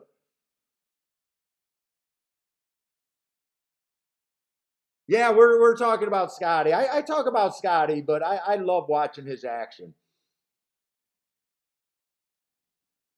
I try not to put any words in his mouth that he didn't say anything. It's just something I heard. If I misinterpret it, but I enjoy Scotty's show and his handicapping, so I don't take shots like that.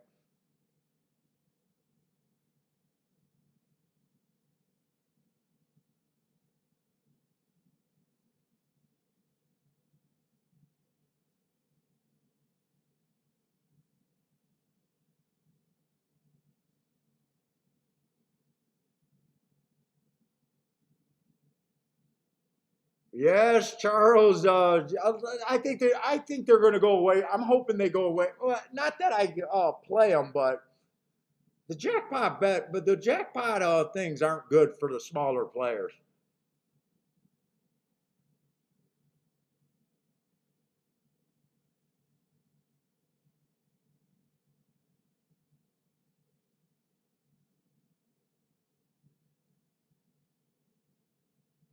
Oh, Brian, is that Scotty you're talking about? That he used to bring like $300,000 to $400,000 to the poker games?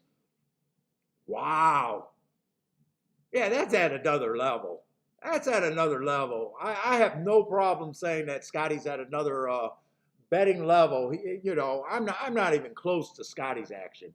Not even in the not even in the ballpark.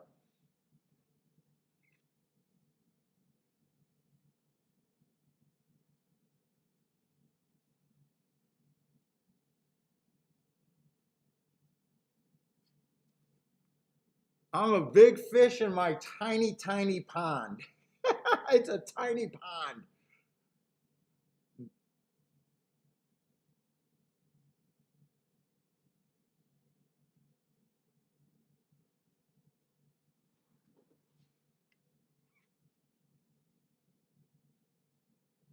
Let's say I'm going to go by what I'm thinking. I'm just trying to think if this is a really good spot, but I got to look at the horses.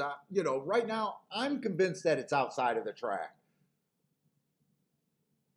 This is a maiden special weight. I even looked at the owners or the trainers that I know, looking out for like Fletcher and Cox and those guys. Seeing if there was one of those like big name guys who might be able to crack what we think is a bad rail today. I don't know any of these guys. Not that I'm a trainer guy at all. I don't see no crazy $500,000 purchase either. I see a bunch of 50, $45,000 purchases. So, I'm even trying to guess if there could possibly be super talent on the inside that makes this race dangerous. I don't know if I really see that.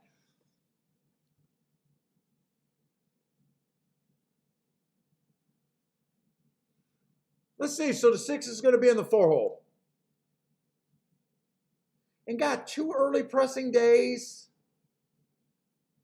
Kind of was close enough to remember when I build my profiles, I include 2-year-olds in it, but we're kind of comparing 2-year-olds to the winner of older races. It's kind of unfair to them. So a lot of times when I'm, I like to see good marks, triangle and hearts on 2-year-olds, but the slows don't bother me like they would a normal race in a way. So I'm mostly just looking for my comments, asterisks in this race. So I just got the 6 running a couple early pressing days. Was an early presser, still wasn't in contention at the top of the stretch and not in contention at the finish. I'm not so concerned about him being slow there. Speed's been doing really good. Let's see, the 7 horse. 3 races ago, first time out, did run against the day that I thought the inside was good, had the 6 hole. So I like that race a little bit better just because I think he ran against the bias. Comes back, it's an early pressing day. And, it's nice to see the average, but not a requirement. And then I do like last race where he ran against the speed favoring track where I thought that you had to be on the lead, not 2 lengths off the lead. So I do like the 7 a bit. I do like the marks on him. But then I like the 8 just as much. First race out, I thought the inside of the track was good. He had the 8 hole, so I like the asterisk there. Comes back, it's an early pressing race. Dueled the whole way around, just missed. Obviously nothing wrong with that race. Comes back, it's another early pressing. Ran the whole way, was in position at the top of the stretch. I got no problem with that race. And then last race, I think he ran against the inside bias again, and he was fast at the first call. I like the 7 and the 8. Part of it is just me thinking the outside of the track, and part of it's just liking the excuses that I think I see.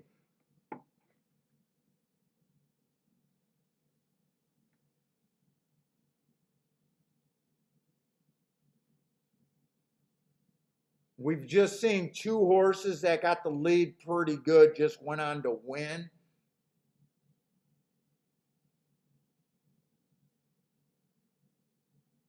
I'm guessing 8 is probably the fastest of the horses that we've seen so far. I'm just not sure what I really want to do with 5-2 and 9-2. What's up, Jeff?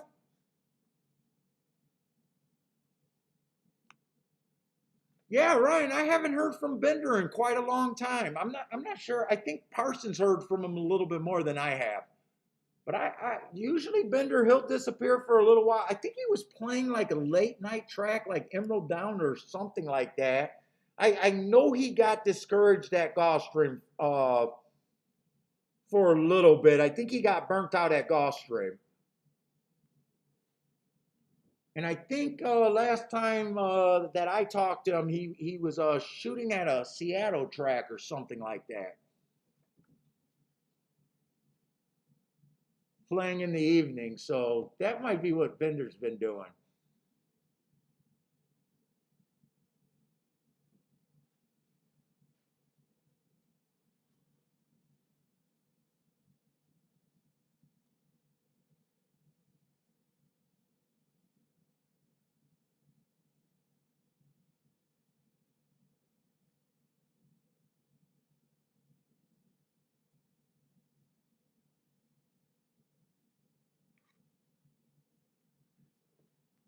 Hawk likes the 3 on top of the 6, 7, 8. He says he's doing a key, so I think he's putting the 3 first and second there. The 6, 7, 8. Let me just look at next race real quick. Maybe I could play. Maybe I could find some value with the double. Let's see. Is the 7th race off the turf? I think 7th race is on the turf, right?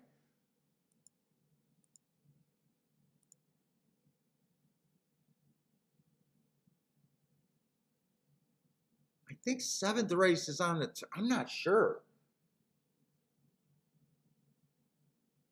It is only a 5-horse field, though.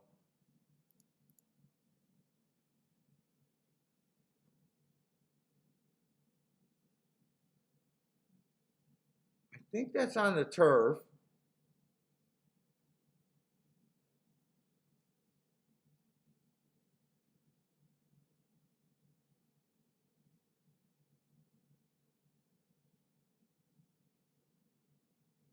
That's a 5-horse race, and that race does look tough. Wow, the one got some good marks, but he's never ran on the turf before.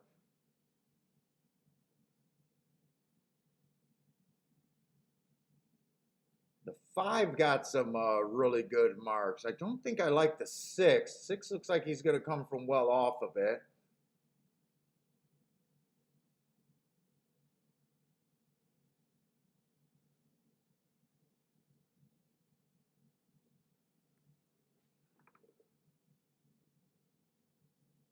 Let me look at the exactas here. I'm not so sure I want to play in that. Let's see, I got to go back to the 6 race to see the exactas. Yeah, 8-7 is only paying 12 and 15 bucks. Unless I can split them and get the 6 or the 5 to get second. I definitely don't want to do a win bet on the 8 horse.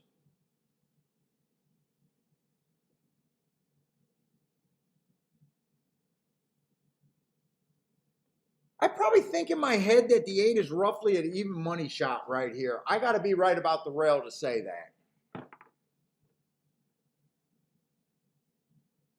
I know the 3's taking a lot of action, but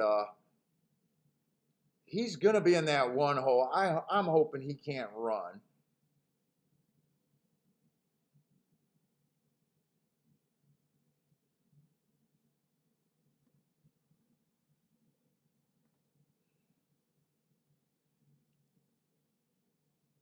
Let's see. Do I want to make a little? I can make a little bet here.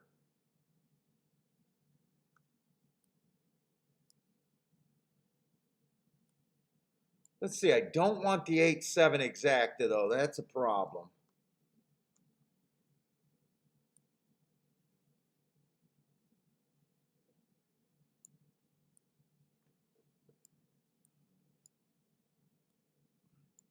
Probably play a little bit more to the 8 though.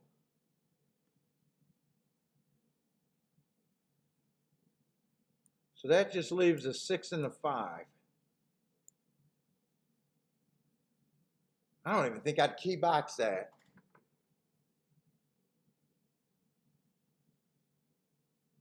If I don't key box that, that's super cheap.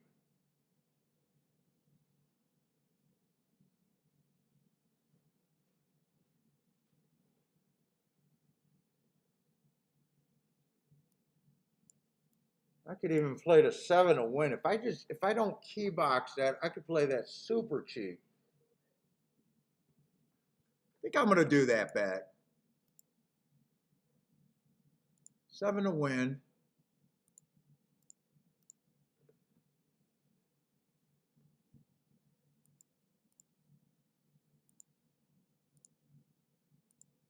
Eight and 7. Top of the 6-5.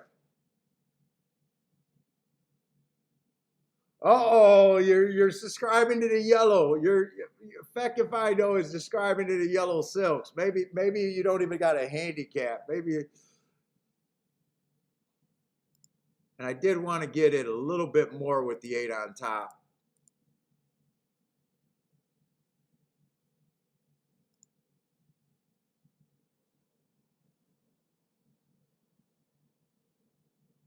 Let's see, the 4 has yellow silks. Who else got yellow?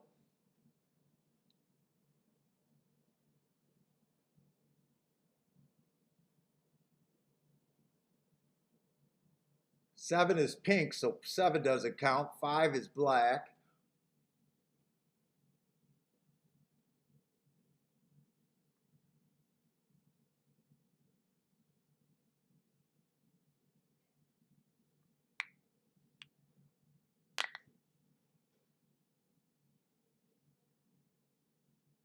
Hope the 7 just wins. Let me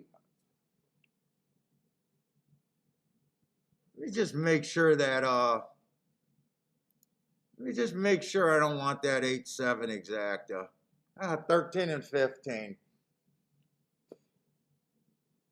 I don't want it. I don't want it.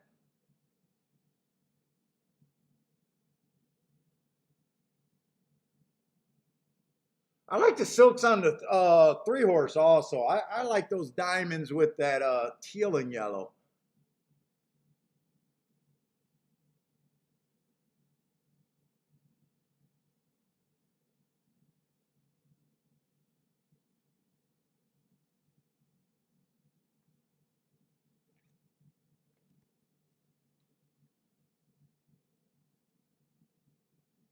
Does anyone got this three horse? I'm hoping that, oh, Hawk likes the three there. Hawk did like the three. Let's see. Joshua's taking a shot at the spa. Nice 200 to win place show on the six.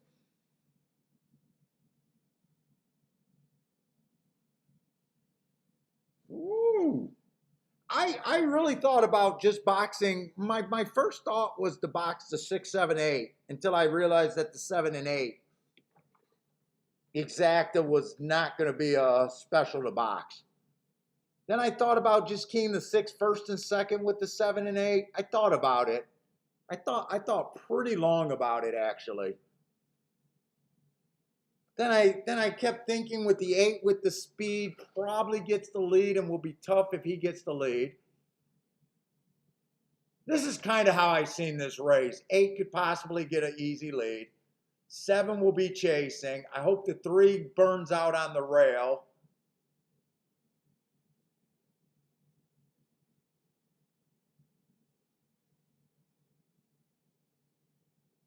Right now, I just need the 7 to pass the 8 because I don't have an 8, 7, 7, 8.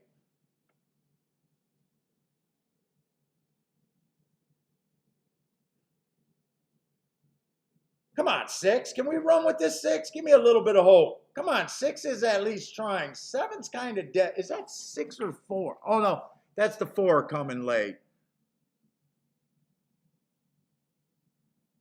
And I didn't go wide enough to have the 4.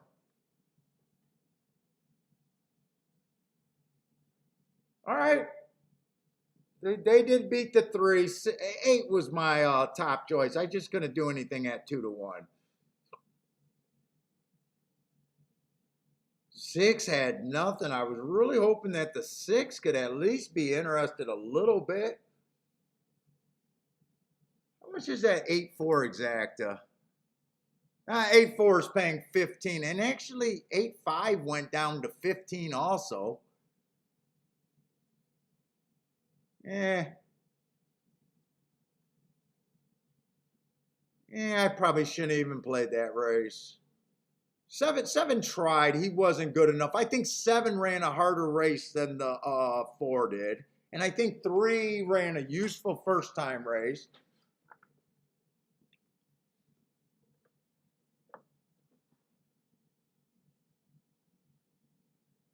Charles got the double 16 times.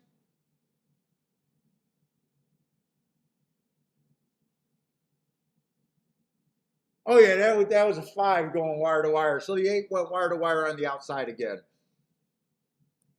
So nothing at Churchill is making me think any different of us all thinking that the rail's not the place to be there.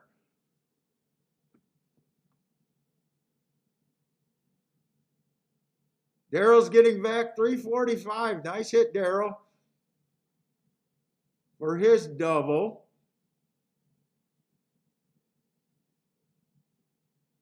Dude, I almost feel like I should have been wheeling doubles, but like Charles has been. Because I think it's been fairly easy. What is that double going to pay? Probably not the biggest double. Definitely a useful double. Actually, that's a 23 to 1 double. Not a bad double. I thought it could possibly be a little bit less. Yeah, I think we could have been rolling doubles just like Charles been doing today. But I do have this thought that when I get up, they got to pry some of these bets from me. I got no problem. I'm a long way from trying to just make every day a home run. You know, if I could get up $400 or $500, even some days $200 or $300, I'm willing to just say fuck it.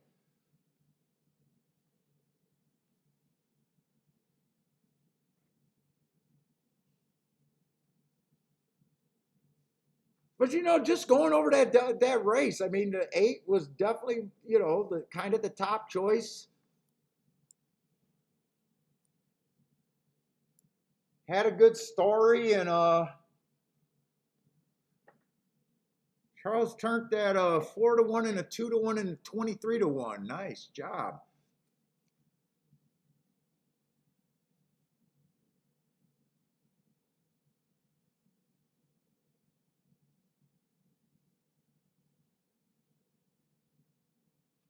Oh yeah, anytime you lose in some ways, to me, losing days are a lot easier to accept when you're not even close. When you said you lost 3 different doubles by a nose, and they were solid big doubles yesterday, that's rough. You'll see me on some bad days where it's like, my horses are running good enough where I feel like I'm handicapping good.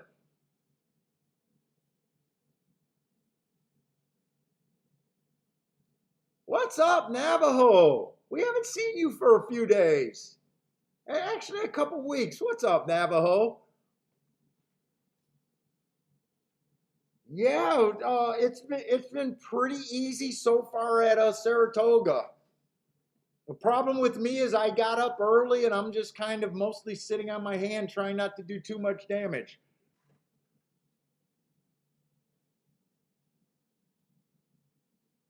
Listen, Charles. Yeah, Charles. That's why I had a feeling that I could have been doing exactly what you've been doing. You've been noticing on the picks that I'm right where you're at. We're in lockstep today. The only bet that's gonna and I was running out of time. Last race, not hitting that 74-1 double. Now I didn't even bet, but I feel like that was the biggest missed opportunity today. Even a $10 exacta gets me 700 back, and that was a fairly easy exacta right there.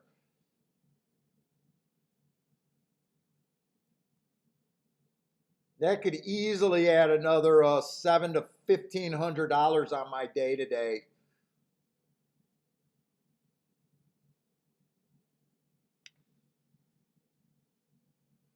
Well, yeah, I don't think I like today. I don't mind sitting out, and I can be proud of my handicapping. I made over my nut for today, but I'm still looking for some plays. I'm not trying to sit out, but I do tend to have that overall philosophy. When I get up, I make them try to earn it back from me.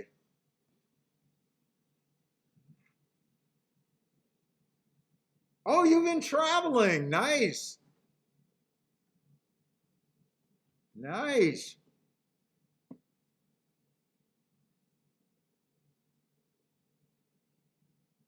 Looking for some Saratoga races this year. You're a fan of Jack Christopher, huh? Oh, Oh my God! I'm gonna have to do it. When is all of these horses running? I might. I think I'm gonna do a stream all weekend. We'll see.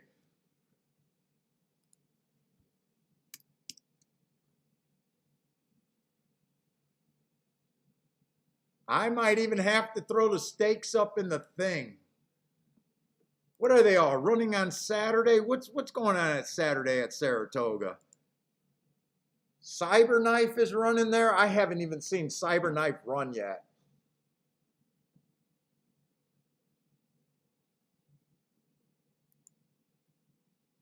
Well, that can't be that race, right? Or are they running on Sunday? That's a turf stakes.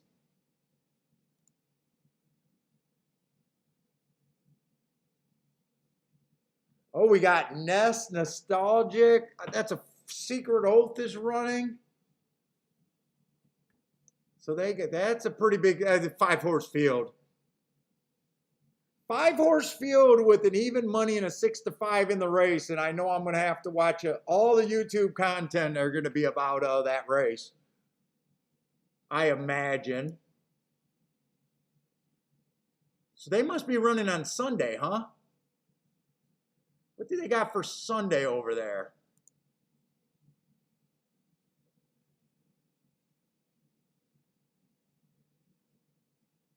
They don't have the card up for Sunday.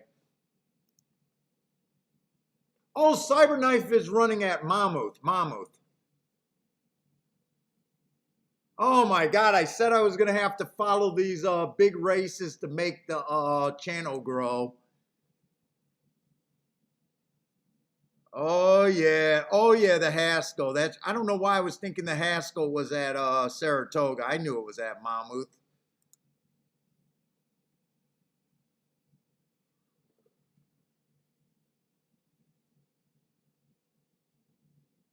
Tibia, or however you say, Tiba is running Cyberknife.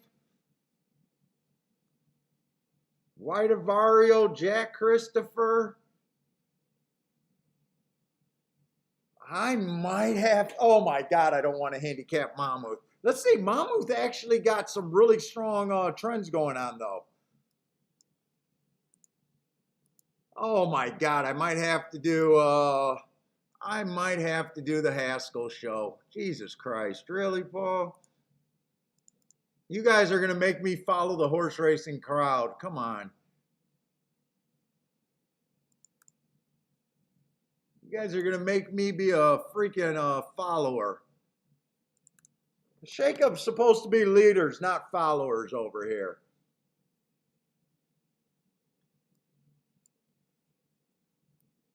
Let's see, Monmouth on the dirt.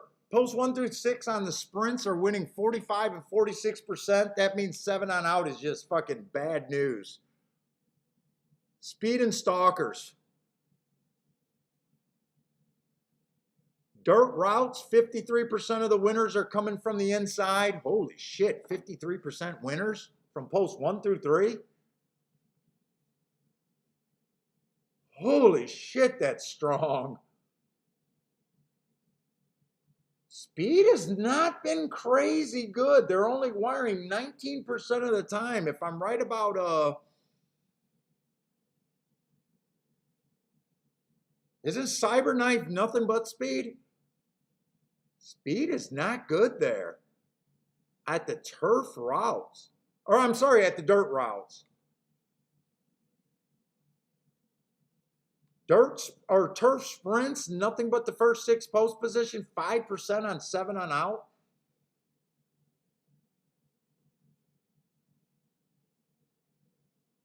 Turf route, inside is good, 49%. Stalkers, 55%. Speed is only at 20%. Holy shit, though, that's a strong profile.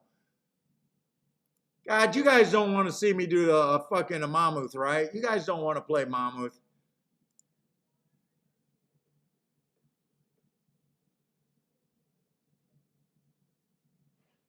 Listen, Navajo says she'd follow the horses that catch her eye. She likes Papa Cap. He's gorgeous, but has seconditis. You guys do not want me to come on here doing Monmouth. You guys don't want that.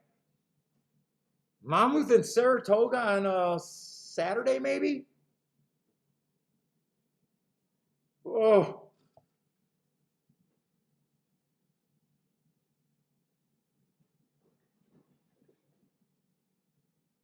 If you are going to go, if Brian says, what? Am I saying Monmouth wrong? Monmouth.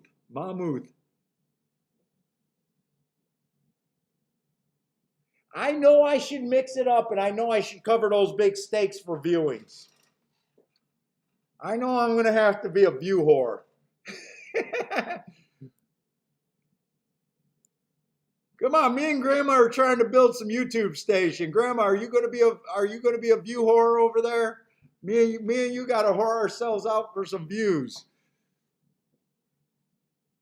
Oh my God.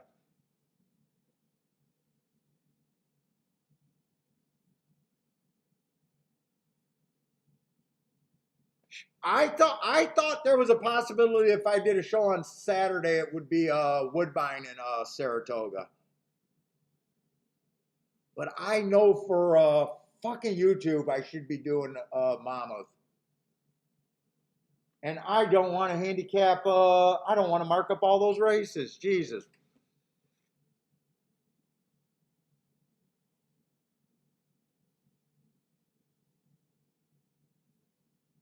Grandma says no whoring herself out, but she's willing to give out some koozies.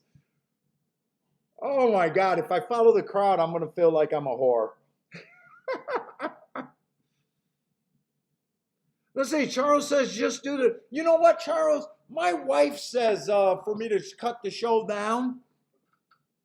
And I keep telling her that I can't do that because when I like a profile, I know I have an edge, but I don't know which particular race I'm going to hit. I hate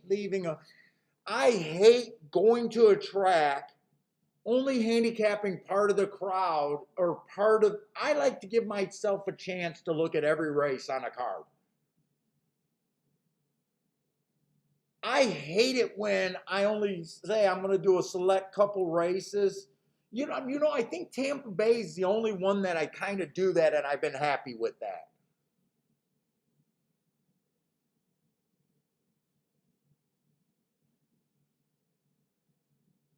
Dude, I think if I do Saturday, I'm going to have to do Monmouth and play to the. I know we're going to get to Woodbine, though. We're going to get to Woodbine because Saratoga's not going to last that long.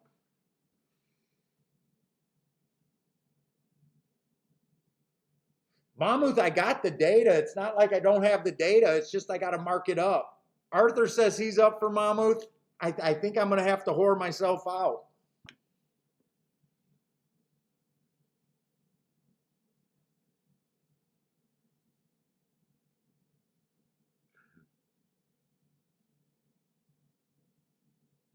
Oh, fuck me.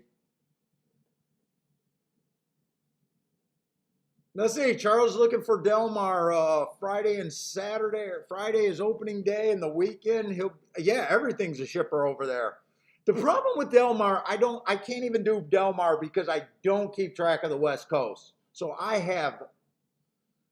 don't have enough info. Like Delmar, I can't just jump ship and do Delmar.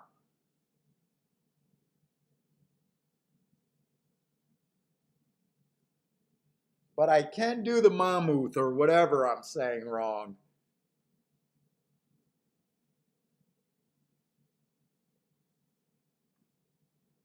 This is our first turf. I think this is our first turf sprint at Saratoga. I've been liking speed and stalkers, mostly stalkers on the turf. The one Marks, I just love his Marks last two races. I don't really know where he fits in here. Looks like he can go to the lead and he can stalk. He looks like he fits on that. He has been on the turf 10 times, never a win, but that doesn't really bother me to get to a 9-1 price.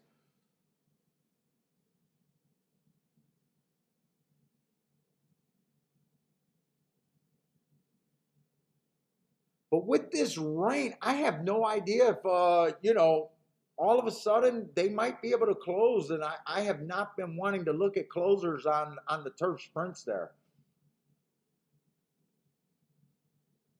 I'm kind of looking at this race like, yeah, I could be a little interested as a 9-1.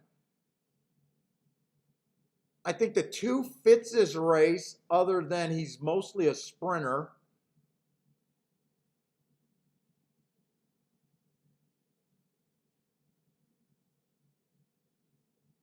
Or I'm sorry, mostly a router, and this is a sprint. Although last sprint race, he did run good enough to say that he's capable here. If you believe in speed figures, that was actually his best speed figure, so maybe he's lightly raced, so maybe he does like the turf better.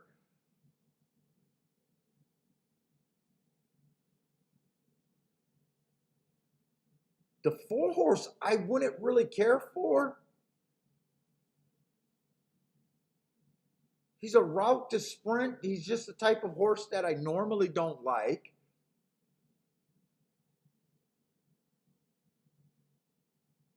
5-horse, I love the Marks 3 races ago where he went too fast to win on a stalking closing day. He comes back and pops. Last race, inside the track was good. He was fast, and he won.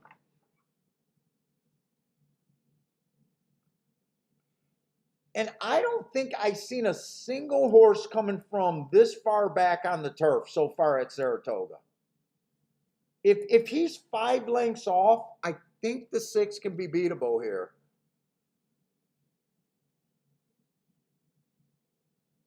Let me see. I want to look that up. I don't think anything came from that far back on the turf so far for the sprints.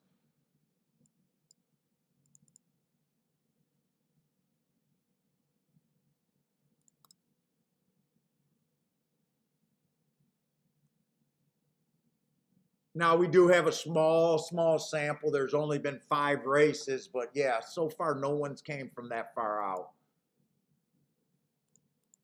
And last year they weren't. Last year, out of 58 races, only 7 horses were able to close.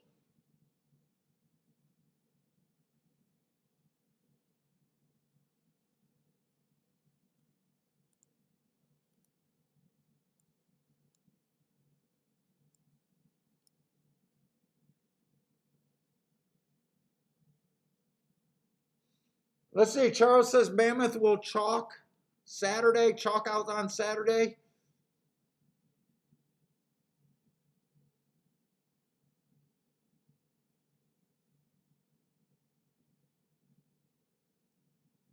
Let's see. Grandma and Navajo is both saying what is the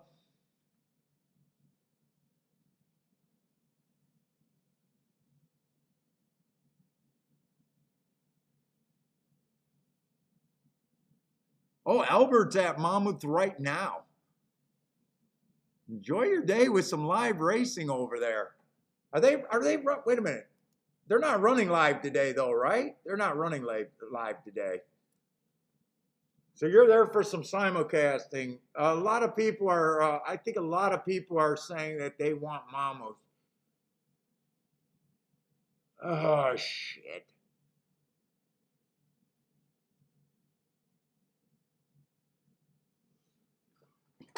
So if I do Monmouth, do I pick up Gulfstream or do I stick on Saratoga?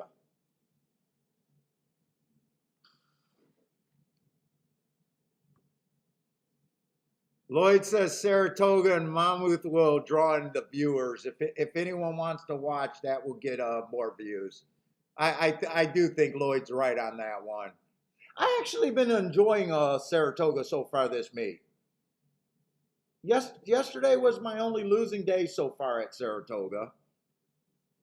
And it wasn't that bad of a losing day. I was more disappointed with how I played the last 2 races than anything.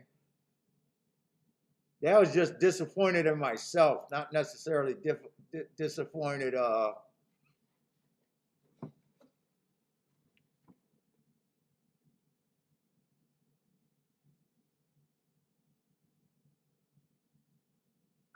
Let me look at that Monmouth card one more time on Saturday. Do they at least got a couple? The other thing I worry about when it's too many stakes races, if I'll just sit there and chicken out and saying I got no opinion, no opinion. I'm sitting out, I'm sitting out.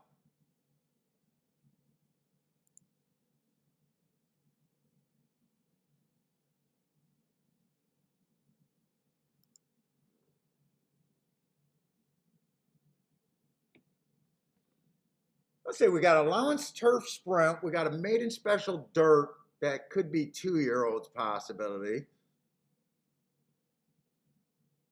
Got a 5.5 turf. I might try to suffer and do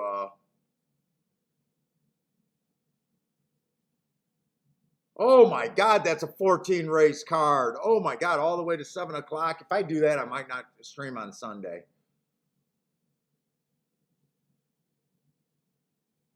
They are going all the way from noon to,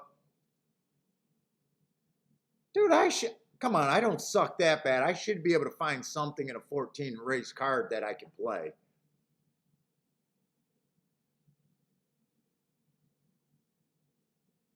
Hopefully the weather's good there because they do got a lot of turf races. I think I'm going to do Monmouth.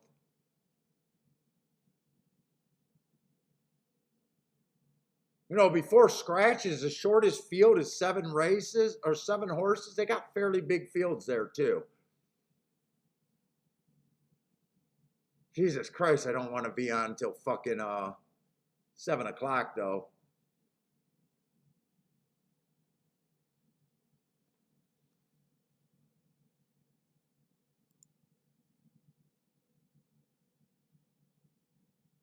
Lloyd says I can let Gulfstream go for at least one Saturday. Do it for the channel. I think you're right, Lloyd. I think the chat room is overall right there. And Charles is still gunning for, Charles does not want me to turn into a YouTube whore. He's saying, no, do your Woodbine. Do your Woodbine.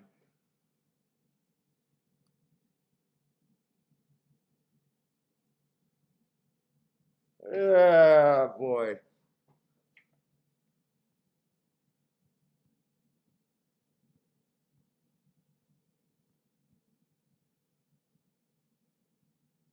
Ryan says Monmouth has some great super plays.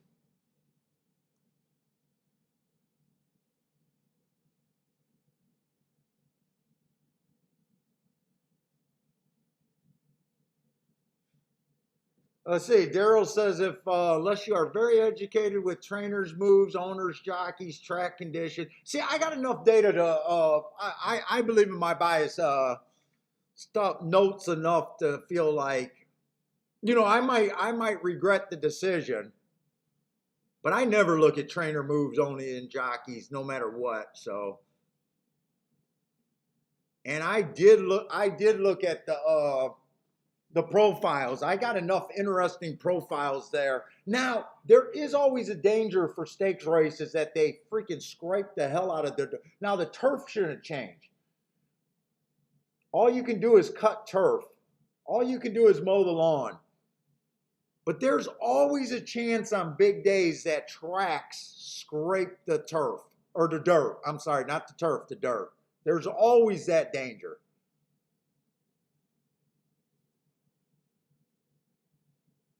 And maybe they can do something and all of a sudden the outside of the track is a gold. But if that happens, we should be able to catch that with our eyes because we got a baseline that the inside's been good. It's kind of how so many of you guys were able to catch that Saratoga was outside so early. We were calling that. You guys were calling that super early today that the rail was bad.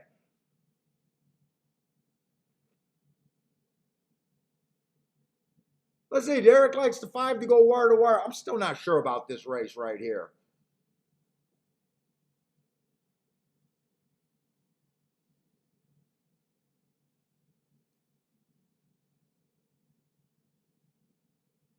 I think the 6 could be too far back here. Little worried about if the track's yielding though, and that would definitely help the 6 horse. If this track gets moisture and it's more of a yielding track.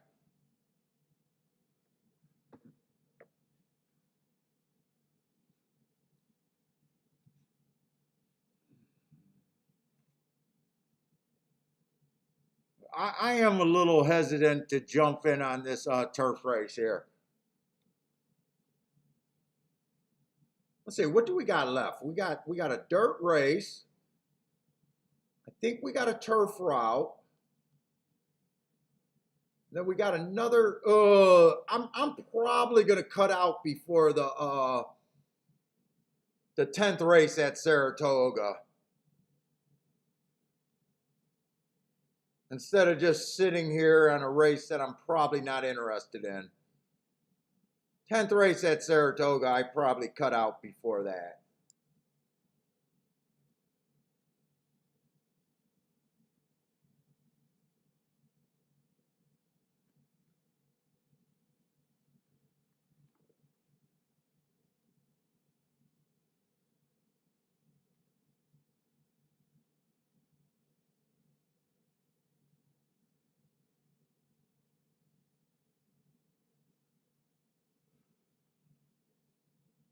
Let's see. Charles says it's a 5-horse race. He doesn't see how the chalk can lose the 5 and the 6. I think the 6. If there was no rain, I don't like the style on the 6 from what I've seen so far on there.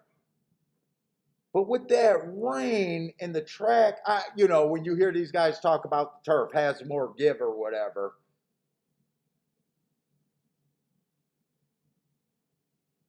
you know, now all of a sudden I'm worried about the 6. I think I'm just going to sit out this race. If the 1 wins or gets second, I'll be a little disappointed in myself, but he's the only like double-digit horse that I'm interested in. I'm not interested in the 5 just for a win bet. I think the 3 has a shot here, but I'm not interested in 3-1.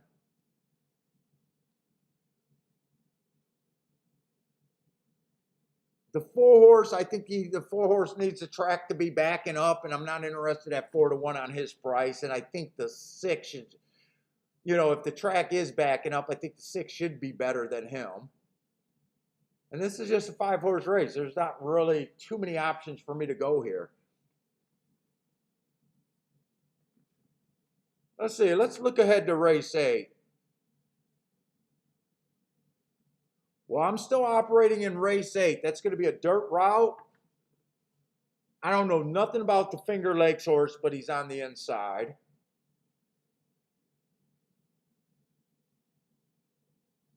Ooh, the 1, 2, 3 are supposed to take money next race. I really hope that the rail's bad.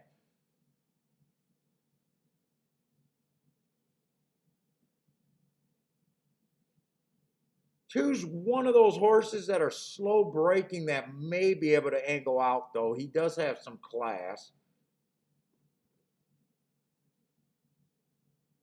3 looks pretty tough, but if the rail's bad, he does have speed. Speed's been very good, too. But I need to beat those 3 horses. Let's see, 5's another Finger Lake horse, so I always disrespect Finger Lakes. I don't have really good marks on the 6. Wow. And the 7 needs a race, and the 6 and the 7 both need this track to fall apart. I think it's going to be hard to get past the inside there.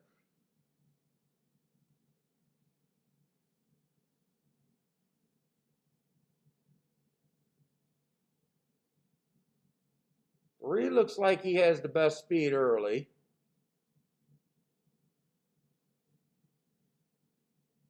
If 3 goes to the rail, there's an opportunity for the 6 and the 7. They don't look the best, but this race will really tell me if we're right about the bias if the 6 or the 7 wins.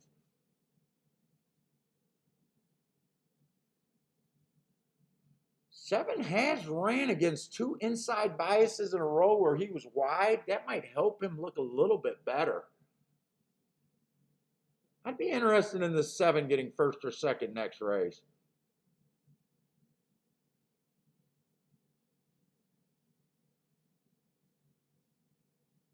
No marks on the 5 and the 1 because I don't keep track of Finger Lakes. So I keep track of a lot of surfaces, but I'm not interested in Finger Lakes.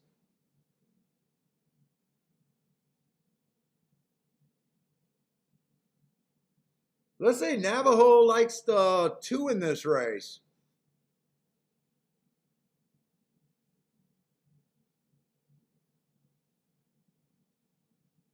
Unless the 1 gets first or second, I can't be in this race.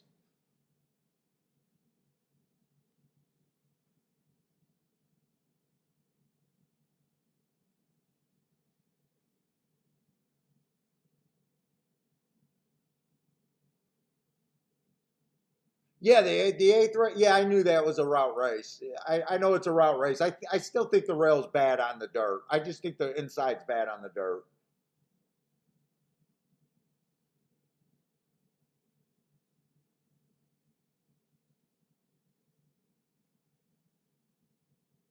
Let's see. Charles is looking at a 256 exacta box over here at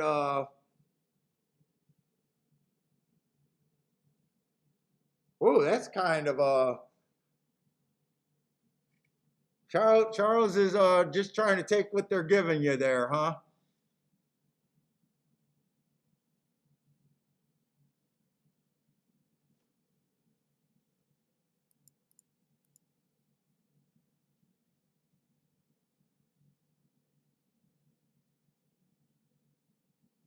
You better hope that doesn't come 5-6 or 6-5. You're going to be in trouble. That looks like my rage ticket, Charles.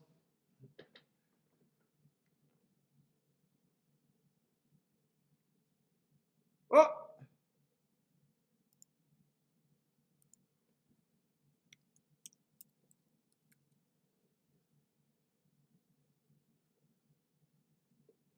Five gets his lead on the outside. Six is in pretty good position.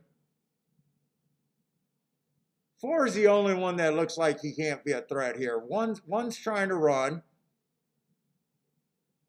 Come on, one, keep going. You're the only one ran his heart out, but I think the six got him. Yep, six definitely got him, so that's a good no play for me.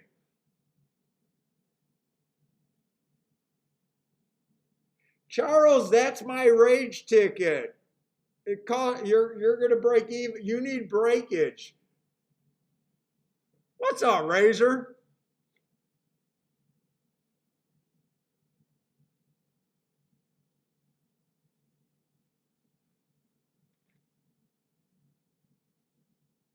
Pete had the one over under the five. I thought one had a shot there, but the six was just too good there.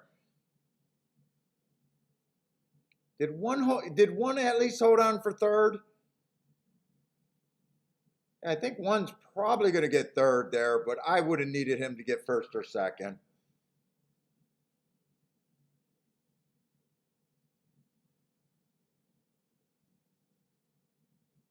Five goes wire to wire there. Fairly easy winner.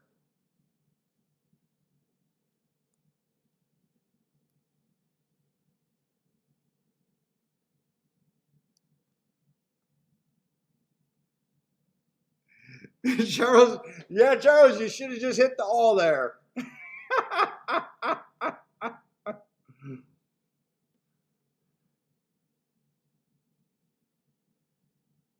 Oh, but you hit the pick threes. Nice. Your exacta was one of my shit exactas right there.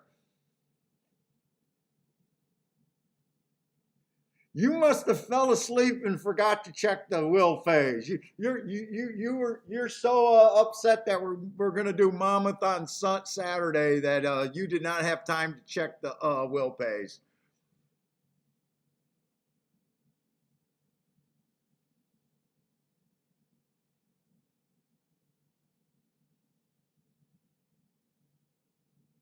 He made a mistake. I know Charles is too sharp.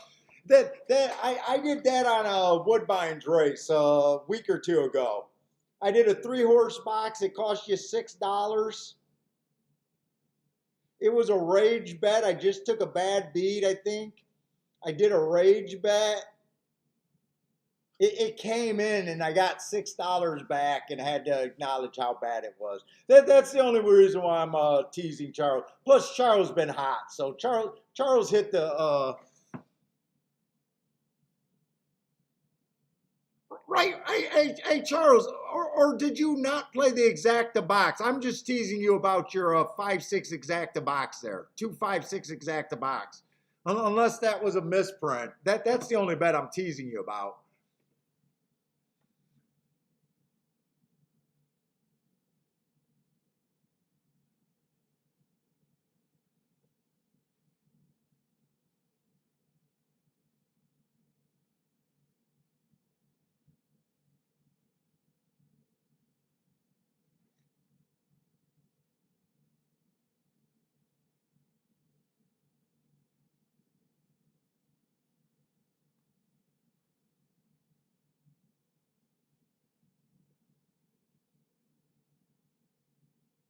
Yeah, he didn't check the. I knew you didn't check the payout. You're just upset about Monmouth.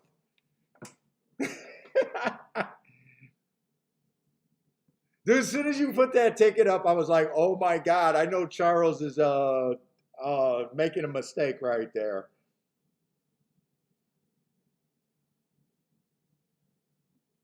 But your pick three had to be decent, right? The pick three had to be okay.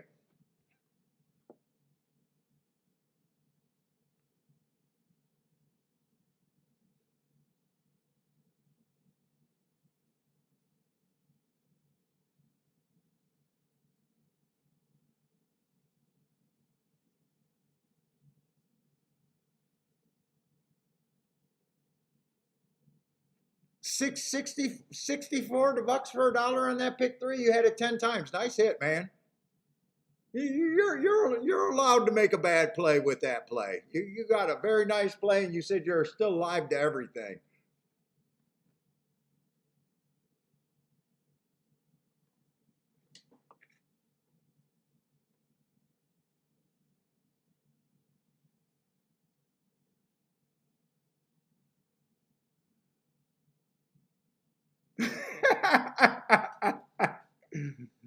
Hey, we all do it. We just know that most of our tickets can't look like that.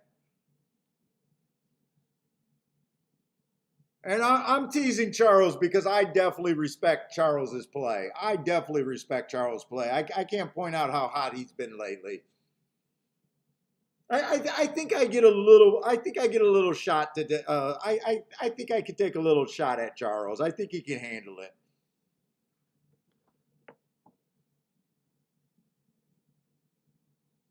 And he picks up $640 on that pick three. So, and he's still alive. So nice job.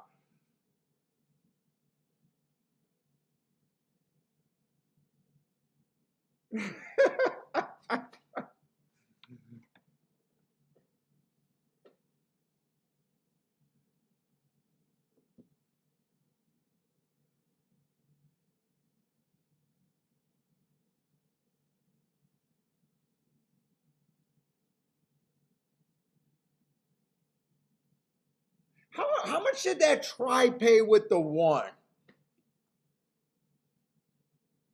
I don't even think that I could have did a 56561.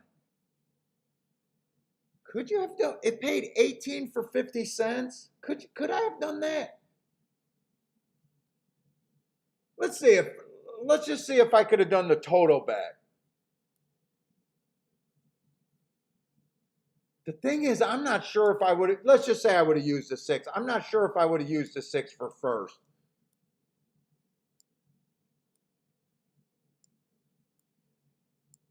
Could I have done this? 5 and 6, first and second with the one.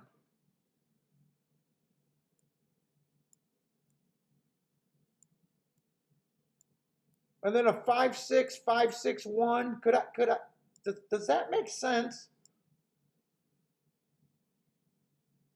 I see, I wish I knew what the double was paying. I never checked that double, so I'm not even sure what the 5-6 with the one. If I did that for 20 bucks, that cost 80 there. What is that? 2 times 1 times 1? So for every 2 bucks, I get it for a dollar. For every 2 bucks.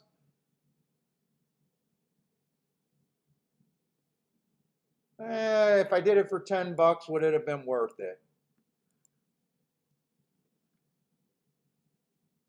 I would have cost 20 bucks, so I would have been in for 100.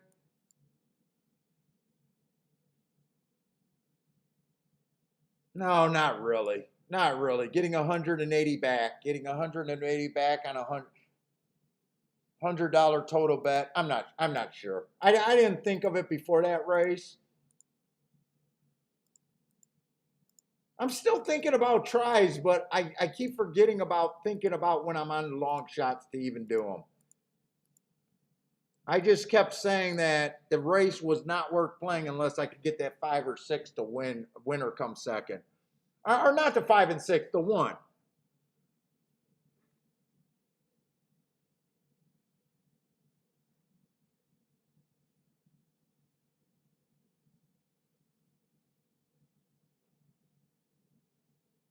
Yeah, it would have been a profitable 80. Let's see.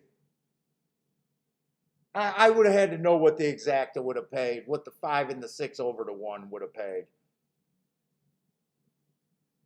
You know, if those were getting you close to $500, if that came in, 600, that could have paid 25 or 30 bucks. I said to do it for 20 times.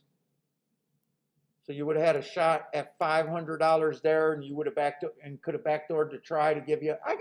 I don't know. I would have had to think about it before not after the race. I always think about it after the race, never before.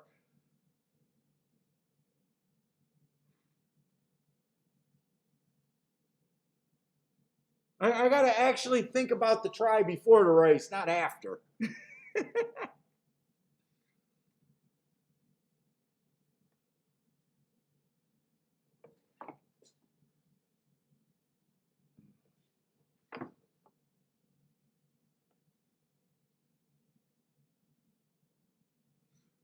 Let's see. Good luck. Oh, Brady, you need the one here. Good luck here. I do think this race is going to be a little tough for me.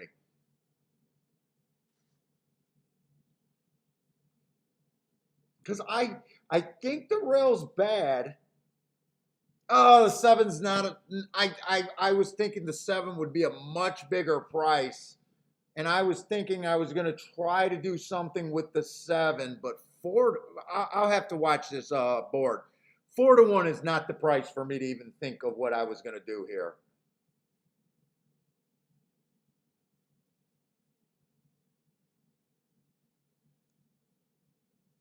I was looking at its 8-1 morning line and thinking that the outside of the track is good, and liking that he ran against two tracks that I thought was favoring the inside last time. And the 6 was the other horse that I was a little interested in on the outside, but fuck, not at 5-2. Holy shit, not at 5-2.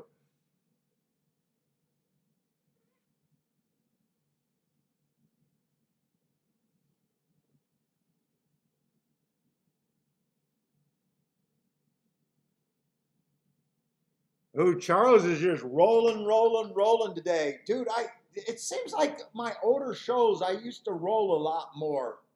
Double after double after double. I don't know. Getting more conservative or something, or just not having too many of those days.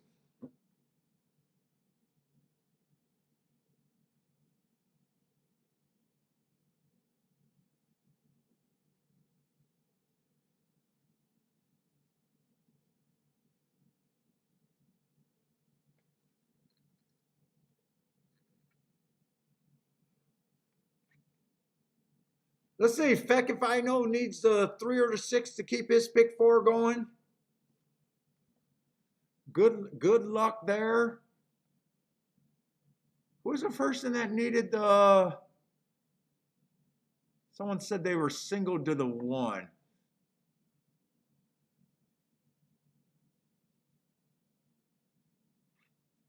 Let's see. Charles has a 6-8 with the 4. All on a saver ticket. That looks like a pick 3, huh? Or is that just a continuation of what you got going here?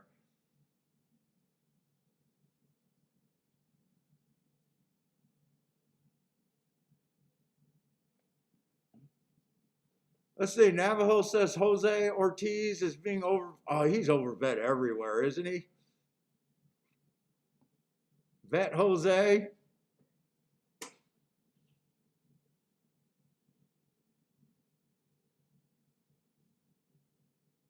Let's see. 5 at 7-1. Did 5 could 5 is a Finger Lake horse. I just disrespect Finger Lake horses.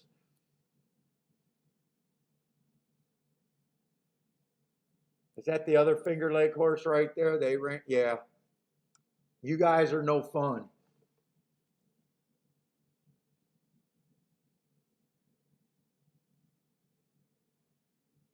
I I think that the 1 is going to stay on the rail. I think 3. There's a good chance that 3 can go on the rail, but with 2 being a closer, I could see the 2 angling out and coming on late if he does it early enough. I find that move at Turfway a lot. Even when Turfway was favoring the outside, I always worried about sometimes I would leave inside closers off the ticket and be pissed when they're able to break slowly, angle out, and next thing you know, they're the widest horse on the track. I think the 2 could get that sort of trip today.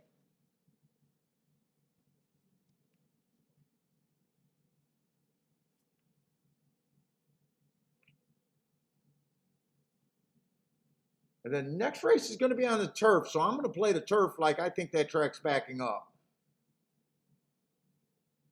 Oh, wait, there's not many. Hold up. What's that? Is there any more? Shit, that ends up being what, a 6-horse field there? Yeah, there's still 6 horses there. Wait a minute, am I in the right race? No, that's this race. Oh, that's a 5-horse race on the turf. Shit. 5-horse race is next race. Shit. I'll probably stay on for the next 2 races, but I'm definitely going for that last race.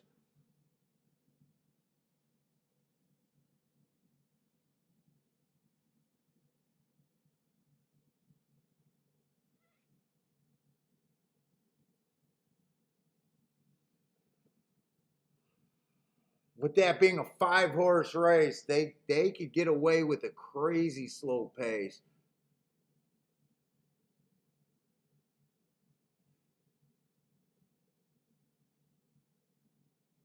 See, I do think one's going to go to the lead next race. Hopefully that forces a 2 to kind of be up there. 3 got some class. He can go to lead and he can rate.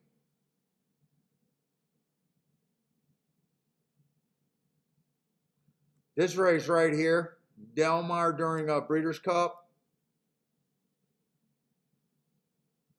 That track was backing up big time.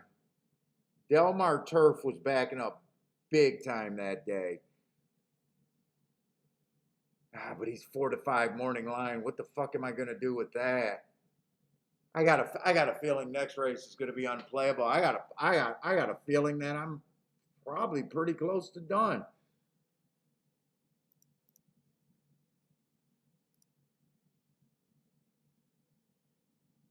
Yeah, shit. God, I'm glad I hit when I hit because there hasn't been much for me. Fuck, if I knew the rest of the card was kind of this bad for me, maybe I would have played that 5-8 exacta. Shit.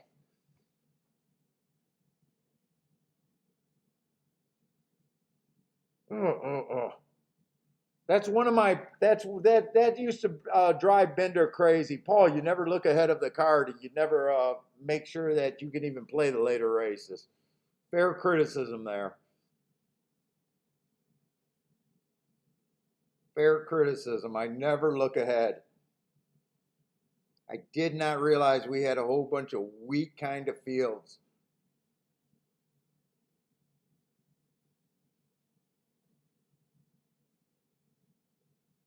I think the 3 and the 4 are just going to be tough next race, and I don't see where any value is going to come from. And 7 still holding at 9. Oh, no, that's next race. 7 still holding at 9 to 2. Wait a minute. What race am I in? I keep flipping around this thing, and I keep getting in the wrong race. Let's see. We're in the 8th race. So 7's still sitting at 9 to 2.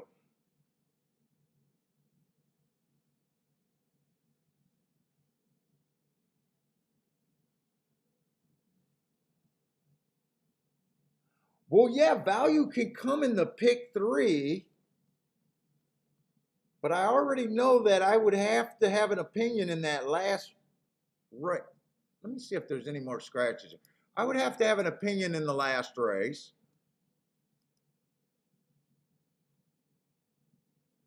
I mean, it is a nice big field.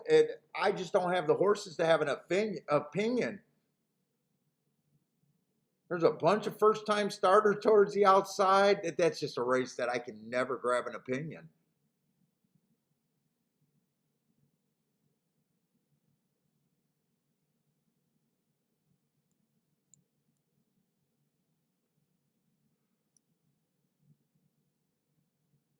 I would have to be, dude, pretty much an all there.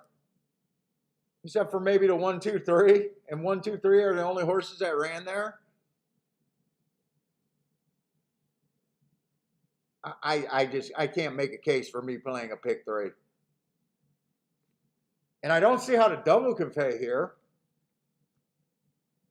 I mean, I'll look at the double payouts to see if I can do something, but dude, I think I'm just gonna have to be happy. Oh, wait a minute.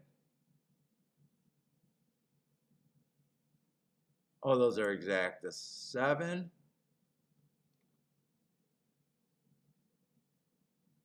7 to the 4 is only paying 17 to 1. Who did I say was going to be, who did I think was going to be tough next race? I got to write down what I was thinking.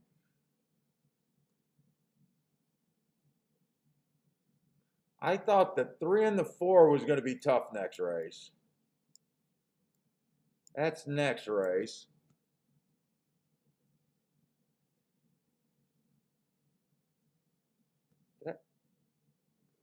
Jesus Christ, I'm writing down numbers. I'm saying numbers right and I'm writing them down wrong.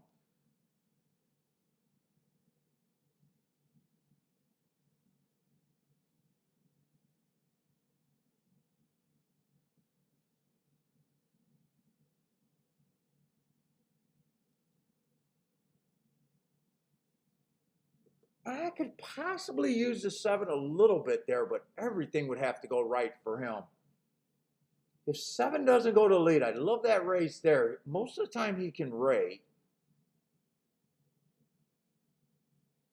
And I really don't want to use 3 horses in a, what the fuck? I really don't want to use 3 horses in a 5-horse field.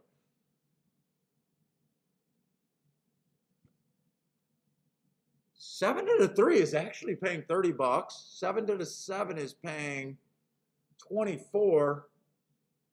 Those are okay. 7 to the 4 is only paying 15. And if I took that, I would have to just single the 7 here. Because 6 to the 4 is only paying 8.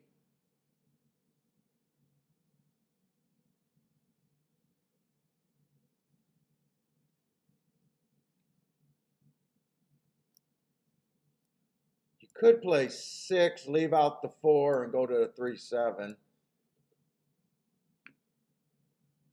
Nothing's really like a big cash. I still think the 4 is going to be super tough next race. You know, you're supposed to, when you hate the favorite and can leave them off the ticket, it's a good thing. But when you like the favorite and you're forced to leave them off the ticket because of combinations, you know, sometimes it works out, but a lot of times it's just a bad thing.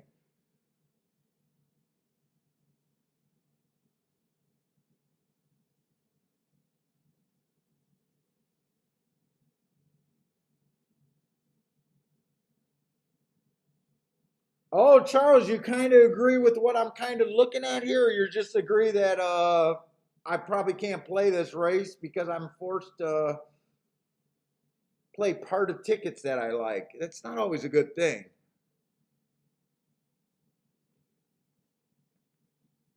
What's up, El Novato Invincible? What's up, man?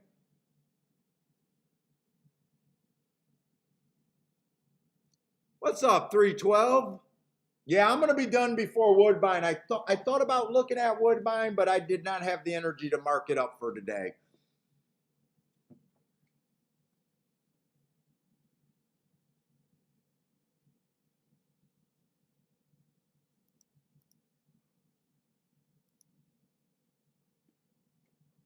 Let's see, they're about 4 minutes from the first race at Woodbine.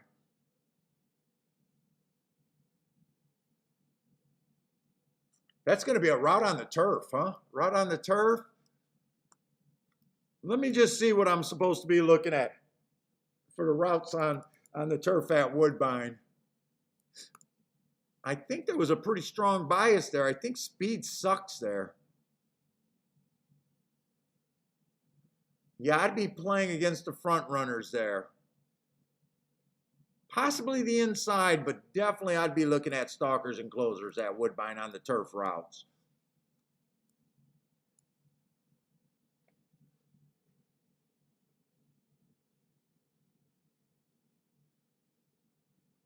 Oh, you're agreeing about me sitting out. I do feel like I should sit out. And I really thought the 7 would be probably higher than 10-1. I was looking at the morning line when I got a little interested in him at 8-1, and I thought he could even be longer. And he's just sitting at 9-2, and I thought the 6 could be a bigger price. So I'm not really happy with the price on either of them. I think I just sit out. Dennis loves the 7 in this race. I think I got no vet here. No bot. No bot.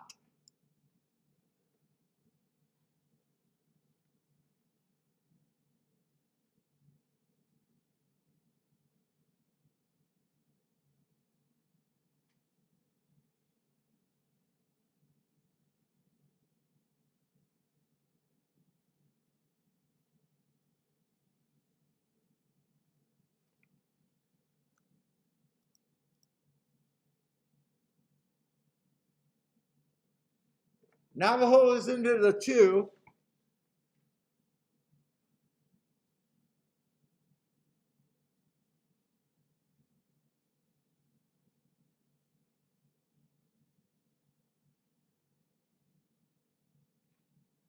El Nevado Invincible 135 in the box at the Toga.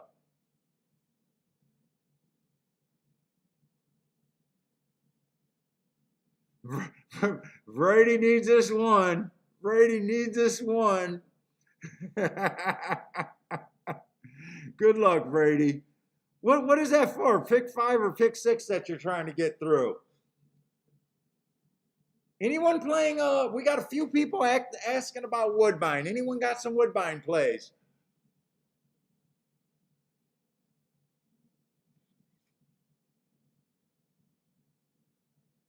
Let's see. Elliot's looking at the 5 a little bit. Brady needs the 1 for his pick 5. Oh, and Elliot's telling me closer with class there. So I did say that Woodbine, I'd be interested in stalker closers there. The buyer's report just has me thinking that track's backing up and speed's not that great on the turf.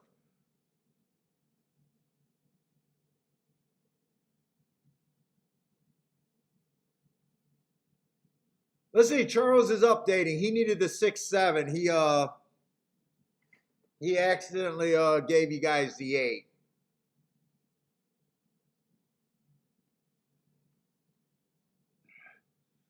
What's up? In is in the house. What's up, man?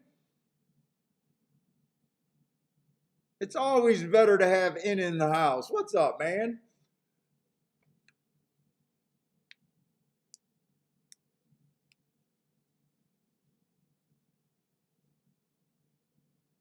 Let's see. Feck, if I know he's planning on playing Woodbine a little bit later, but wants to see how the early races start out.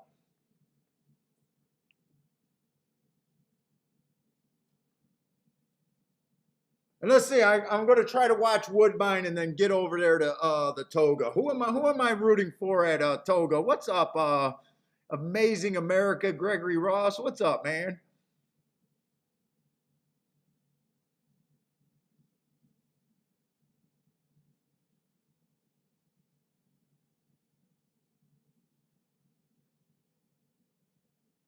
Yeah, we're at the end, and I'm not even going to be on for the 10th race at Toga. I just know that race is not playable, and I think I got to get back to handy. I think I got to get a start on the weekend. In fact, all I got done is Saratoga. I'm not even sure if I got Saratoga done for tomorrow. So shit, I'm going to be marking like crazy if I'm going to do the weekend.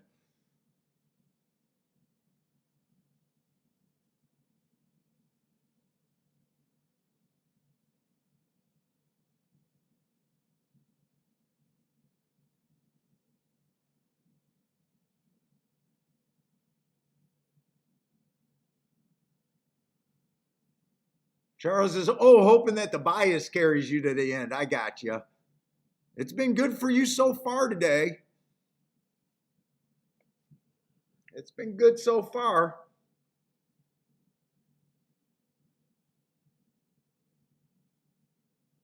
What's up, Cindy and Yoga? I don't want to change your mind on the one because I know that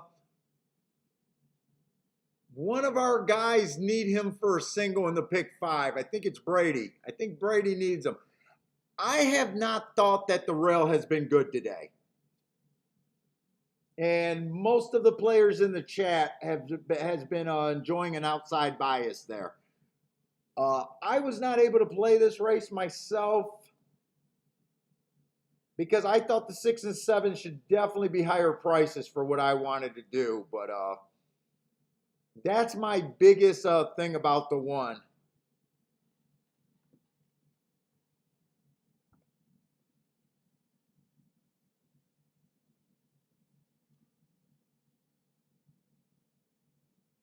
Let's see, and is 6 going to go wire to wire in the first race at Toga after I said I don't think they're going to go wire to wire? 6 is in real danger of going wire to wire. 1 just got steadied on the rail. 1 looked like he was the only horse that was trying to run. 6 went wire to wire on the turf.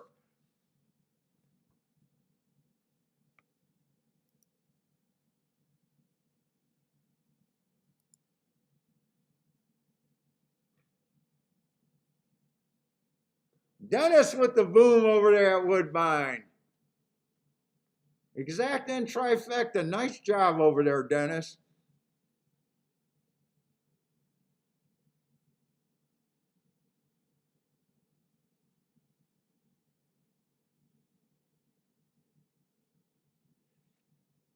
And is it raining again at the Toga?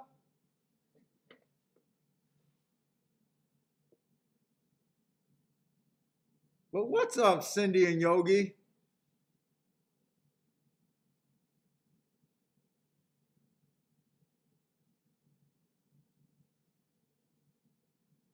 I'm shocked this 6 is kind of 7-2. I thought this horse had a long shot look.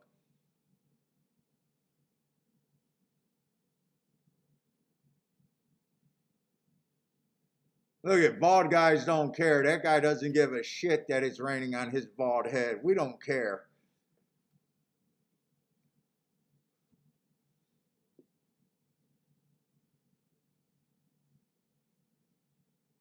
Let's see, 5 gets the lead. That's one of the Finger Lakes shivers. 2 did get off the rail, but I thought 2 would be slower, right? Is that 2 or is that... Yeah, 2 did get off the rail. Nice job with him getting off the rail.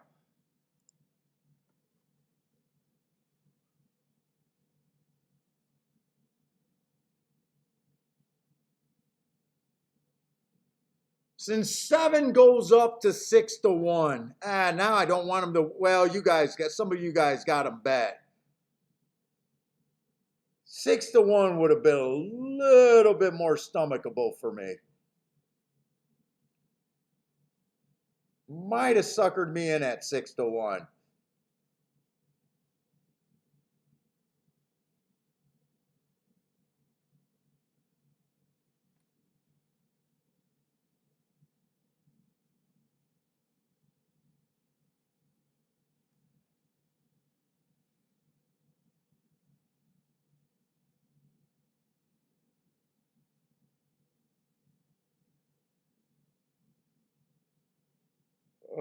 Sometimes you just feel like you should have did the bet.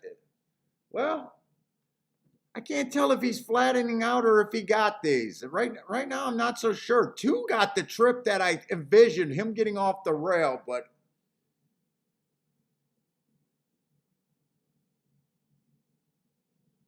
come on, 7, get him. Come on, 7, don't dive to the rail. 7, I don't think you should have dove to the rail. I'm not sure if that's the difference, but I don't think he should have dove to the rail.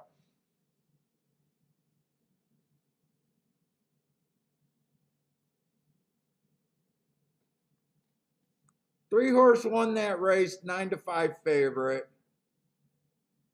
He was the horse that I kept saying, there's a chance that he goes to the rail. I don't think he was anywhere near that rail on the back stretch. I'm going to want to watch that replay. But I don't think he was on the rail down that back stretch. I thought there was a chance that with him getting the lead could possibly find himself on the rail.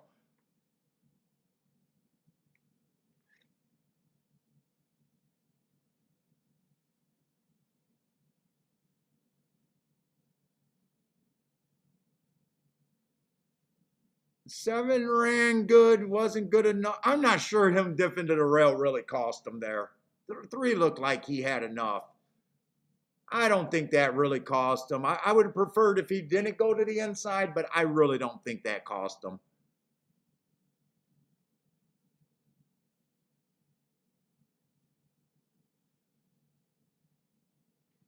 Let's see. Feck got through. He got two more races to get through there.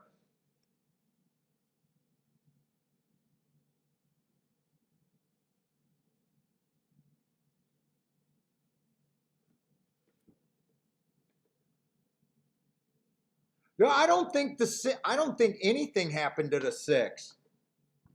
I didn't see any excuse on the six other than he just didn't run. I didn't see anything.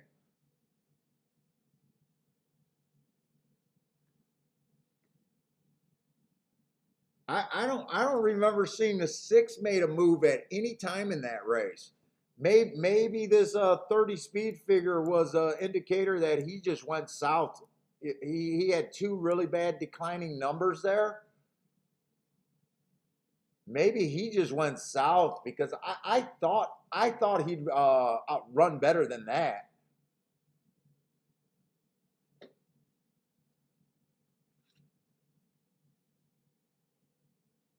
I'm pretty sure the three went wire to wire. I'm pretty sure he went wire to wire though.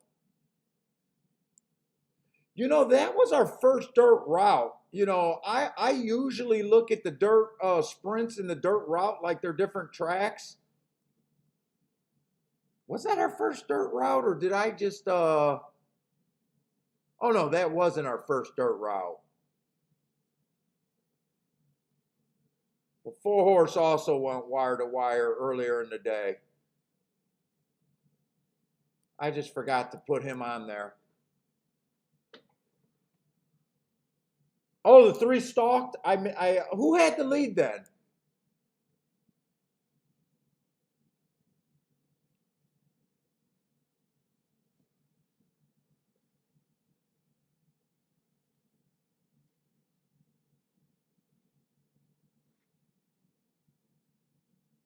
Oh yeah, you're right. Five did have the lead. That's right. Five did jump to the lead. The Finger Lakes horse. That's right. That's right. I do remember. Charles, do you think that was the difference in the seven run? I'm not sure. I would have preferred for him to stay outside instead of ducking to the inside.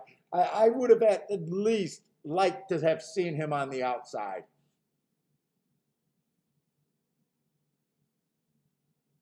What's up, Rex?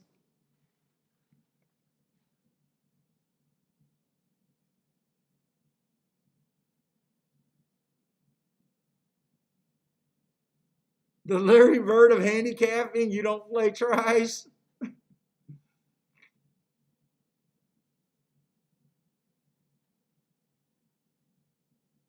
Let's see, Elliot did say he thinks that the six broke poorly. I want to watch that replay anyways. I'm curious to see if this three was ever on the rail or was he three or four wide the whole trip around. If he was three or four wide the whole trip around, I really think that was a good ride right there. Not going to the inside. I think there was enough races to think that the inside has not been good today.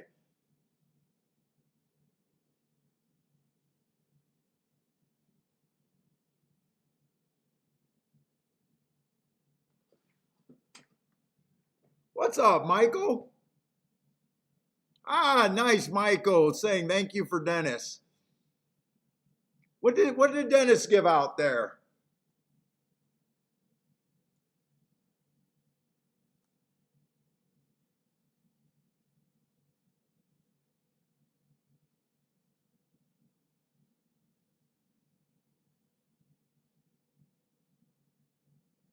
I think Dennis said he hit the try there. I think he said he hit the, or did he hit the try at Woodbine? I think he hit the try at Woodbine too, maybe. What's up, Bentley? I didn't see you come downstairs.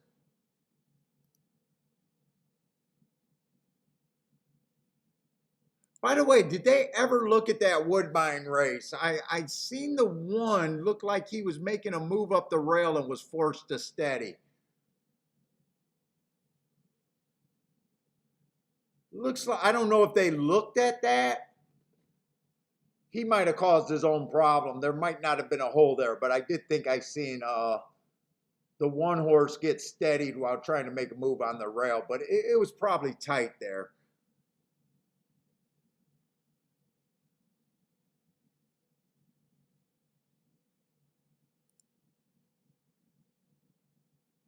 Let's see. I want to see where this 3-horse was.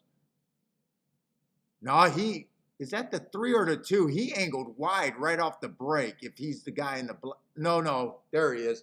He's like 3-4 wide off.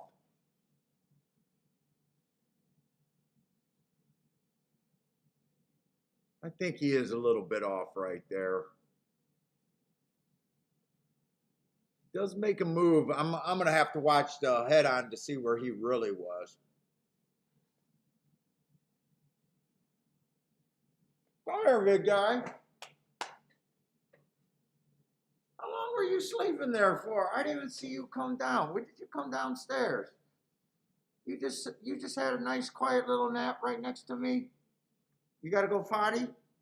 Let me take Bentley outside. Well, Bentley, let me watch this race right quick. I want to watch and see where if this 3 was on the rail. How's my big guy? Oh, yes.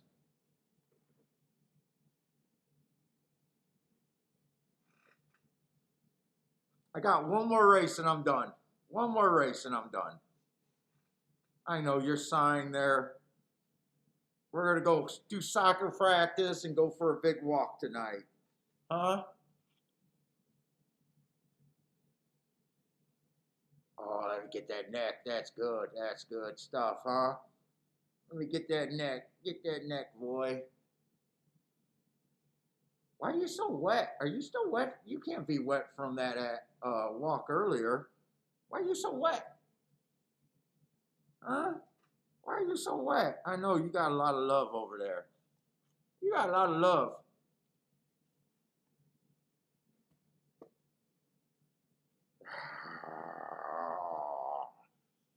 Yeah, I know. I know.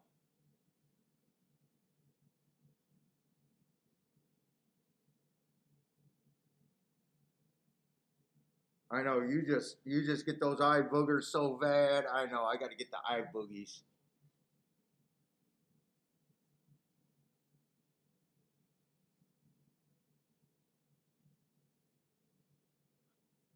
Yeah. Yeah. That's good stuff, huh? Boy, it looks like it's really coming down over there at Saratoga, too.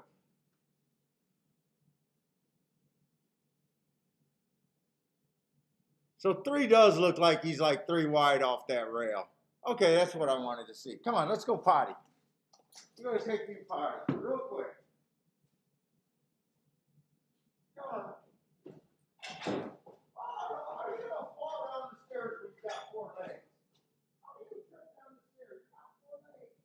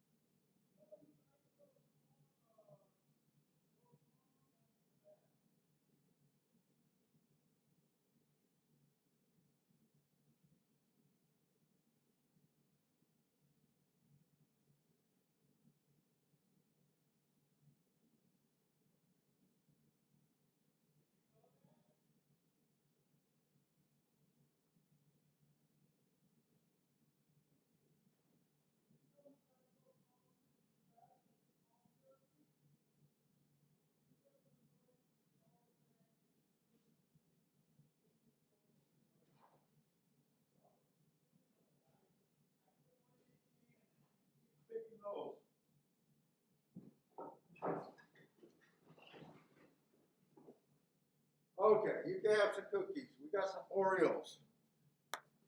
Some Oreos for you, man. Yeah, you're still gonna have to do the frosting right. You gotta get the icing first, man. You gotta lick it like you lick the yogurt off the lid. No? You're just not gonna learn. You just gonna keep. No. Okay. All right.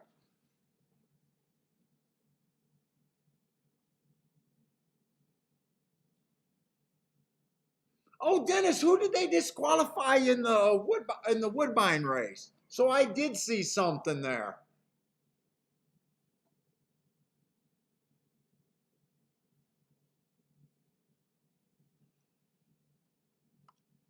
Oh, you.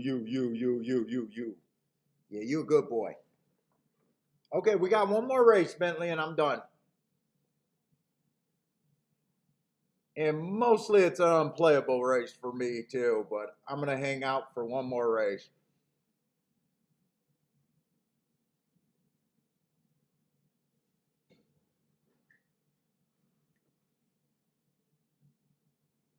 Oh, where did they take him down to?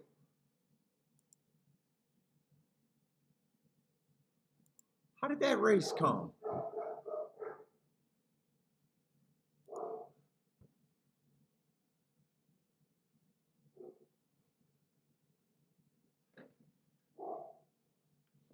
Oh wow, they moved him all the way to four. So was he the one that came over on the one horse? Is that what I seen? The three came over on the one horse. That must have been what I seen there, because I'm pretty sure I thought the one was the horse making the move.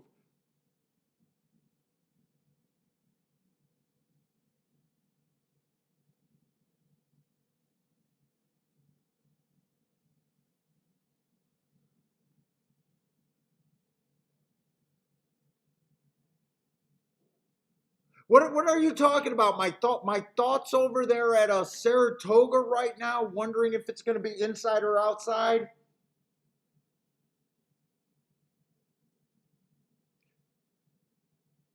Or are you talking about something at Woodbine about the biases? So if you're talking about how would I look at Saratoga tomorrow if it stops raining and it dries out? If that's the question,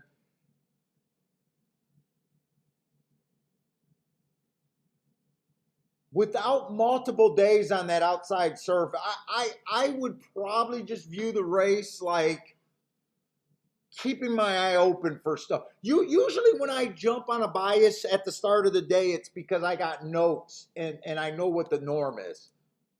And it's the normal bias that I'm trying to play. It's always tricky when you think that, because it rained and it caused an outside bias today at Saratoga, if that's what we're talking about. This might be a 1 day and off thing. It makes it a little bit tricky.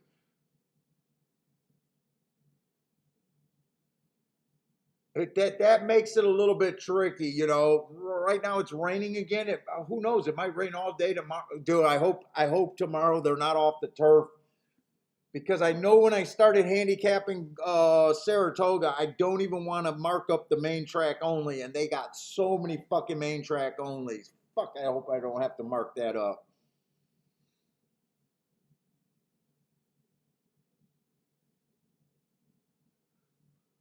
So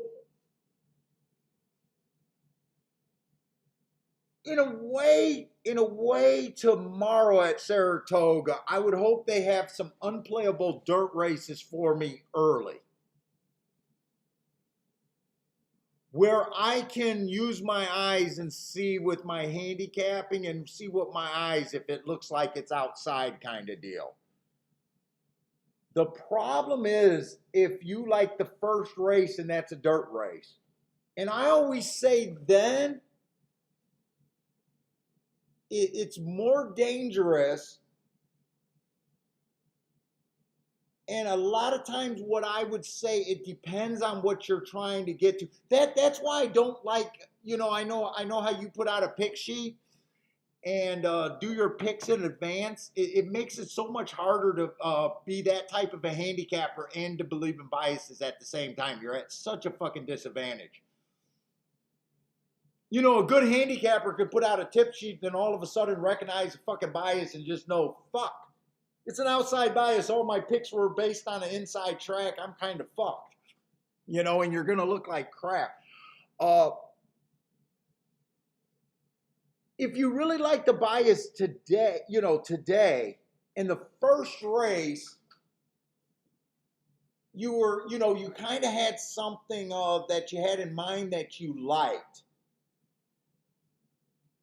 A lot of times it's all based on odds. If I'm looking at the outside horses and I'm trying to get alive to a really special ticket, I'll proceed hoping that bias is good.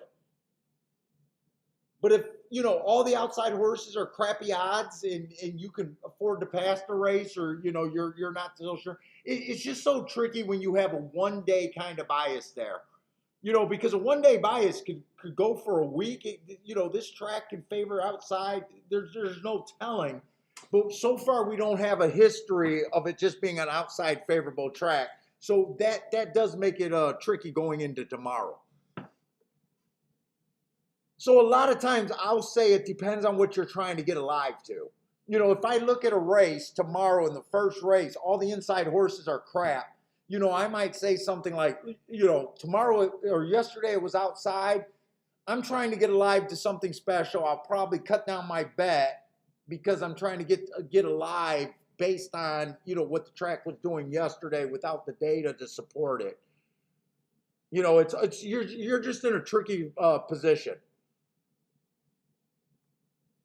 There's no real right or wrong way to do it because you're at the mercy of what your opinion was. And I always say, I can't prove these biases. I'm willing to say I might be a very good coincidence handicapper. Maybe there's no bias today. It was just a coincidence that all the outside horses won today. But I say, if you got and you ended up having a really good day based on that, who cares if it's coincidence or bias? I put it in my notes, but You're just at a tricky spot. Where Saratoga right now, I'd be looking at this race like it's coming off the pace, but that's because I have a baseline. All last meet they were coming off the pace, and so far pretty much all the special horses, all the big prices for the most part came off the pace so far at Saratoga. So I'm okay, even though it rained and it affects the turf. I'm still okay with willing to risk that just because I have a longer history of believing that's been good.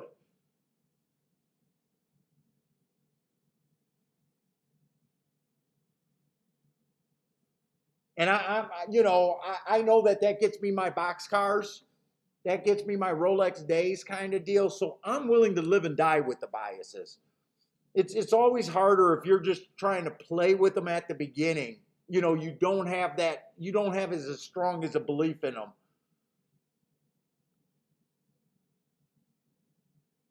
They're my everything, and I wouldn't argue with.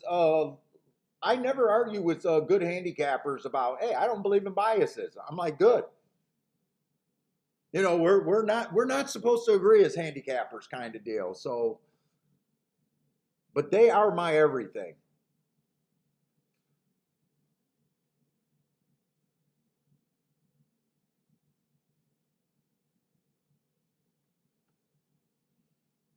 Or I could say, tune in tomorrow, Dennis, and we'll see how I think. We'll see how it thinks. But this is definitely my last race. I just said that I was going to duck out after the 10, so I'm just going to hang out on this race. I don't think it's that playable of a race for me. I do think Saratoga's been backing up. I didn't realize that this was just a 5-horse field. I thought it was going to be really hard to get past the 4 and the 3 here. And then I thought the 7 might have a little bit of upside. And I'm just going to go to that old statement, you know, this puts me in a bad position as a bettor because I like the 4. I believe the 4 is over bet, but I like them. It's not like I hate them. If I hate them, the decision is easy. It's just play the 3-4 or 3-5, do something with, I'm sorry, the 3-7, and that's it. Just play to the best price. But the problem is I like the 4. Can't do much with them because 4 on top of the 3 and 7 is probably going to be trash.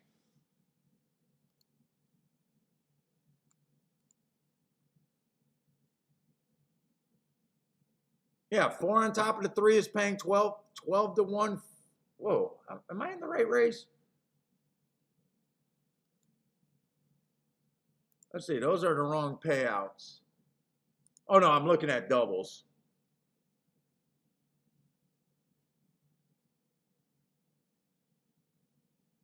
Four on top of the 3 is paying $3. I mean, it could be a winning ticket, but if that's what you feel like you got to play, I feel bad. And 4 on top of the 7 is paying $3. I mean, and then I got to weigh, like, just to try to beat the 4 is 5 to 1 good enough reason to beat kind of who I believe is really the top choice here.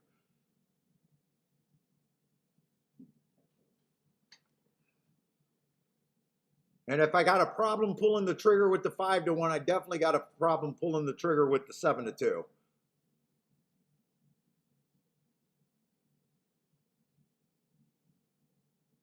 And I don't think the tries can pay anything. If it comes in 4-3, 4-7, I don't think that could pay anything. Even if it comes in 4-3 with the 1, I doubted if that try could even pay anything. I just think I'm priced out of this race.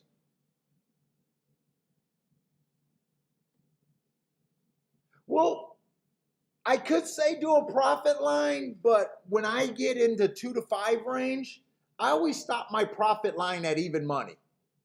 So it wouldn't even make sense that I do a profit line because I already know, because I just don't believe in saying, I think this horse has an 80% chance. I think once you get below even money, it's really hard to say if a horse has a 60% chance to win, an 80%, a 90% chance. And even if I thought he was an overlay at 2 to 5, it's like, yeah, he's an overlay at 2 to 5 if you believe that.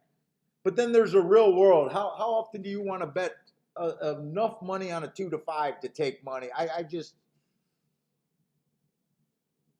So for me to make a profit line, it's just a bad situation here.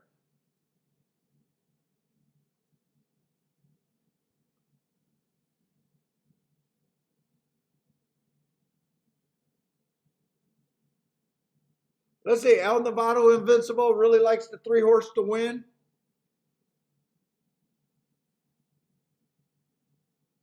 Now, if I hated the 4 and I still gave him a 50-50 shot to win and I hated him, you know, I could go on building a profit line here. But with me liking him, you know, if you try to beat him with the 3 and the 7 and the 4 wins, you're like, why was I even in the race? There was no upside there. You know, there's no upside in the, these races are just, to me, best to be avoided unless you got a better opinion than my squirrely opinion.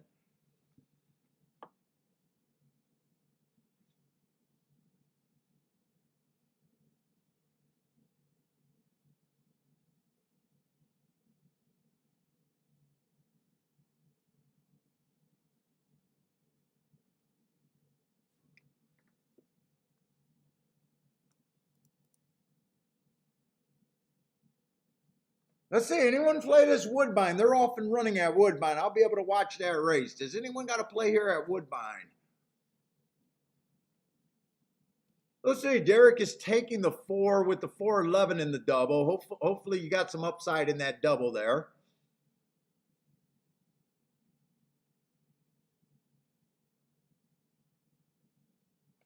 Oh, now see, you have to pretend that you hate the 4, and that's the problem.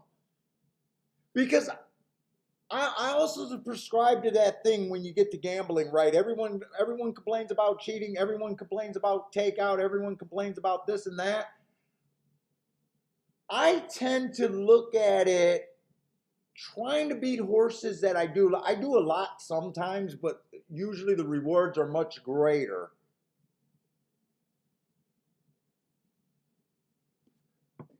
And I know what irritates me when I try to beat too many horses that I really do like.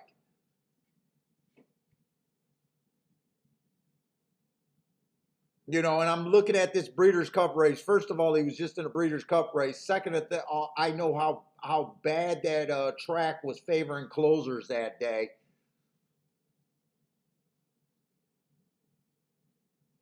Now, he did run against the inside stalking closing day over there, or inside stalking day, and was the slowest winner.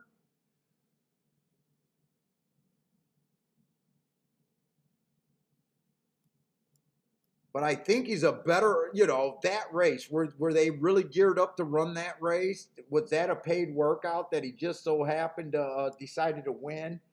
I don't know. I just don't want to deal with this race. What's up, Greer?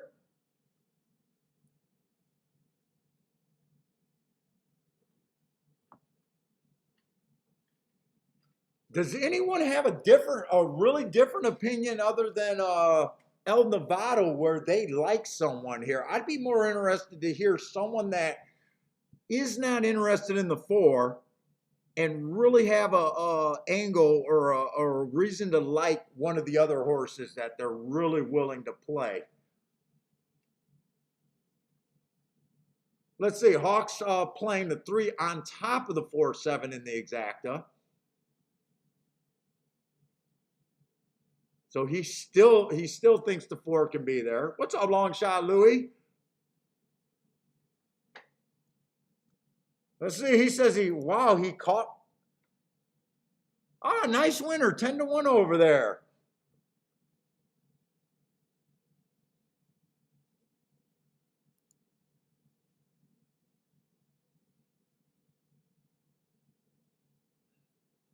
And I just had that lesson early in my playing that it's so much easier to beat the horses with 10-1 and higher than it is to beat the game with short price horses.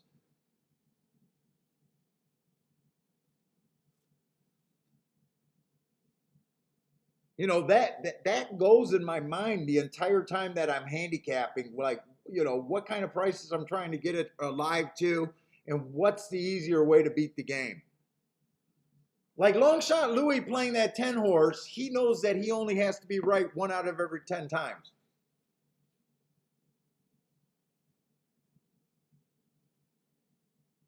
If he can do a little bit better than that, he's in the profit margin almost instantly.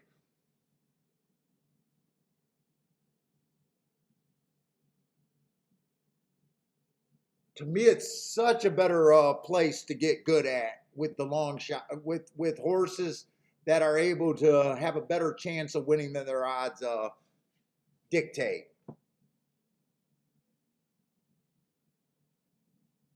Let's see, Navajo is another one that says the 3 had a decent 2-year-old campaign, so it looks like. And I did say I really thought, you know, remember 7 was kind of a throw-in. I really thought the 2 horses in this race, by the way, was the 4 and the 3.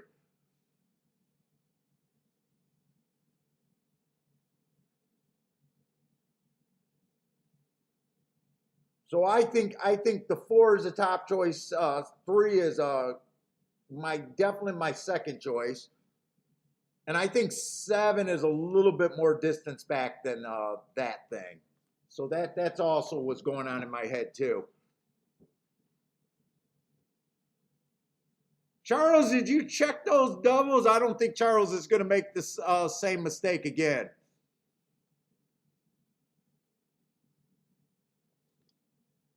I'm betting that Charles at least checked those doubles this time. Singling, oh, and he's doing a 4 all try and super.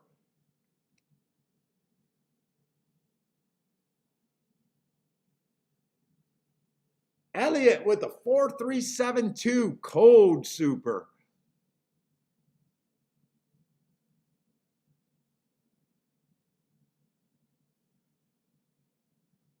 I'm pretty sure he was at Saratoga there.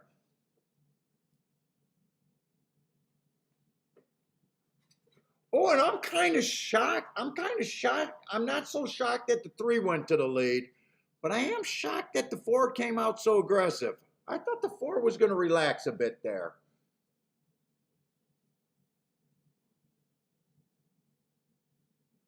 He's been on the pace before at a sprint, but I thought that he would definitely rate here. Dude, if this track is backing up and they got a fast enough pace, that might set up for the 7 and the 2 here. I was not picturing, I thought the 1 would go to the lead, and I think I thought the 2 was going to be possibly challenging for the lead.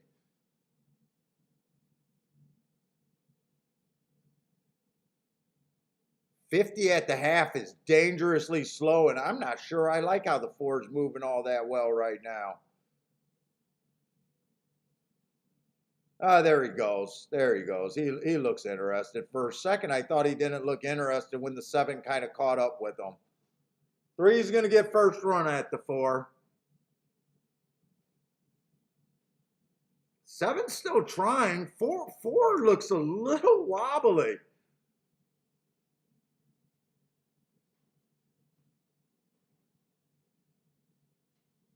Yeah, 4's playing with them. Let's see.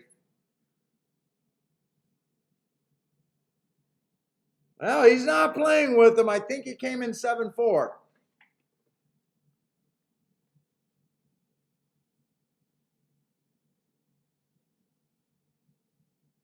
Yeah, I kind of think the 4 made a mistake by jumping on the lead at the first call.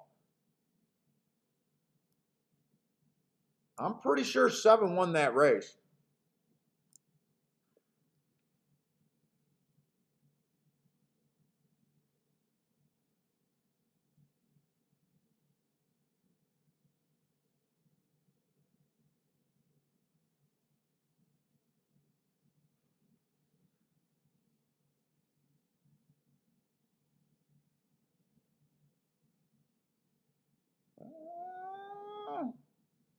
No, 7 won that race. For a second, it looked like 4 could have got the perfect bob, but there's no chance on him getting the perfect bob.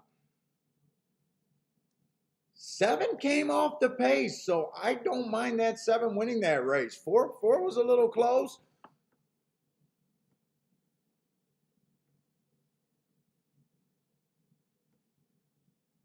I was a little surprised that the 4 was on the lead or kind of up on the lead at the first call. You know what? Irad does not need another winner. I don't think there's any chance. I think that 7 definitely got first there.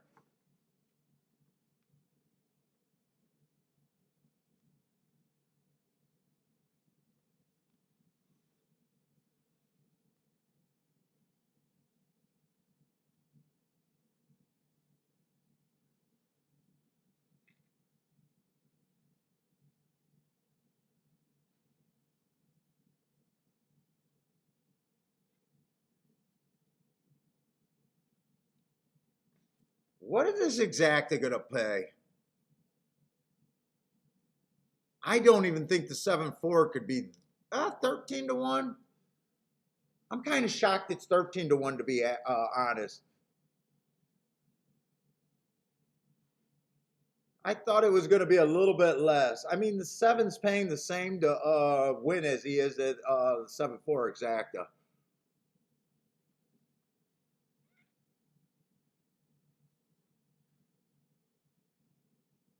But anyway, ladies and gentlemen, that's it for me today. That is it for me today. I know I'm not going to have any insight in the last race. I think I'm going to get started on my workout and playing with Bentley and taking him on his walk and get a little earlier start marking the form.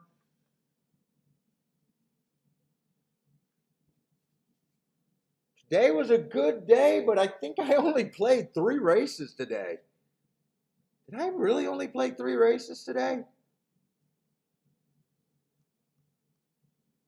No bet.